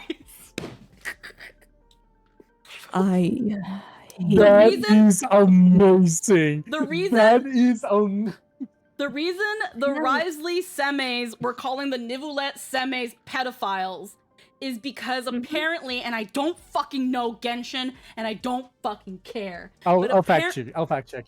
Fact check me though. Apparently, Risley and Nivolet have known each other since Risley was young. Yes, because of that, it's grooming. That's it. That's it. It's not because Nivolet is a fucking dragon that transcends essentially the time of the gods. Because it's for the same reason that people call Sashomaru and Rin grooming. Nivolet is years and years and years older and has known Risley since he was a child, and thus him being interested in him and romantically is grooming and pedophilia. That's Oh, but why if I'm Brad just Weasley playing. makes them, if Brad Weasley is the one on top of Neuvillette, it's like the future is now, old man. Yeah, essentially. So they went at war with each other. One side called the other one grooming pedophiles, and they're pro shippers because apparently pro shipping is also really bad. Because God forbid, just let people ship what they want. If you think the ship is gross, you ask for 6 feet and move on with your life. Like, holy shit. I was actually like have a conversation who hardcore shipped like Risley and Neuvillette, and I shipped Risley and Chlorina. I don't know how to spell it in English. I don't go to Genshin, but I like Neuvillette and Farina. Yeah, I love them I love too. them. I like that Yeah, ship. I love them.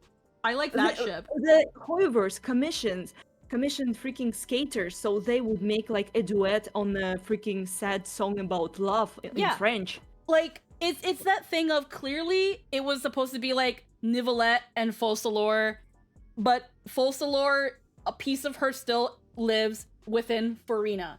And Farina, Neuvillette is the person she trusts the most.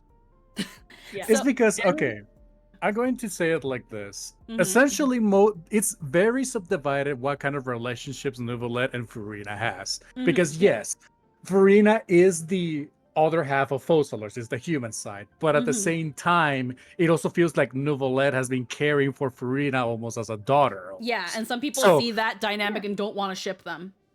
They see them as siblings, they see them as parent and child, and some others see them as romantic. And none of those are wrong, as weird as I'm putting it, because the thing is, it doesn't even matter because they're nothing canonically.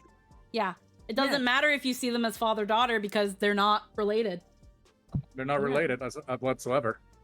It's because again, Genshin doesn't as Hoyoverse in general, they doesn't like provide like real relationships, like romantic relationships between opposite sexes.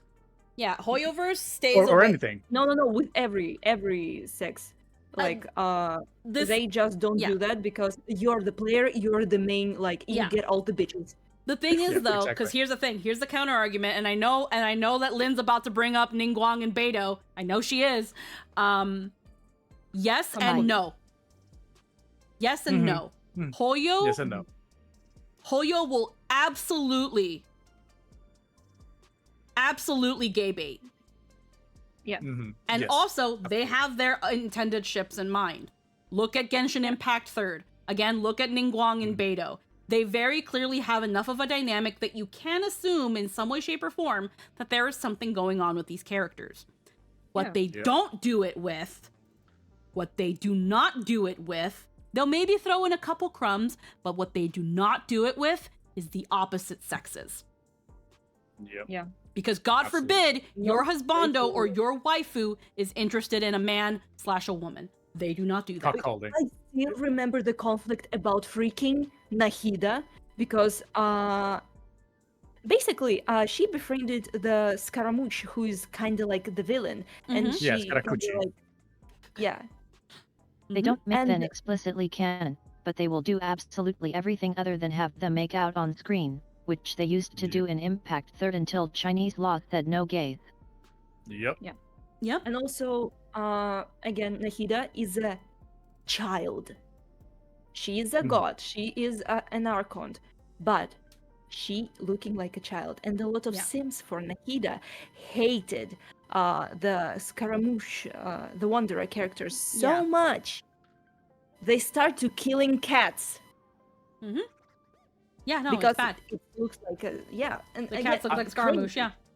Crazy simps. Yeah. The closest thing they have gotten to shipping a character with the opposite sex has been Firefly and the male player for Star Rail. Yeah. Yes. Because she is specifically marketed as your girlfriend. If I could share some experiences that I have with the Genshin Twitter, and which is why I also stay away from Genshin or absolutely or things. Oh, absolutely. Okay. So I don't know if you were there following me by this time, Squeaks, but I've been following you for a very long time. Okay, but one time I posted a Jean and the Look thing because I always thought that ship Yes. was very cute. Oh yeah, Yes. they're cute. I love them. I got 7 death threats and a bunch of hate comments because they said like, no, Jean is dating Lisa and fucking Deluxe like fucking his brother Kai or some shit like that. Yeah, Kaya. People ship Kaya and Diluc. Yeah. Yeah, like even though they're siblings, but yeah, they fucking went and tore me or something. I said, you know what? Fuck this. I don't want anything to And do. I think the only straight setup in Hoyo that isn't an implied I know. relationship with the MC is Jane and Seth in Zenless. Yes, I was gonna say that one too. What immediately came to mind too. Jane Doe and Seth are another one that's like it seems to be very, very like implied, but they also kind of use plausible deniability. Like, but they don't But- really do this. They don't really do it because they don't want to ruin that shit for some people. They saw what And- they saw what happened with Impact Third. They ain't doing it again. Yeah, But you're here's the main another- character. You get all of them. Yeah, exactly. They're supposed to fix it on you. But another time, for example, this was when Ayaka's or the main girl from Inazuma that your character likes or they like you, whatever you want to put it as. She has an older brother called Ayato. And when they were like releasing the lore that essentially like even Sakura Miko, which is like, you know, the fox, the pink fox girl, is afraid of him. A lot of people were just putting in that they just had like a love-hate relationship. And I decided to make fan art of that. And I immediately got fucking cooked on that shit. And I said, you know what? I'm not doing any more Hoyo shit out of that. Yep. I received even more death threats because they said like, no, Miko is supposed to be with A. Yeah. I That's honestly hate how the girls in Zenless are all inexplicably down bad for Wise. I Like- hate it so much. Yeah. Like that's the thing of like if there was ever like your most popular artwork, it's just like that time I pissed off the Genshin community with these two pieces. Oh no, each one of them got like 5,000 and the first one got like 5,000 and the Ayato and Yae one got like 16k and then I had to delete it. Damn. Like That's sad. I see this one a lot when it comes to Star Rail. Obviously Finite and Mighty are very popular. Whichever one you decide to be the top, I can definitely see where people want to ship these two and see them together. Yeah. Totally It's get okay it. to- I personally don't ship them. But I also recognize that is my own negative bias. That is my own issues that I am kind of low-key don't care to fix because it's me not caring for Yaoi is nobody's business. It's okay not to ship it. I don't ship them really. I- They have a really good artwork, yeah. but I don't really ship it. Oh, they have they get really good fucking artwork. God damn it. Yeah. It sucks that I'm not into it because I'm like, damn, if I was a Fujo, I'd be eating were good. eating. Like, Yeah, damn. we would be eating. Like they be full on buffets out there, but I'm not hungry. But but the point mainly being is another one I see a lot of is if you draw a Venturin with a woman. Oh. Oh, I've heard the stories. There are people that draw a Venturin and Stell, like the main character, or they'll draw a Venturin with Topaz. And the ratio Reen, like they go for blood. Yeah. Can I say something? Yeah, go for it. I ship Stell almost with every character in Honkai Star Rail. Yeah. Because I feel her. I love her. Stell is my favorite character, personally. The filthy raccoon. Yeah.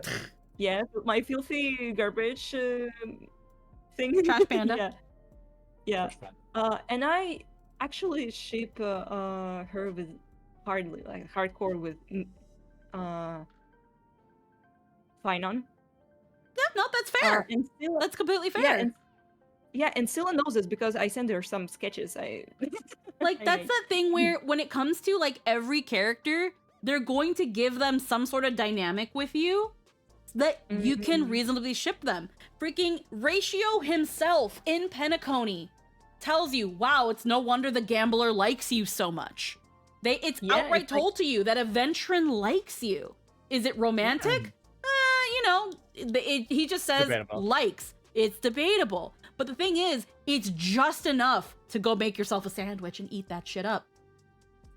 I still remember the freaking tease in the stream where Aventuring sends a lot of money to. Oh yeah, he's constantly to sending you characters. gifts.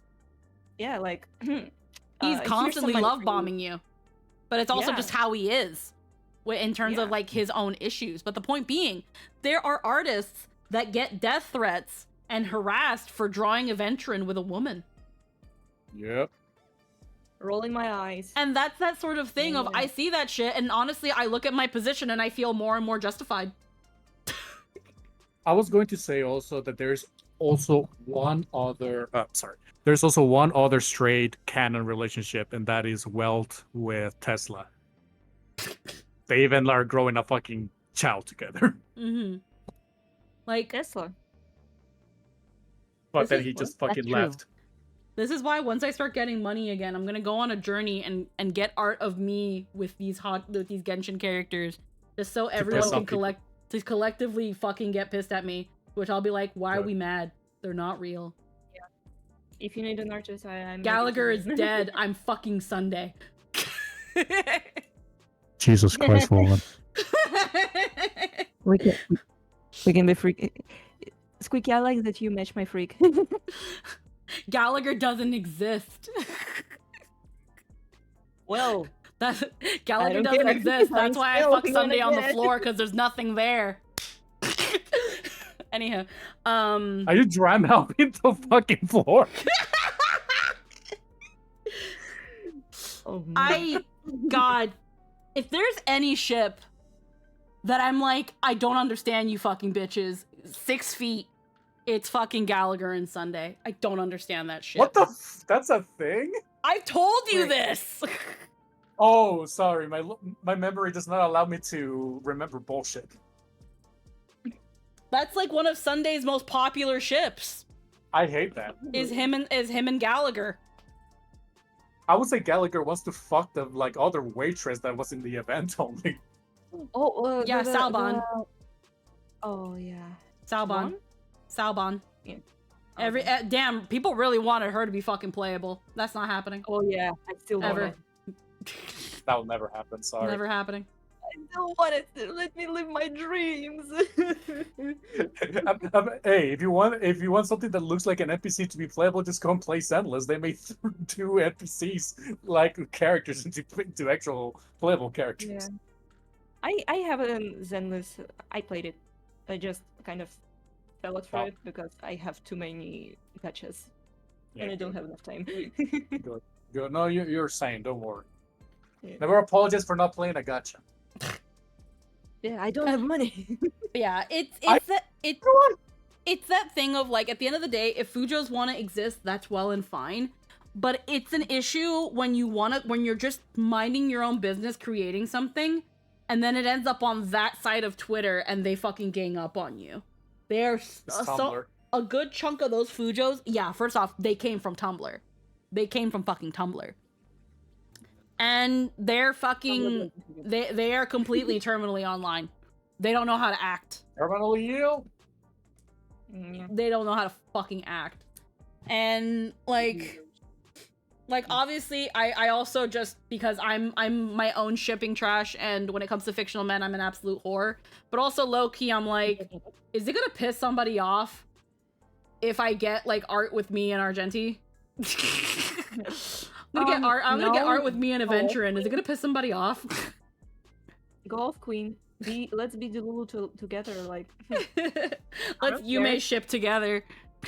I ship myself with Silas, and I don't care. That's another thing too. It's called Yume shipping now. What happened to just self-insert?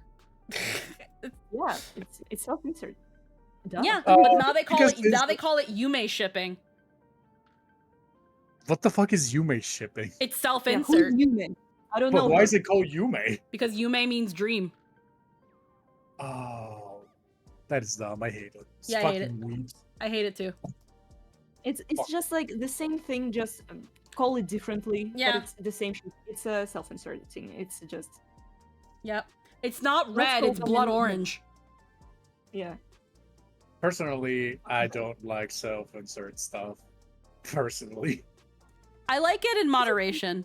Or like usually I'm kind of in degrees. I either don't care too much for it, or I brain rot on that shit. I mostly lean towards the brain rot, where I rather make it just a joke than like actually like where some people write self-insert fan fiction and all that. I've seen people like make full-on, the only exception to this is Final Fantasy XIV, because Final Fantasy XIV allows you to play with the lore and essentially make it anything you want to. Because Baldur's Gate. and yeah, Baldur's Gate, where it essentially gives you this playground with a story that you can self-insert, change a couple things, and have fun. Squeenix doesn't fucking care. It's when people take a story, bend and break characters in order to have their silly Yume ship. End of the day, it doesn't hurt anybody. But there are some people that are low key a little cringe. But at the same time, you know what? Be free. Yeah, I am free. With me, like again with the fucking Honkai self shipping and stuff, I think it's just funny brain rot fun. Yeah, it is. It's all of this. It's actually Okay. it is. Hmm? We're self-aware. We're just having fun. Here's the thing, like when I seen like some of my friends just like self-insert into certain things, they do it mostly as a joke. Yeah. But the problem is I've had customers and also like mutuals that they are really obsessed with like either an OC or a character, Yeah. and it becomes annoying at this point. Oh yeah. No, that's fair. I don't know. It's just to me, it's like when it's a joke and it's a fleeting joke for a bit, and then like it dies. Yeah. But my problem is when it's been going for like 3 to 4 years. No, and then that's fair, because at the same time, you as an artist might end up being subjected to it because you're commissioned constantly to do it. Yeah, I had to draw a girl being fucked by Right Wesley for like a year, Wow. Oh my. and I was like, eventually they came by. I was like, trying hey, to tell me something, Runaway? no. Here's Okay. the thing. Okay, good. They I came just want to by make sure. and they said, and then came back and they said like, hey, I want another piece, and I said, I'm going to have to refuse. They're like, oh, is there a particular reason why? It's like, no, I just don't feel comfortable doing it anymore. They're like, comfortable. So now there's like a weird like no talk rule between us because they think I'm calling them cringe and also not that. So I had to like restate Wait, to you this like, think you okay, get an listen. opinion on this? Yes. Wow, weird. Yes, because I'm not just the hands on this thing, I'm also the brain that is making the shit come to life. See, everyone is allowed to Yeah. make whatever ships you want with characters, but you don't get to wish harm, death on someone for having a ship you don't like. Exactly. It will piss Oh, yeah. somebody off. Yeah. Oh yeah, the fucking My Hero thing. Yeah, that's that thing where, like, obviously I do love commissioning my ships. Most of my ships, thankfully, at least the ones I brain rot the most over, are OC ships. Yeah. Like, And when I got a fuck ton of Gallon and Polo, if you completely remove them from the context, you probably wouldn't know where they're from. yeah. Maybe Also, Gallon will tip you off somewhere a little bit, but they're original characters. I've heard a lot of furry artists get commissioned furry art and draw it because they get paid a fuck ton of money. Yeah, no, that's true. Yes. Yeah. Yes. As somebody who has taken furry on commissions, I got paid more than I did in like a week of surgeries. Yeah. Wow. Like, Also, you said about like My Hero Academia OCs. mm-hmm. Don't call out me like that. I built my TikTok on it. Yeah. Like accusing you of. Non-furry. No, I you mean, were. do you mean a lot of non-furry artists get commissioned furry art, or the other way around? Because furries have a lot of money. Correction. Furries are going to use their money irresponsibly. That too. The point being that furries, one way or another, have a lot of money. Yeah. How they got it is to be They spend a lot of money. determined, but they have a lot of it. Oh yeah. It's that thing where it's like, again, if I was in a position where I had a bunch of free money to go around, because again, when I was working at that cafe, I was miserable, but your girl was making good money. She was making good money. Like, if you look down my artists and clients log on how much I spent for a lot of the pieces that I have, I spent a lot of money. Because I just, again, I had so much free money to commission stuff. If I had access to that money again, I would absolutely be probably commission mad again until I got bored of it. Because that was another thing too. The reason I stopped commissioning as often, wasn't just for me. It was for somebody else who was also into the ship. So it was kind of a thing that we could both giggle at together. But then they completely lost all enthusiasm and didn't tell me. Aw. So once I started feeling that they didn't care anymore, it was like, I'm just gonna quietly stop commissioning. Oh. And I haven't commissioned Gallon and Polo in like a year and a half. That's a sad love story of the ship. Like, if I do commission things with them, it's them in Final Fantasy 14. Where they kind of have their own little thing, but that's also just because I also like repurposing characters if I can. Kind of looks at the two. Oh yeah, Din. I don't count those because one of them is literally a doodle book that you volunteered to do, and the other one I paid for 3 years ago. I'm talking about recently commissioned.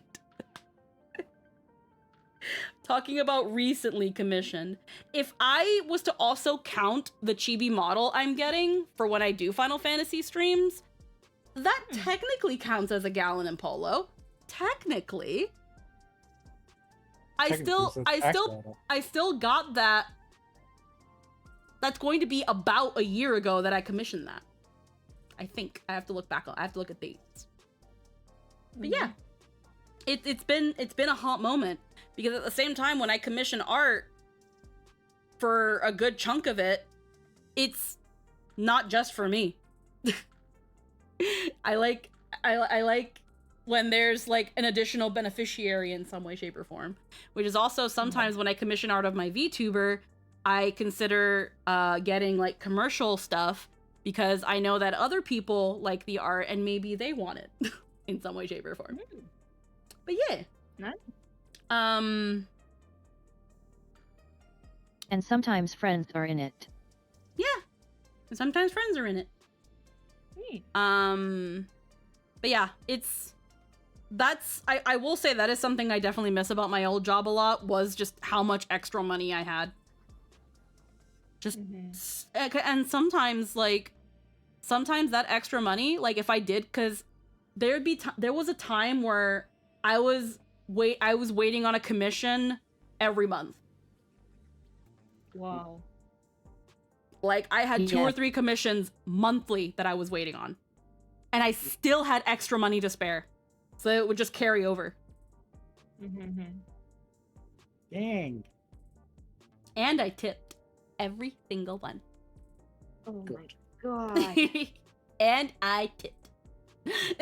Wow. Hear that?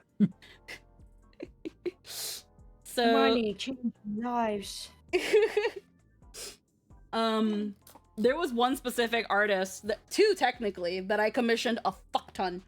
One of them was Erda, who is on Artists and Clients. I haven't commissioned her in a hot fucking moment. Holy shit. And the one that I definitely commissioned monthly up until they left my range was Matemi. I commissioned Matemi a lot. At least it felt like I commissioned Matemi a lot. That's cool. But like, I think the most expensive commission that didn't include commercial was the big Christmas piece I got for the Zelda RP. that had 10 to 12 characters in it. Wow. That That's one really big.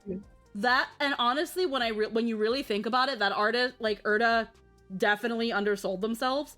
I only paid 500 for it. Wow. Mm-hmm. So that was like about $50. That was before the tip. Mm-hmm. Unfortunately, artists and clients only lets you tip on up to $50.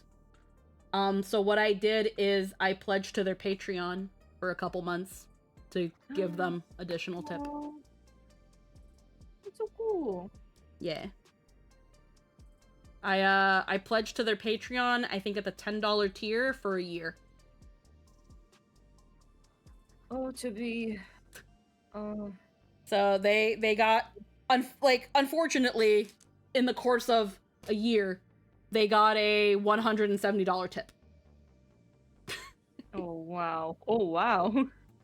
That's nice. Yeah, because artists and clients also... And one of the reasons I don't use artists and clients anymore is because it doesn't let artists contact people through any other means. Mm-hmm.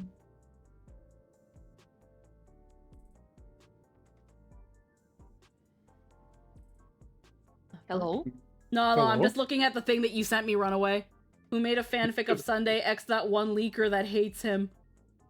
What the fuck? Yes. What the Yeah. fuck? Heckin... But yeah, they heckin... I'm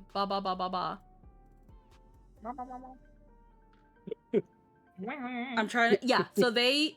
I don't like the tip limit, because I don't think that people... I don't think clients should be capped at how much they can tip an artist.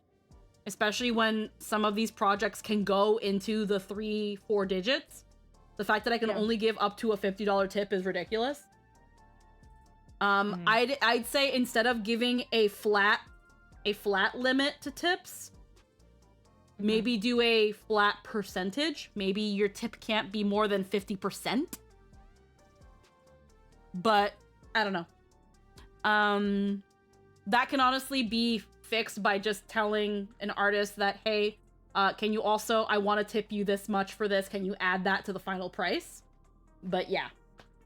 But artists and clients doesn't allow their artists or their clients to communicate through other means. Your private messages between you and the artist are not entirely private. Oh. Now, this part I don't have a confirmation for. And I don't even have a confirmation in terms of artists and clients. I do have a confirmation somewhat with Fiverr, because Fiverr was where I found another artist that I commissioned a lot, that every once in a while I commission her. And she has done my body pillow art and my mouse pad art, among other art that she's done for me and some Gallon and Polo. Alara, who I found through Fiverr. You can't find her on Fiverr anymore. She's lost her Fiverr account. And it was because she had asked a client if they can continue correspondence on Discord. I think it was that or the other one. I'd have to look back on the messages. But she lost her account because somewhere along the line, somebody asked to continue correspondence on Discord. And I feel like it's safer just to ask, like, you can pay on PayPal or something like that. The thing is, though, Fiverr, Sketchfab, artists and clients, these websites don't want you to do that. Because then they can't take a cut of what the artists earn. Because while these websites make it so that these artists, and most of them are in Indonesia and Southeast Asia and all that stuff, most of these artists, it helps them with visibility. The problem is, though, it unfortunately also exploits them because essentially their the fees to hold your commissions on these sites are kind of, to some of them, exuberant. Especially when you consider conversions and stuff. And there are some artists on that site where, if you are to believe them, they support their families taking commissions. That's one thing I know Urda Enos does. She supports her family with that. Whether her family is just her and some cats or legitimately a husband and kids, I don't fucking know. Either way, her family's her family. That's her business.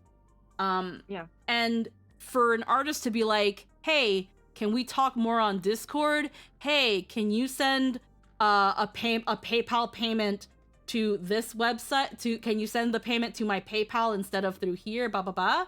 That's not good. The site loses money on that. Now, one reason I do think that private messages are private, and there's two reasons. Now, I know that the reason artists and clients do this is also, in a way, to protect customers. Because a bad actor can take this information, be like, can we talk on Discord? Can you send me the money directly to my PayPal instead? And then just never give the client their work. And this happened to me. This happened to me. And that's how I also know that these things are not private. And here's the thing. I never reported this person. I've considered it, but I've never reported this person because they're also no longer active on the website. But a long time ago, before I got, because I thought it would be a funny hee-hee to get body pillows of Gallon and Polo. But I went to a certain artist first. And we talked things, we exchanged things, and they told me, can you contact me on Discord? The fees on this site kind of suck, and I want to work with you outside of Discord, outside of it. And I was like, okay, fine. We talked about the first thing, and I eventually got the first art. After a lot of badgering, after a lot of, hey, can I please get an update on my commission? It took forever to get it. It wasn't bad, but they also didn't give me the dimensions that were promised. And I just said, fine, whatever. I also wanted to commission you for another one. And they were like, yeah, I was just waiting to, because I kind of work as a group, as a duo with somebody else, and I had to get another artist involved for blah, blah, blah. But this one this one shouldn't take as long. And I said, okay, despite the sizing issue and how long the first one took, I am more than willing to still work with you for the second one. I sent them the money, and I never got it. To this day, I have never gotten it. That's like 3-4 years ago. Never gotten it. Those people. But here's the thing. Even if I was to report that to artists and clients, it's not going to get me my money back. At most, it'll just get them banned, but could also get me banned. Because I don't know if it will, but it could potentially get me banned, because when you agree to the terms and services, you agree that you will keep business to the site. Because the clause is they can't protect you if you leave their site to do business. Yeah. So to take up to make an issue about it, well, why did you break terms? Again, they might, not that they will, but they would ban the artist, because now you've got somebody who is outright scamming people. And again, that creates more problems for them, because an artist on their site is scamming people. Long story short, though, that's how I lost $80. That's how I lost $80. And then I decided, but then I was like, again, I wasn't going to take it out on the site. That was me being stupid. I found another artist, and I got both of them. I got both the Gallon body pillow and the Polo one. The Gallon one, which is obviously the toggle that I have for the cuddle, for the snuggle time. Hell yeah. Like, I got it. It took them a teeny bit to get it done, but not only did they give me exactly what I wanted, they gave me both. Yeah. I did have to do that thing where I was like, hey, I went to an artist and they gave me this. I was fine with their result, but I didn't like the sizing. I didn't like how they didn't listen to some of my direction. Can you just essentially redo this? And because this artist, and I know usually the artist that doesn't like that is the one that did the first piece of art and not the one being commissioned. But fuck them. Fuck me. Fuck them. They fucking gypped me out of $80. Yeah. So I don't care. I don't care about their fucking feelings. But I got exactly what I wanted. They gave me 2 versions of the coloring. They gave one that is, you know, good for like display, and then one that is more like printer accurate, what the colors would actually look like if it was printed onto something. They also gave it to me in like fucking actual like body pillow dimensions. I don't need that. But they gave it to me in actual body pillow dimensions should I actually ever want to print this on something. That's nice. So like if I actually wanted a gallon body pillow, I could take that art and print it on a case and then just have it. I won't, but again, they gave me that option. I get weary of getting comms from new people because the random Twitter follows, Discord friend requests from artists that hop into my DMs like you want to buy art. Again, bots like those have made commissioning art very, very difficult. The easiest way around this is, excuse me, never commission an artist that does that. Never commission an artist who randomly DMs you and says, hey, do you want to commission me? Just never commission an artist that does that. Easy. And never get commissions from people who making like a really, like, never take a commission. It's like I'm an artist that's talking right now. That some requests are really weird and they want to scam you. Yeah. Yeah. It's like with that one Katara art that the person came from X, Twitter. And he asked like to go on Discord. I'm like, okay. And he like asked for a Katara art, and he sent like pretty similar pictures of Katara, and a really like AI generated description of it. And I'm like, yeah, okay, but I don't use PayPal. And they're like, okay, bye, because a lot of scams came from PayPal, and if they hear that you don't use it, they immediately like, oh yeah, there are people that don't like the idea of not using PayPal, because then if it's not PayPal or Stripe, they don't want to use it. And I understand in this aspect, because again, that means that they have to give you their information in some way, shape, or form, and they don't want that. But also again, there's like a civil conversation like, oh, I don't trust this site, yada yada yada, yeah. But there was like, again, really nothing of a description of a commission. It's like really clearly like a scam. Yeah. And they really like need to know that you can use PayPal, because they can be like, oh, sorry, I can do the PayPal thing. I will send you like the letter from the Google, because again, if your like Gmail attached to PayPal, they're gonna send you like a fake link, and if you like click on it, they're gonna steal your information and bank account. So yeah, never do that. Never click on the links. Yeah. And yeah, again, obvious scam. Yeah. So again, there are a lot of those issues there with and without PayPal that people are very, very wary of. That's why they also tell you to like not scan QR codes and stuff like that, to be careful with a lot of those shits. Yes, of course. Yeah. Again, I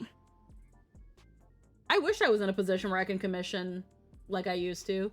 Right now, not like how I used to, but if I wanted to get like a commission every other month to every 3 months, I could. The reason I don't is because I want to focus my money on other things first. Again, one of them being paying off my credit card. Second, another one being building up my savings again. Because again, when it came to certain things, my savings had to take a little bit of a hit. Thankfully, it's nothing that it can't go back to. But again, it's, you know, it's focusing that money on more priorities, and then making sure that if any emergency happens, I have that cushion. When I used to work at the cafe, I had a pouch that just had cash in it. Just had a fuck ton of cash. It just, originally what I used to do is when my tips would, I would take my tips at the end of the week and I would convert it to 50s. And any 50s would go into this pouch and any loose money would carry over until those can be 50s. It got to the point that this pouch had $2,000 in it and growing. And then sometimes I would then, because I was like, well, now I'm putting everything in here and not doing anything with it, I would then take half of my tips, which I was making an extra $1,000 a month of just tips. So I was making about $250 to $300 every week in tips, and half of that would go in the envelope, and then the other half would go into my savings. Obviously, again, I don't make that money anymore. And then I went commission crazy. And then the money that I would then otherwise put in the cash pouch became commission money. And now with the money I am making, not the stream stuff or the Nat 19 stuff, but now my main job, I'm not gonna say I'm living paycheck to paycheck. Thankfully, I'm not. But if I was to miss 2 days of work every pay cycle, then I would be living paycheck to paycheck. Yeah. That's how much less money I'm making.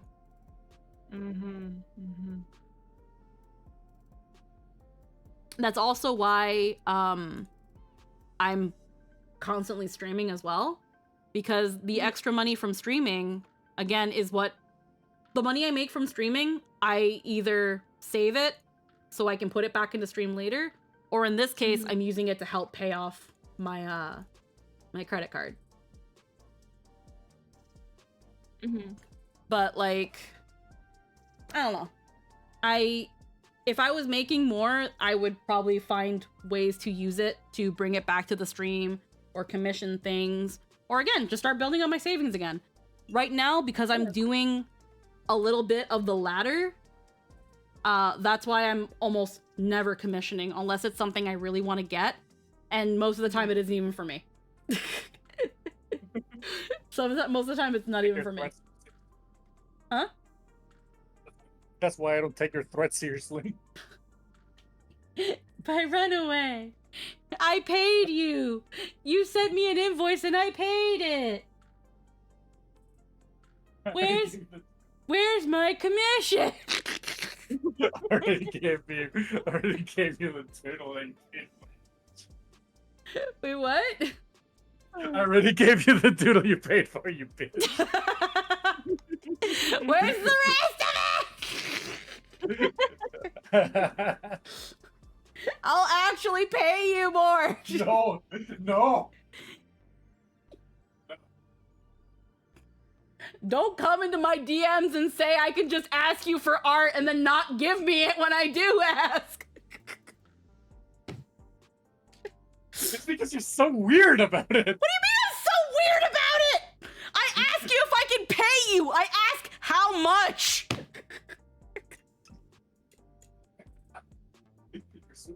How is that? Generate. Is that the weird part? Is that the weird part, Runaway? That I'm asking, okay, how much? Yes. Fucking hell. Okay, the next time I'm gonna be like, hey, Runaway, can you draw me doing can you hold on, where is my button? Hey, Runaway, can you draw me while I and then when you do when you draw the detailing, can you then do and get to it? I want it later Noted, tonight. Boss.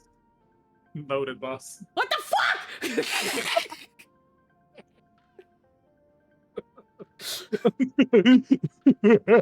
I want it stat by the end of the night. Noted. Watch me still not Thumbs get up. it any. Watch me still not get it anyway. I have to drop Berserk ass fucking manga pen. Yeah, you do. You're a busy boy. No, I'm not. I'm just like because people were like, oh yeah, Runaway's not working as a doctor. Hey, by the way, can I commission you? I mean, I'm not. They just threw the money anyway, and I'm like, okay, I guess I am.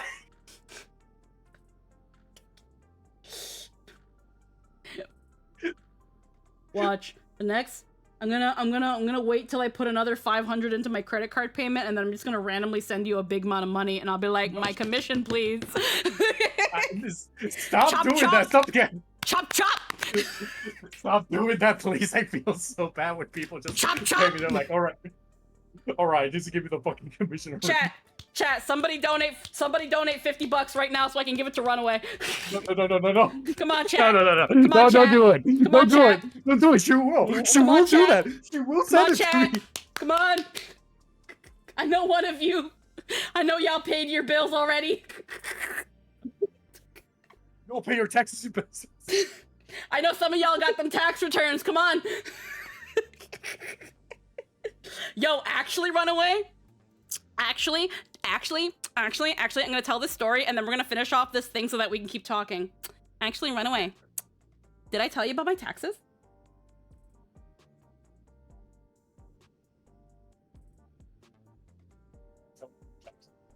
So, I don't know if I'm getting it, but my uncle, so we all know I am American. And because of that, I unfortunately still have to pay taxes or still have to file my taxes in the US. And this was a stress. I remember that. This was a stress for a long time. And I had been scouring my general area and then some to get someone to help me with my taxes. And no luck. I went to an H&R Block and I found somebody who was willing to help me, but they were like, I recommend you find somebody else unless you want to pay $900 for every year you have to file. Which they also then cushioned that fall by saying, but since the IRS isn't after you, you only have to file the last 3 years. And I said, cool. I don't want to pay $900 to file the last 3 years. Plus this one. So I made my way to my mom. A little bit other bullshit happened, but I went to my mom. Why did I go to my mom? Because I have an uncle that has helped my family with their taxes. The thing is, though, I didn't know the exact context in which he helped them with their taxes. And me, being fucking stupid, never bothered to ask. So, 7 years of stressing about my taxes, because that's how long I've been in Canada. I go to my mom and I ask her, can you tell me what Dio does, Dio being uncle, what does he do, and how does he help you with your taxes? And my mom was like, well, your uncle's an auditor. Who? What the fuck? Who? What the fuck, Runaway? Who? Huh? So, my uncle works with businesses, looking over their financial assets, and helps them with taxes. And because of this, he is probably, aside from an accountant, probably one of the best people you can go to for your fucking taxes. Yeah. My uncle, this whole time. Yes. Yeah. Yes. This whole time. Yes. It was under my nose. So under my nose, it was still fucking in there. Yeah. This whole time. This whole time. This whole time. So, I contact my mom, and she tells me this, and I'm like, the fuck you mean? And she was like, here's your uncle's number. Call him right now. Tell him your situation. He will do it for free. Oh? So I call my uncle, who I only... Loser! So I call my uncle, who I only ever saw like once when I was little and never talked to. I was like, hi, Theo. This is me. This is who I am. I'm your sister's daughter. This is my situation. Can you help me? And he said, Mija, say less. Say no more, say no less. I will help you. All you gotta do is pay me back for the programs that I have to go get, the modules and shit that I have to go get to do the taxes. All you have to do is pay me back. And I was like, okay, how much is it? $50. Wow. $50. Okay, Sweeps. Okay, Sweeps, I want you to know that something similar happened because my cousin, she was like, oh my god, there was like a wrongful charge on like my medical bills and all that. And the thing is, because my cousins don't really, because everybody in my family kind of demonizes me because because I am adopted. Oh, whoa. They were like, at one point, they said like, hey, Spencer, it's me, your cousin. So I had this like wrongful bill that I was like, I was getting extra charge for things, and the hospital was not getting back to me because they're saying like, oh, you need to go get your insurance to go do this thing, and I'm like, all right, send me the file and let's see what I can do. And this is a common mispractice in hospitals. Like essentially, they would just charge for things that didn't apply to you. It was mostly just in the program. But the thing is, your insurance also covers that. But for whatever reason, the insurance did not do anything because they were probably not contacted by the hospital. So I said like, okay, I have a contact in an insurance company, and I basically bailed them out of $8,000. And they were like, "Oh my god, how much do I owe you? What?" It was like, "What?" And I said, "Can you buy me a 10-piece in McDonald's?" I'm kind of hungry. Can you get me lunch?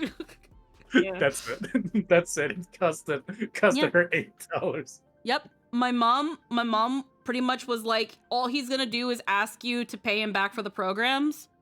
Give him a little extra as like a thank you, and then wait a little bit and then get him something nice from like Amazon or something. So at some point I'm gonna talk to her and be like, what should I get Theo? I have his address already because I needed it to send him the money, and I'm gonna see what I can get him that's really nice. That's nice. I was thinking, my mom was like, you can get him those, you can get him that like those nice things that you got for your dad.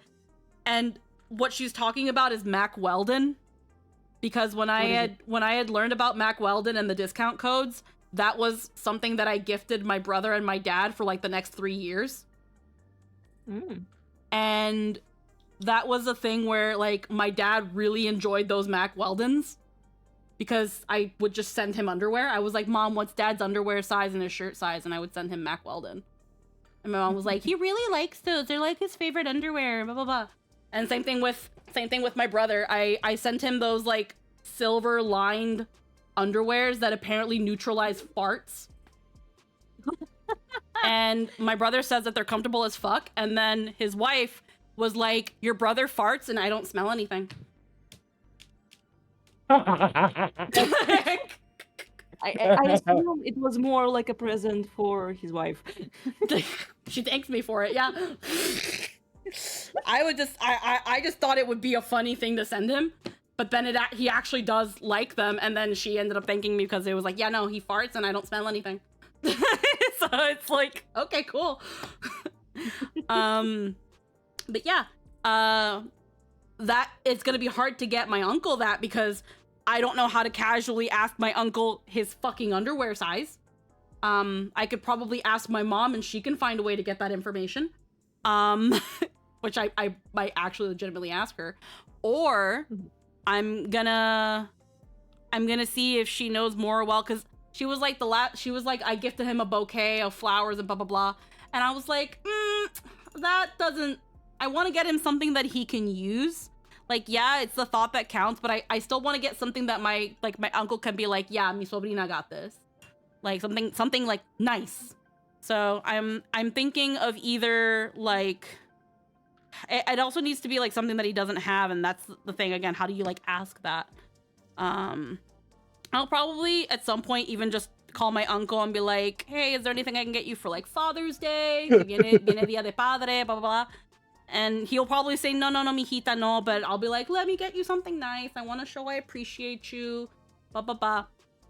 But yeah, all that to say that because of this, because when I talked to my uncle was like, did you ever claim that 2021 stimulus check that Biden was giving out for $1,400? Mm-hmm. And I said, what? And he was like, we're gonna do your taxes because you have to get it done before the 15th to claim it. We did it before the end of March, which means if everything lands, I'm about to get $1,400 American. Go. So Runaway, how much? Fuck. We'll probably discuss that, and I'll give you some insulting price just to discourage you. I will be fair though. The plan is that a chunk of that is going to go to my credit card. Saving and savings. Some of that is going to savings. I want to get my mom something nice for Mother's Day because my mother, as much as she annoys me at times, she's the one that gave me the hookup. Because when the whole tax thing was happening and I was having a panic attack, I messaged my dad because I knew that my dad wasn't going to immediately call me like my mom does. But then he just never fucking answered me. So then when I was having another panic attack because I didn't get an answer from him, I messaged my mom and within minutes she called me. Aww. Like she always does. So I want to get something nice for my mom for Mother's Day. Knowing my mom, I can either get her a nice bouquet of flowers. She loves being sent flowers, or I can just give her money. And then she can just be stupid and either spend it on Temu or fucking Macy's or Amazon or whatever. I can just give her something and she'll like that. So I want to get something that I want to give a little bit to my mom, and then I want to give a little bit to my uncle for helping me as quickly and as efficiently as he did. Oh yeah. But depending on what's left over. Yeah. Also, speaking for a thing, that you want to commission me for, we can do it like for free. Well, first off, I still want to pay you because I already had that. I already had that money set aside. And I mostly also want to get it. I want to get it to help you. I want to get it because it's a birthday gift for somebody.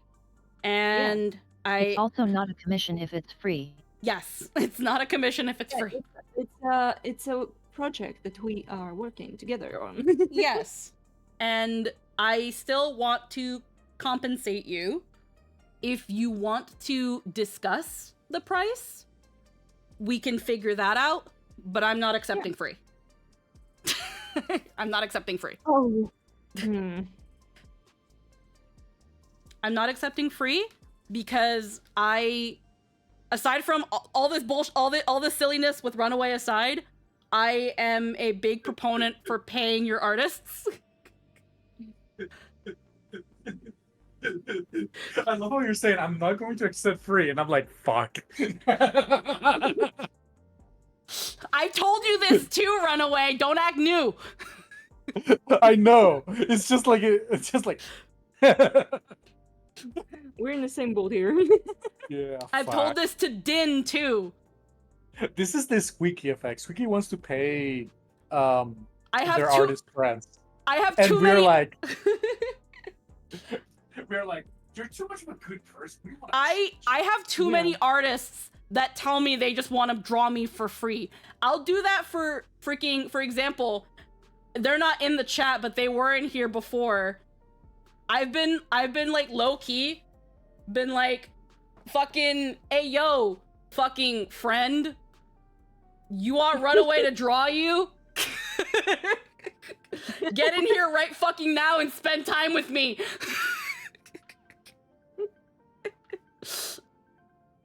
Because I also know Runaway has joked about, I draw everybody who comes into Squeaky streams. I promise I was going to do everybody like once. I just need not to be tired. Yeah. Because the thing is, like, right now that I've been unemployed, it's been like, all right, go apply in other places. Go to the city hall, get all your papers. Go bring out this form, go do this shit. It's like, it's funny how I told like most of my friends, like, oh yeah, starting from the 15, I'm going to be more free. And I'm like, no, I'm kind of like doing other shit. Yeah. Because that's also that thing where it's like, I have friends who have some pretty fucking baller designs that, funnily enough, want to work with Runaway. And I'm just like, hey, he sometimes pops in here. Ask him, talk to him, he's right here. He won't take your money, but you can fucking try. He's right here. Right here. People say I'm the most infuriating artist to work with because it's so weird how my time lapses work. Sometimes I will give them like the most detailed thing in like 24 hours, and then the other ones is like, oh yeah, sorry, I had to go through some like mental shit in the ER, and now I don't want to He's fucking actually see a anybody. super chill and friendly guy who hates all of us. Yeah. Yeah, that's the thing. No, honestly, it's a mood. Sometimes, like, it's really depends on the mood and of how tired you are. Yeah, no, there's so many factors. Yeah. Hey, Runaway, do a commission for Theo. But yeah, like that's that thing where it's like, when it comes to asking for art from people, trust me, I've had people been like, just ask me. And then I'm like, okay, I'm gonna just ask for this. And then I don't get it. Then I just don't get it. And I'm like, well, yeah, I didn't pay for it. Why would I get it? And I'm not even talking about you, Runaway. Din's done it to me too. Yeah. It's because the thing is, when we say just ask, it's like if you did it in the time we offered, we probably would have. It's just like, you know, then like time passes and then we're like, oh, sorry, our commission queue up is. It's a limited time offer in the next 5 minutes. Call now. But that's the thing too, because it puts you on the spot that it's like decision paralysis. Although with Dindin, I also know Dindin is like swamped on commissions too, which is also why I don't ask her, because she'll do it. If she was free, like you said, if she was free, she would absolutely do it. But yeah, no, I know. Wait, you mean you don't have a list on hand for when someone, hey, want me to draw you? No, I don't. Weird. Huh. Like, Yeah. I'll even see like those giveaways on Twitter, and I see a lot of them. Like, for maybe every 10 to 15 that I see, I only maybe submit one. Of those like giveaways and stuff like that. Or like, hey Moots, put your PNG here so I'll draw. No. I just don't. I don't know. Like, I put one in for you because I was like, lol, here you go. Because also you're my friend. But like with people I don't know, like I can't do it. I can't do it with people I know. It's a little weird. But, and honestly, and the very few times that I've done that, and the few word times that I've gotten art, I look for their Ko-fi and I give them money. Oh. So I still give them something. Because I'm like, damn. I remember a long time ago, it was on Tumblr. where like I shared an art of my character that I got, and I had put in the Tumblr tags. I was like, anyone that draws my character, oh my god, I'll love you forever. And then someone actually did. And I messaged them and I was like, oh my fucking god, please let me compensate you in any way. Can I get your PayPal so I can send you some money? And at first they were like, no, it's okay. And then like a couple days later they were like, actually, is this offer still open? I kind of need money for something. Yeah. And then I was like, yeah, hon, what's your PayPal? Yeah. That's why if somebody wants to like pay me or pay me more, I'm like, well, it would be rude to say. There's another situation. I've only done this like maybe 3 or 4 times. There are 2 artists that I've been following since I was like 14, 15 on the internet. Ooh. Like they're around the same age as me, but I've been following them for a very long time. One of them is Doopy Do-Over, who used to do like Planet Dolan stuff. And the other one, yeah. I worked with her even a couple times too. Yeah. What? She's so around the time she left Planet Dolan, she was working on a Madoka animation and she wanted me to be Homura. I'm pretty sure it's still on her channel, but yeah, no, I've known her for like ever. We're not like friends, but like we're kind of buddies. We're at least like buddy acquaintances. Oh my and god, then I used to like watch Planet Dolan like as a kid. What? Yeah, so That's crazy. yeah, no, honestly, the internet's a small world. And then another artist that I've been following that's funny enough, best friends with Doopy. Well, they go by Doopy Doodles now, but they were Doopy Do-Over. Yeah, but I remember Doopy. the best friend of theirs, at least as far as I know, but they're still, at least I know recently they're still pretty close, Amphipop. And Amphipop is also someone that I kind of low-key worked with back when they were doing fan animations and original animations on YouTube. They've worked with the Game Grumps and stuff. And a couple times I've commissioned them. A couple times I've shared their commission stuffs. And there have been times where they've been like emergency commissions. I'm offering my commissions for like super cheap. And there have been times where I've just donated money. And I've been like, I don't need anything, I just want to help you out. Oh, that's so nice of you. You're such a nice person. Well, it's mostly because I don't know what I want from them anyway, but I'm like, man, I would commission you, but I don't know what to ask for. And you're saying you're in a really serious situation and you need... Like, there was one time where one of them posted that they only needed like $100 to pay this bill. Or they're gonna be like kicked out or something, and I was like, here you go, give me nothing, just here you go, figure out what's going on with you. Because some of them have also been in situations where they're usually having money issues that they've been constantly opening emergency commissions, so now their queue is god knows where. So that's that thing of, even if I did commission them as well, I don't know how long I'd be waiting. And at this point, the reason I am commissioning them is to help them anyway. So why not just help them? Yeah. If the reason I'm doing this is to help them, why not just help them? So there you go.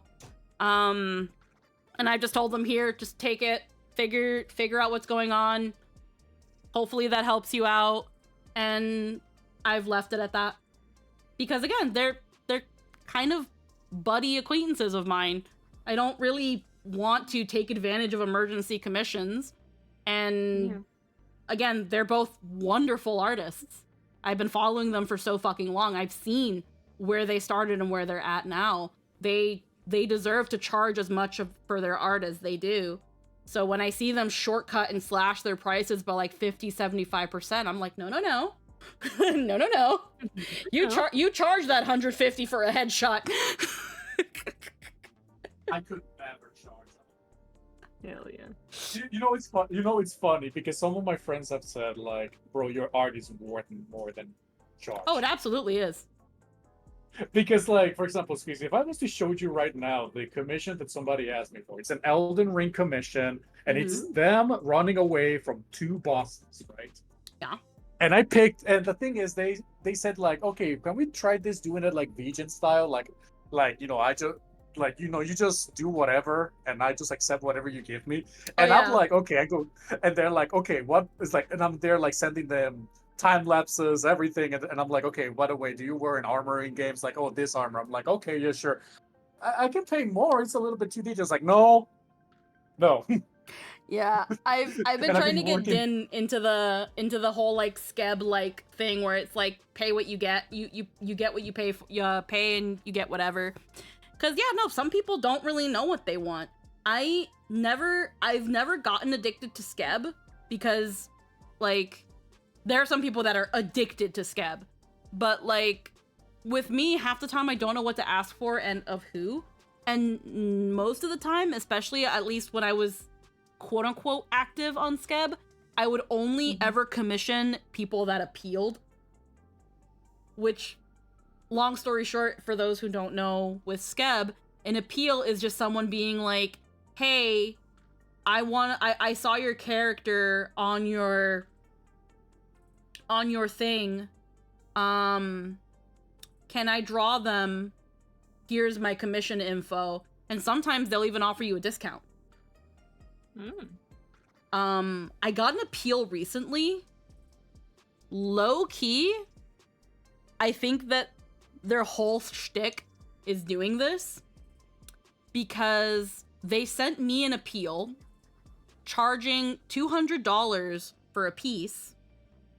Oh. But when I went to their Skeb account, their minimum asking price is $650. And then when I looked at all the previous work, because that's another thing I like about Skeb is that you can see the previous work they've done. Every single artwork was someone they appealed to. Which makes me wonder if they put their if they put their minimum asking price that high in the hopes that more people will commission them when they appeal, because look, you're giving them pretty much a 60% discount. Like I looked at that, and when I looked at how much they were offering me versus how much they quote unquote normally charge, I immediately had a weird feeling, and then it proved my feeling right. Needless to say, I'm not commissioning them. Mostly because it's like, okay, well, I see you're overcharging yourself so that you can undercharge yourself and get work. Yeah. Which at that point, it's like, just meet in the middle and have that be your standard charge. Yeah. It's very weird. It was like for $200. Was it good? Like I think their art was really nice. Maybe not my flavor. Because I'm not gonna say like, oh, it wasn't worth $650. I don't like that mentality. But it was that thing where I'm kind of like, am I getting what I pay for? I guess. Because I think they were only offering headshots. Oh, it was a most of their artwork were like headshots to bust. And again, I just didn't like the practice of, again, making their prices so high only to then slash their own prices by appealing individually to people, making them think they're getting a deal. Yeah. I don't know, something about that just rubs me wrong. I would rather you just be like, hey, I normally charge $300, but I'll only charge you $250 if you take my appeal. It's they're overcharging just to undercut themselves. And I'm not going to assume anything about the artist, but it doesn't give me the best impression. Which is fair. Yeah, but I thought their art was nice. Like I would say I would say that if I had the money, I would pay $250 to $300 for it. If I had the money to burn like that. So in some ways, 200 is something of a deal. I wouldn't pay 600. I wouldn't pay 600 for a headshot.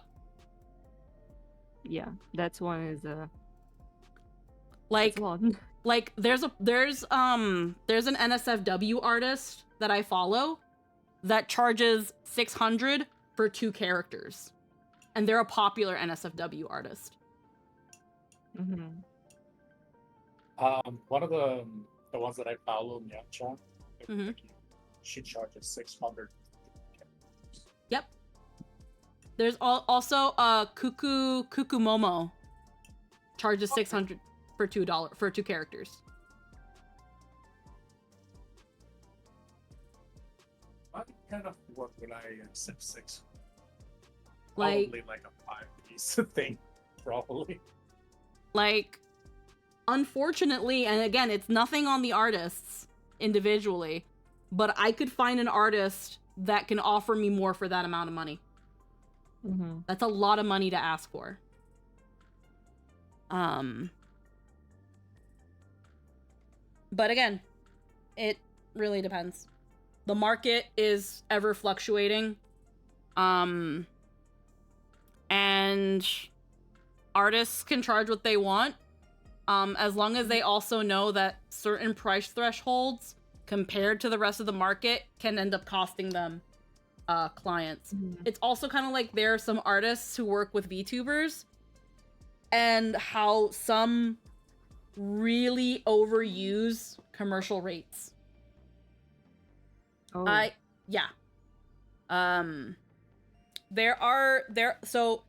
the general definition of commercial rates means that you are going to sell it. You are going to put it on things and sell it. That's the usual definition of commercial rates. And because of that, some artists charge an additional 15% to even 100%, some even 200%. Because of course, they're not going to see that money. So, of course, charge extra. But there are some artists who offer some services and then slap commercial on it when there's no way you can sell it. An example that a friend of mine did when he posted it about it on Blue Sky was artists that charge commercial rate for a starting soon screen. And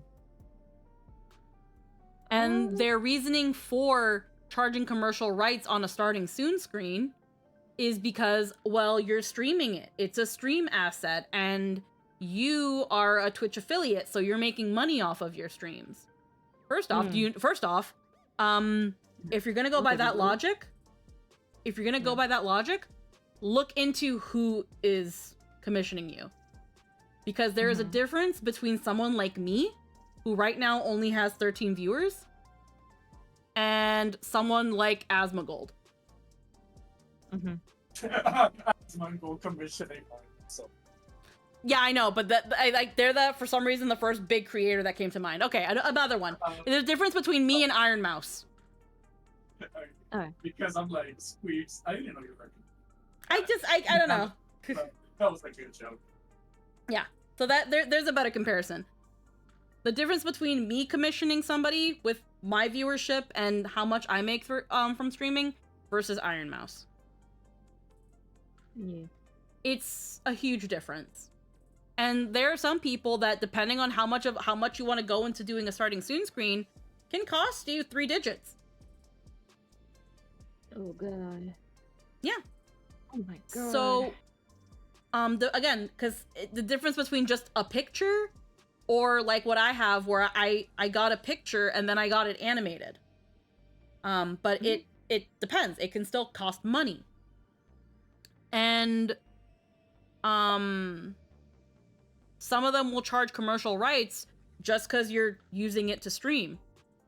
And it's like, well, yeah, because your stream is something that you're monetizing, so I'm going to charge you an additional 50 to 100% on it. And it's like, okay, I don't make that much money, I don't make money like that, but I'll work with you still.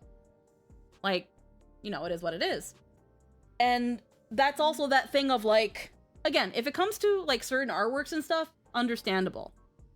But if I'm commissioning you for a starting soon screen, it's because I'm going to use it to stream. Yeah. Like that's what I'm like. Like why else would I commission a starting soon screen? Why are you slapping a commercial fee onto that? Why not just include it in the price at that point?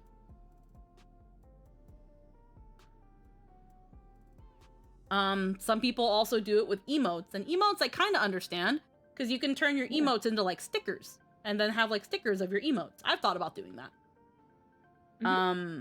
But like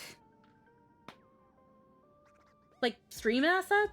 Like, oh, freaking my stream layout. Oh, well, you know, you are using it for your stream, so I gotta add a commercial fee. Why?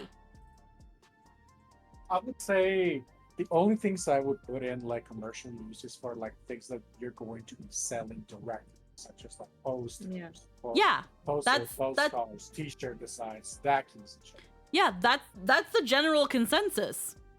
But there are some artists out there that kind of low-key abuse commercial fees, where it's like, are you going to use it as a YouTube thumbnail? Commercial fee, please. A YouTube thumbnail? Yeah, there are some artists that if you use it as a commercial, as a YouTube thumbnail, they want to slap a commercial rate on that. There are some where if you do covers and you want to use their artwork as a cover art on shit like Spotify or YouTube Music, commercial fee, please. Okay, that's weird. I'm not really knowledgeable, again, on commercial fees, but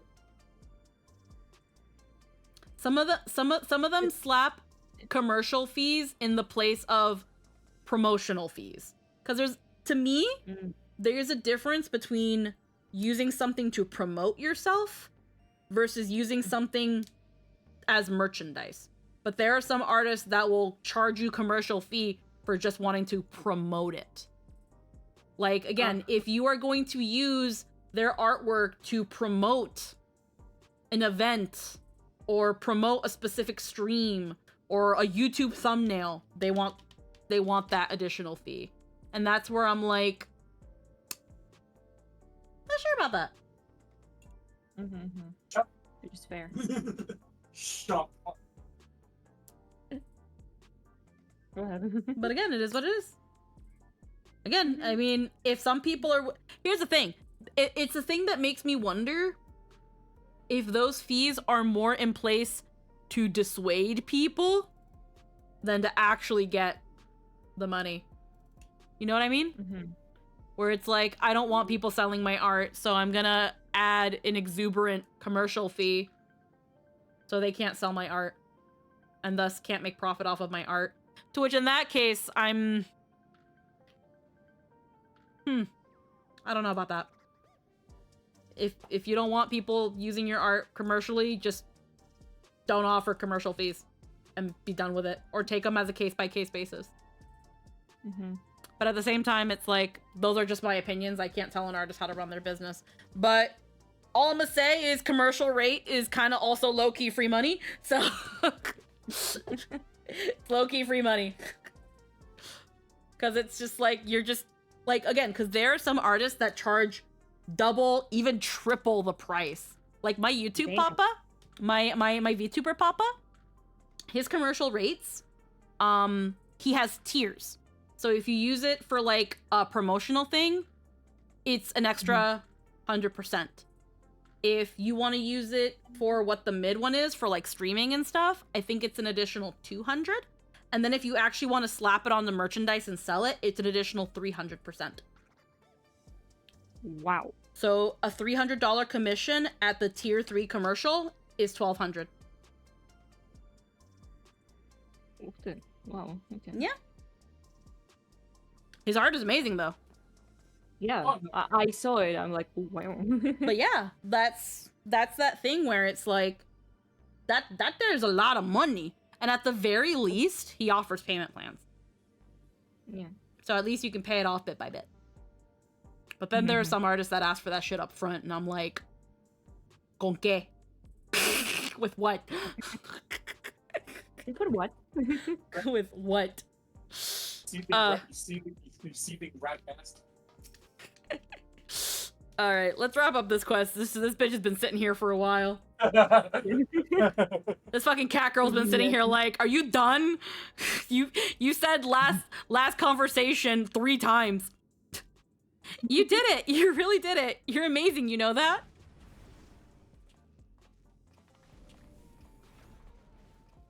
You were simply too strong for me.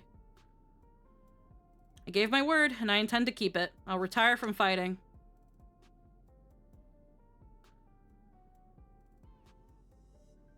With this, I've escaped imminent death, but I've also lost my purpose in life. Tell me, what am I to do with myself now? I truly do not know. Let's avenge the brute bomber together. There are battles you can still fight. Help us oppose the president. Let's avenge the brute bomber together.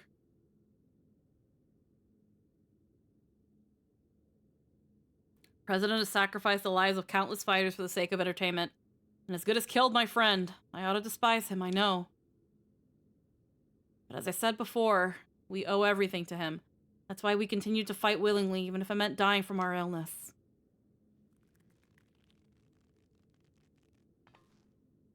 You fool! How can you tell me that the brute bomber went willingly to his death, and there are people who care for you, even if you don't seem to care for yourself? All this time, Eutropes been fighting alone to try and save you. What? What? What? She vanished without a word soon after we developed symptoms of psychonchrosis. I searched and I searched, but could find no trace of her. I was more shocked than anyone when she suddenly showed up and challenged Polo. Seeing how strong she still was, I assumed that her symptoms had abated, and she decided to resume fighting. Let me make it crystal clear. You've been using your debt to the president as an excuse not to face the bitter truth, and in doing so, you've lost sight of those dearest to you. It was in order to Wait, save— baby girl likes me? You speak true? It was in order to save you that Eutrope went after Polo for her soul.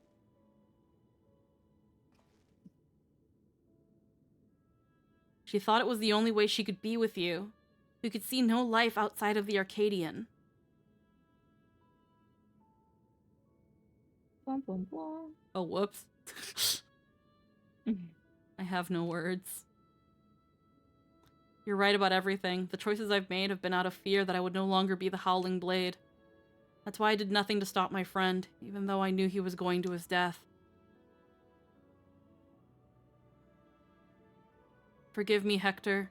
I should have tried to save you, like they did.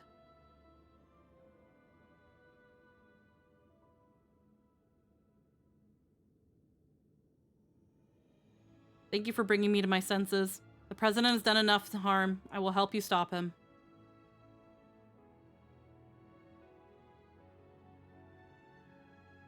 It's heartening to count the Howling Blade himself as our ally. The Howling Blade is no more. From now on, it's simply a Ritsara. Let's continue talking at my gym. Eutrope and Nauni are there, and they'd be happy to see you. Understood. There's one matter I need to tend to, so I'll meet you there shortly. This guy's about to die off screen.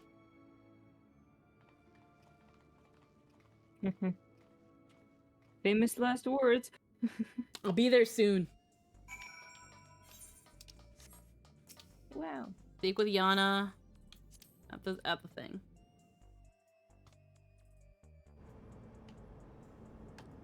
All right.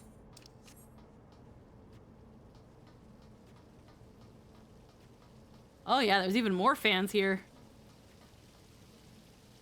Sensitive. In case you have the wrong idea, the only reason I participated in that broadcast was to support the queen of my heart, Miss Honey. She may have retired as a fighter, but she intends to continue her career as a songstress. She needs my support now more than ever.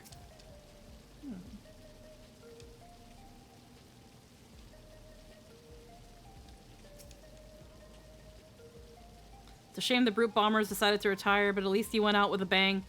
Hey, breaking the rules, injecting all those souls, that's just his style. Still, I have faith. Faith that one day he'll make a glorious comeback. Bro's dead. Hello, Polo. As Bro's with the fucking. bro's fucking done. He got cooked. Oh no. Hello, Polo. As with the light heavyweight tier before, you swiftly climbed to the ranks of the cruiserweight champion. At this rate, I dare say you'll be the grand champion in no time. This can't be real. Sugar Riot is retiring. At least her final match with you was truly beautiful. I'm sure she was able to derive inspiration from it. I only hope that someday she reveals the works born from that battle for all to see. Flamboyant fan. Ha, she has the glasses. If it isn't the champion, your party with Dancing Green was amazing. Why don't I seem sad he's retired? Simple. As long as there's a dance floor, I know he'll be there to burn it up. He stopped it. He kind of low-key quit dancing. I'm sure he has no regrets. Why should I? It's better to celebrate and have a good time, baby. So you're the new cruiserweight champion? The person who forced the Howling Blade to retire? I don't resent you for it, to be clear. He fought hard, but you fought harder. I merely worry how he fares. He who dedicated his life to fighting, I pray he finds a new path forward. Heh. It's fun seeing, like, the fans. Aetherite's over there. B. Right here.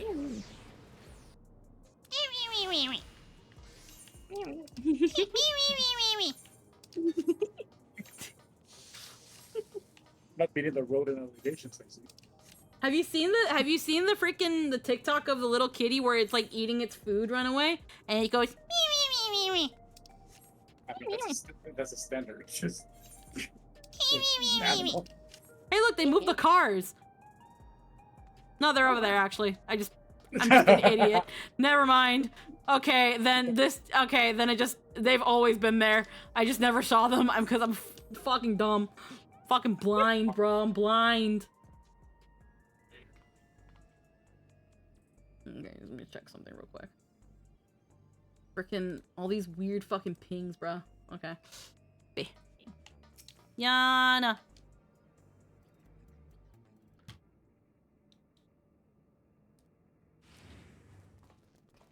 Oh, sweet, you didn't die off screen. Yippee! Oh, kibbies! You went to go get them. Oh my god. Pets are forbidden where I live, so I was hoping that you could look after these little ones. We'll be glad to. Nayuni has been wanting to adopt a cat for a while now. Now she can have 3. She must be upstairs with Eutrope. I'll go and see how they are. May I come too? Of course. You and Eutrope have a lot of catching up to do, I expect.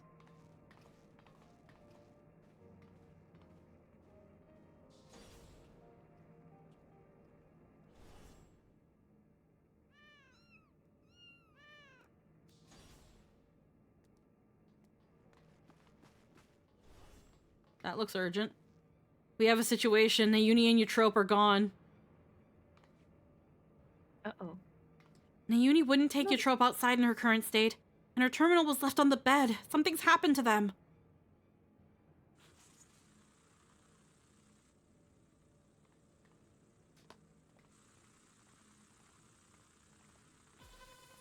Uh-oh.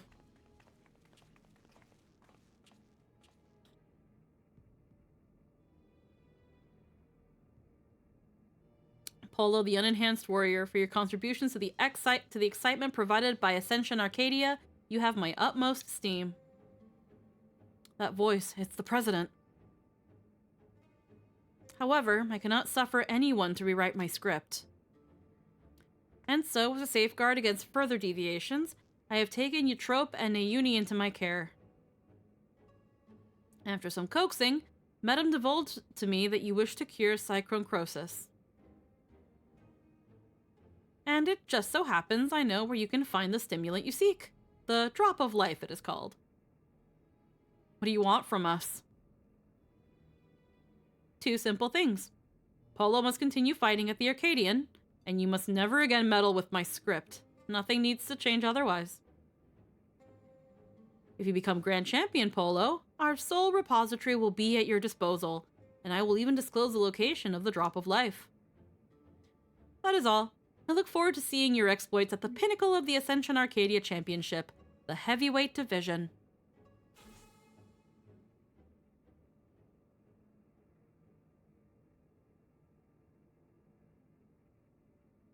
Though the president was a step ahead of us, one wrong move, and Eutrope and Nayuni will come to harm.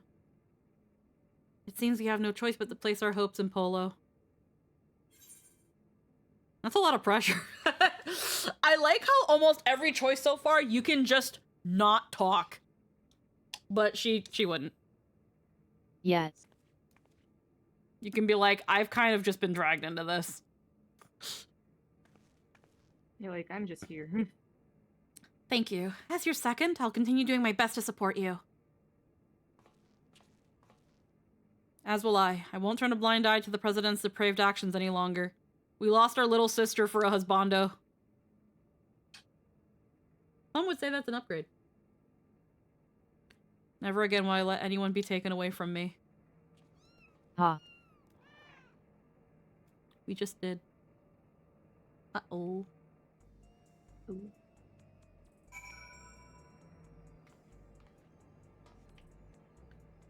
Okay. Hey, there he is. I think the president would stoop so low as to abduct Eutrope. Convalescing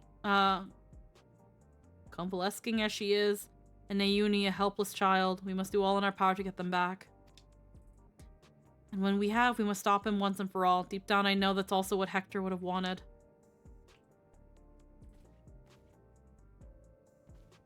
His frickin' cats.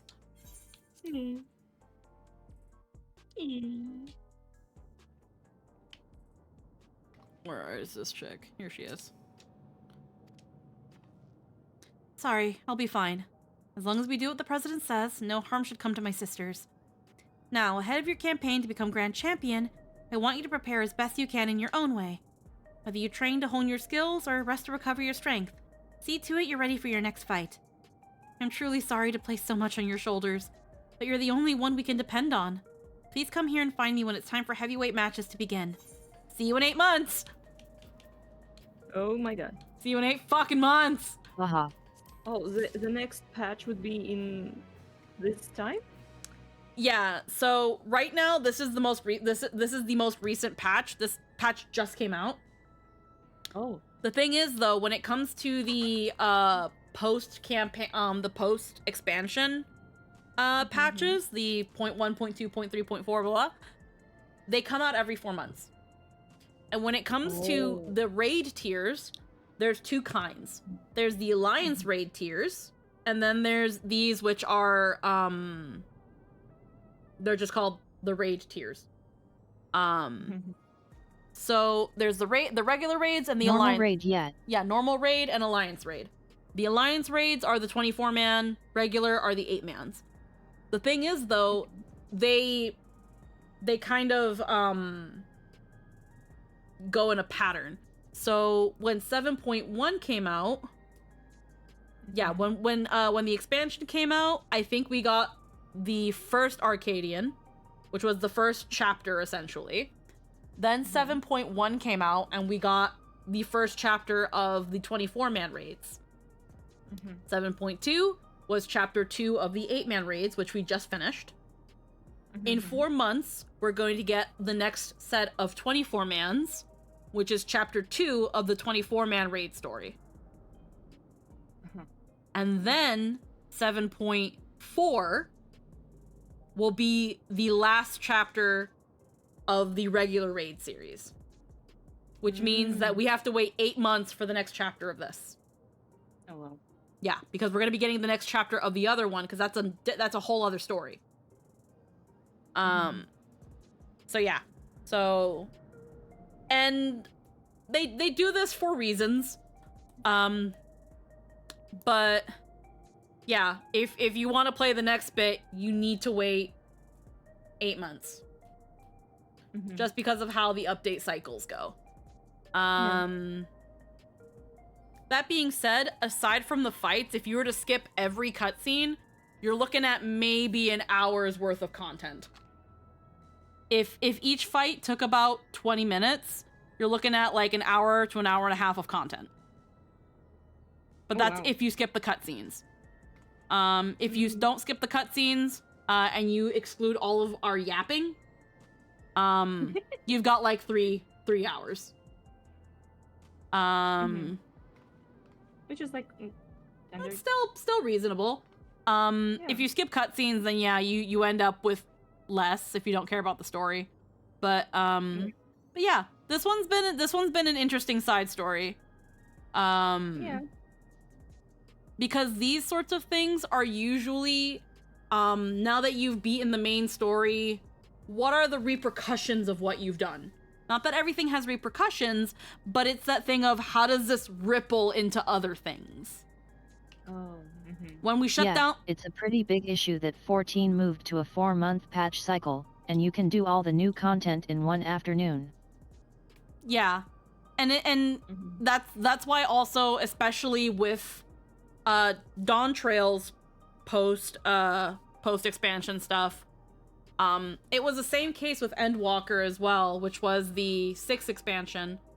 The main complaint is that, quote unquote, I say quote unquote, but I also do somewhat agree, there's nothing to do. Because, again, like, last week we did the MSQ, which was a lot of cutscenes, a dungeon, and then a trial fight. They're good, they're fun, but Lynn went and... Yeah, they're short. Lynn went to do the MSQ on her her other account, but because she already saw the MSQ, she just skipped the cutscenes. So then, if you count just the one trial fight in the dungeon, that was like, what, 40 minutes? I think it was specifically 35 minutes, but around 40 minutes of content that we had to wait 4 months for. Wow. So now, and stream-wise, it only took us like maybe 3.5 hours. So take 3.5 hours, plus another 3.5 hours today. And so far, in 4 months, we have gotten 6 hours of content. This is not counting some of the other side things, like obviously, I think in a little bit we'll be getting the Savages, the extremes of certain trial fights, things like that.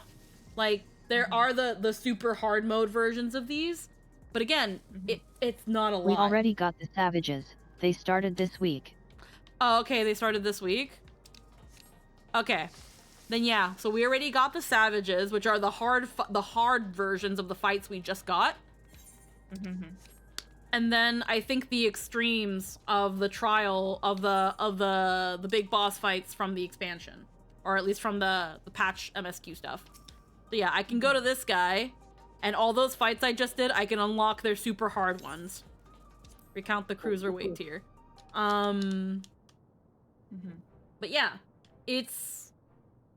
If you have a moment, I'd love to hear about your first-hand account of your cruiserweight matches. You've impressed tremendously as before, overcoming one veteran fighter after the next to become champion.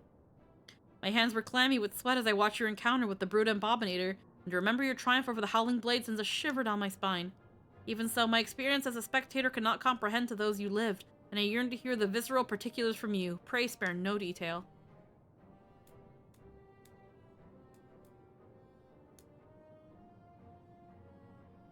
Your words have stoked the fires of my imagination. Yes, I believe I can produce evocative new cartoons that pale even not even next to Sugar Riot's works. Yeah. For instance, what if your dance battle against Dancing Green had reached a higher fever pitch? Or if the rambunctious Sugar Riot had allowed her art to run rampant, bringing works out of this world to life?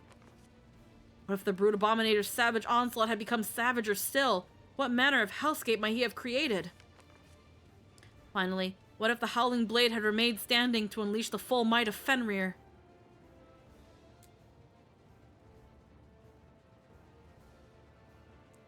Oh yes, I dare say the next chapter of the Chronicles of the Unstoppable Upstart will be the bestseller as well. Yeah.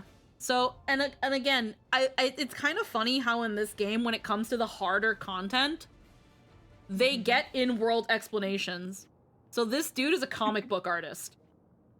Oh yeah. And I'm telling him the things that just happened, and he's going to use that as inspiration for his comic. But what he's also doing is he's throwing his own twist on it. So the harder versions of the fight are technically in canon what he's doing for his comic. Mhm. It's a silly little thing. Yeah, it's cute. It's And cute, I yet, like. the big crazy part about Savage is that you get 4 fights that are the same bosses but way harder, and then usually the last boss has a whole new boss behind it. Yeah, they'll have a second phase.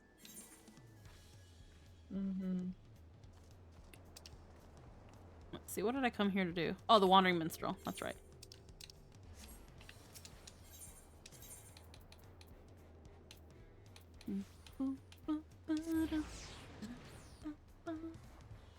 Let's see. I really enjoyed this patch's MSQ content and trial. I know sometime this month we'll get the field operation content for Dawn Trail. Oh. Sometimes I wanna get into 14, and then I'm like, the sheer amount of content fucking scares me. My ADHD would not allow me to. It's that thing of like, for the most part, if you want to get into it, but you don't know where to start, the MSQ is your bread and butter. Yeah. He's like, I want to play the game, but I don't actually want to play. Yeah, I get that. That's that thing where, excuse me. That's that thing where there is a lot of content, but at the same time, as you go and do it, it's actually not like an overwhelming amount. No, trust me, I know about that. I am a Souls player and also a Monster Hunter player. I know that once I get into it, I'm like, there's both a lot of content and not enough content, and I'm still Pretty gonna be much, like, yeah. There's a I'm lot like, and man. also Yeah, not enough. the big thing is that there are a ton of world quests and less than 5% of the player base actually does them. It's not like other MMO games. Oh my god, it's just, oh my god, Lynn, it's just like Genshin, for real, for real. Oh no. Haha.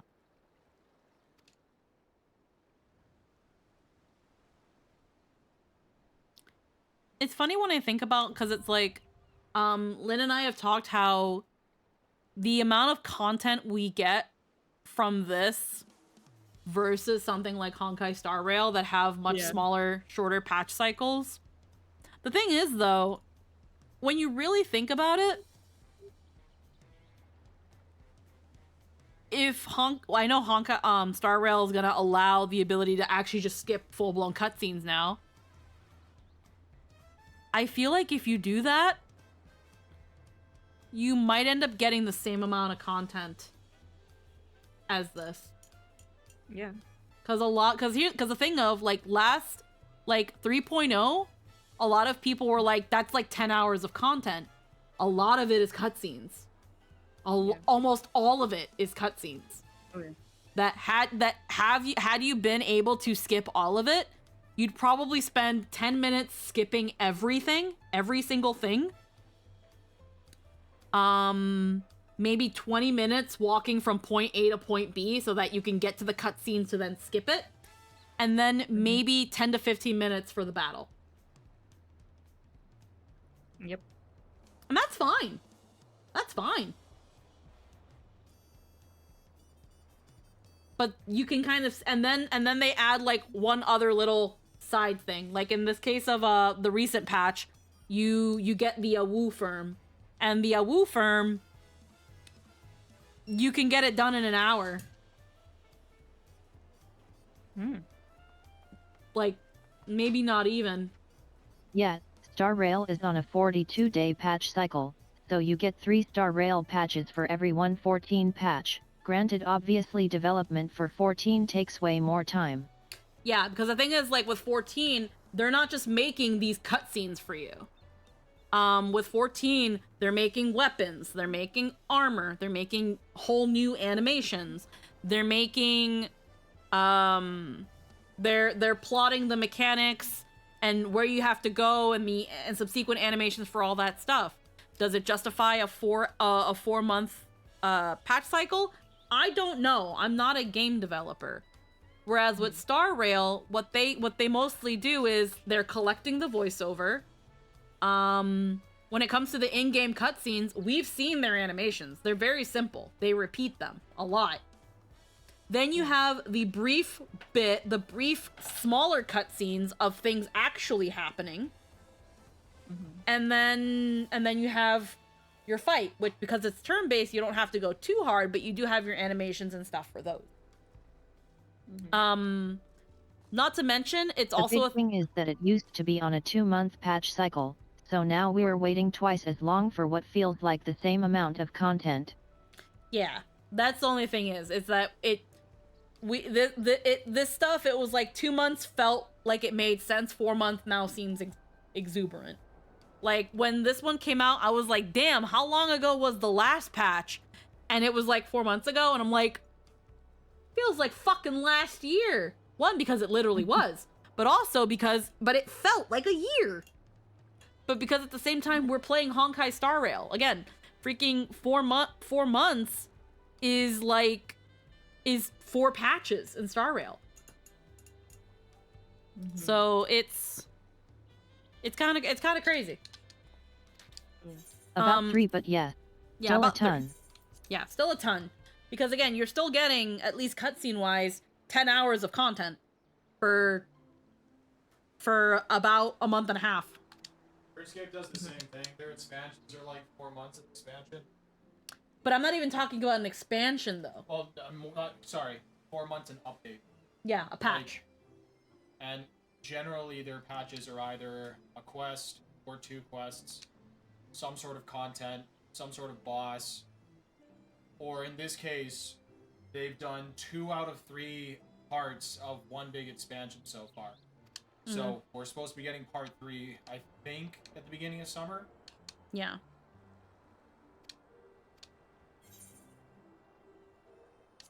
It's that thing where when it comes to 14 nowadays, it takes us about a year and a half.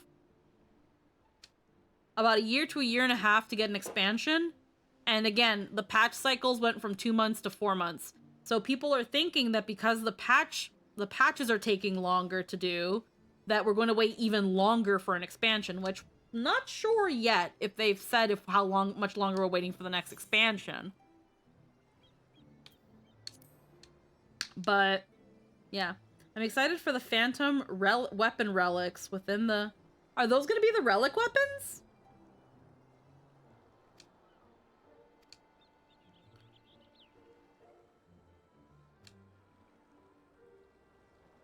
I know there were some people that were really not satisfied with the Probably, Manderville ones. and they'll be in a half patch yet.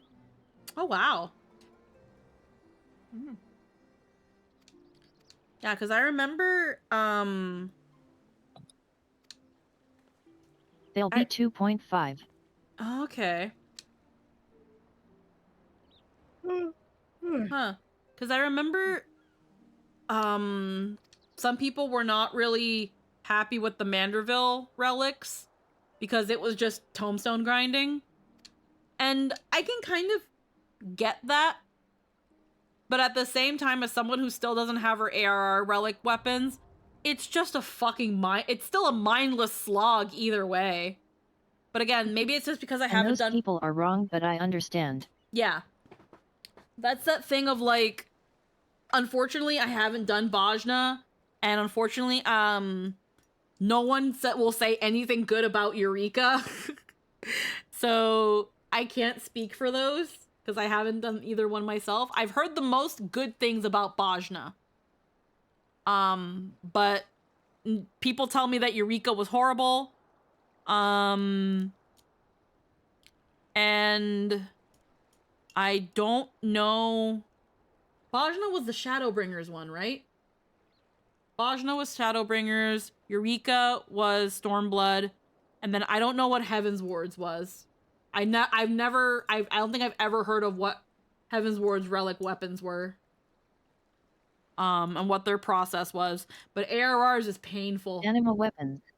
The Anima? That's Heaven's Wards?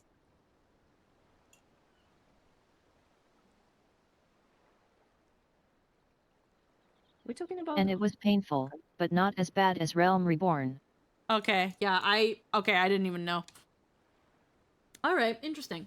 Yeah, the Realm Reborn ones are just fucking awful.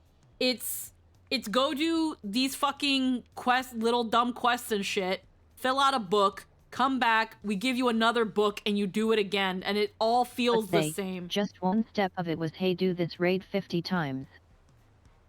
Yeah. No.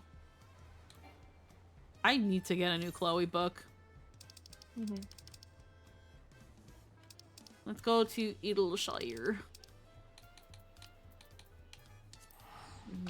Alright. Now that Jester's home, I think after getting my Chloe book in Edelshire, I think it'll be a good little time for us to heckin' wrap up.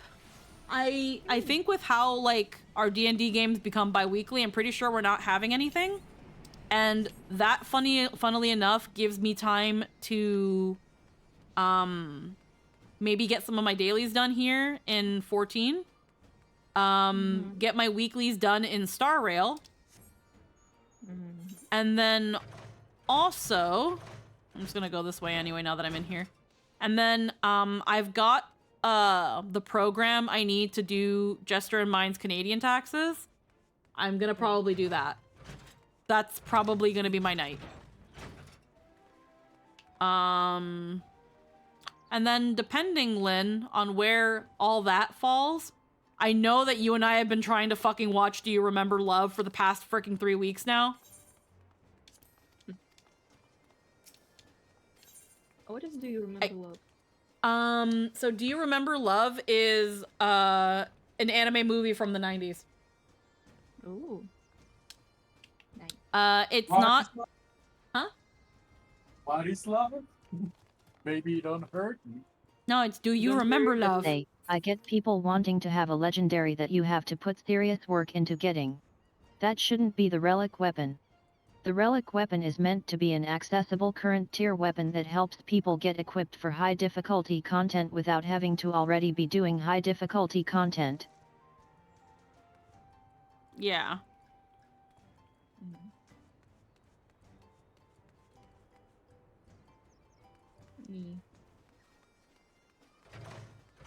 Then I almost finished your character. Oh, hell yeah. Yeah. I will finish So it making today. them a part-time job to acquire is terrible. All right. What's in my Chloe book this week? Or these 2 weeks? Dunjos, Frontline, Endsingers Aria, Dancing Plague Extreme, Arcadion. Okay, I can do one of these by myself. I can do a couple. I can do a couple of these by my... No, I can't. All right, good to know. But yeah, we kind of had a vibey stream. The other half of that.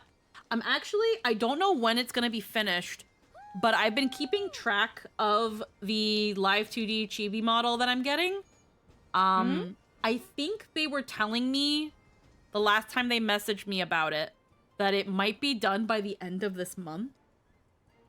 The reason I ended up doing 7.2 was because by the time I do get it, spoilers were gonna be out, because unlike the fucking Hoyo community that will spill the beans on anything, like the moment the whiff of the next patch comes out, even though the Final Fantasy XIV community has a lot of issues, one thing that I noticed they do on social media that I have a lot of respect for, is that when a patch or an expansion comes out, they have a general embargo.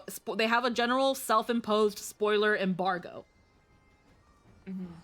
So my general thought process on it is that, if they want relics to be like legendaries, they need to be harder to get and be objectively best in slot as opposed to a catch-up weapon.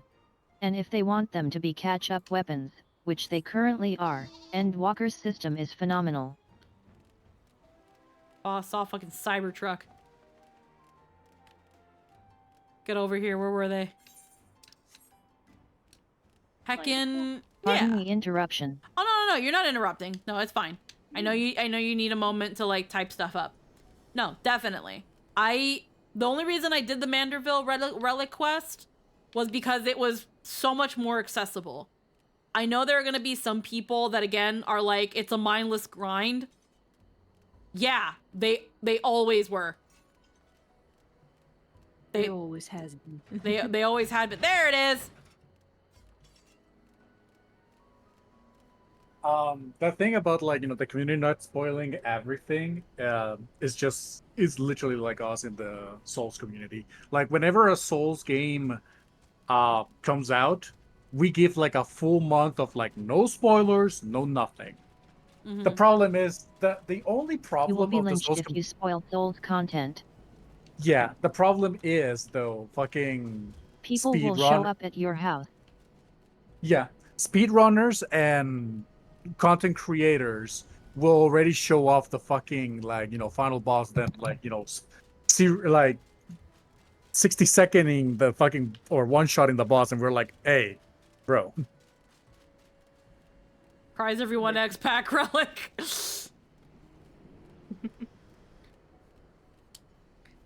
Heckin.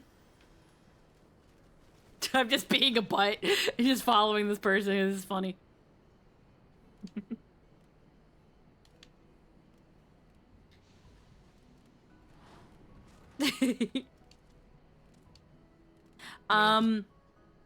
Mostly, like, what I like about the spoiler embargo is that now, while I wish the patches had a longer one,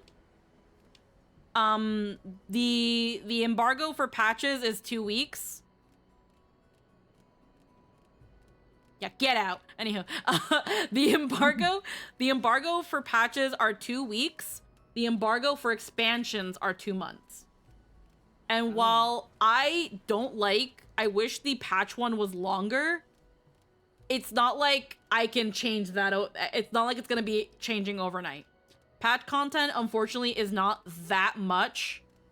The only downside to this sort of thing is that it kind of encourages people to get the content done quicker than they would comfortably like. At least with the expansion, it's like 2 months. Okay. You can devote a couple... You kind of have to spoil patch content for the sake of getting guides up. Yeah. But here's the thing. Those guides, you can look for them. What I'm mostly talking about is, like, the story. What I'm mostly talking about is, the car comes from M4 Savage. Yeah. My issue with the embargoes are, it's not content spoilers. It's story spoilers. And that's that thing of, let's say the artist finishes and I get it at the end of April of this month. There's a chance that by the time it comes out, I'll have already run into spoilers on Twitter and other social media, which sucks. But yeah, because it would have been a nice little way to like debut that model with its like new patch content and also heckin' new little model for when I play 14. I'm thinking about still doing that, but then that means that once I get the model, you gotta wait. You gotta wait 3 months for just a silly chibi debut. Yeah. Which, I mean, it's not like I can't. I have considered making again a cute little debut about it, but again, I would relatively want it to be very small maintenance. 1, to save me money. 2, because it's not going to be a model I'm using all the time. It's literally just a model I got for fun to treat myself. And just any money that I'm using for debut planning is going to the big one. So I would rather save it for that. So, but yeah, I'm gonna make my way to Tuliolol. I'm gonna go into the heckin' inn. And then, Lynn, if you want to do dailies, or Chloe books, I'm definitely down. Same thing with Anthony. I see you're in there unless you're still busy with stuff. And then I'm gonna do my taxes. And then I'm gonna be a fucking adult and do my taxes. I'm gonna be responsible. Ew. Being responsible. I don't want to do that. Rats give like, ew. Alrighty. Currently,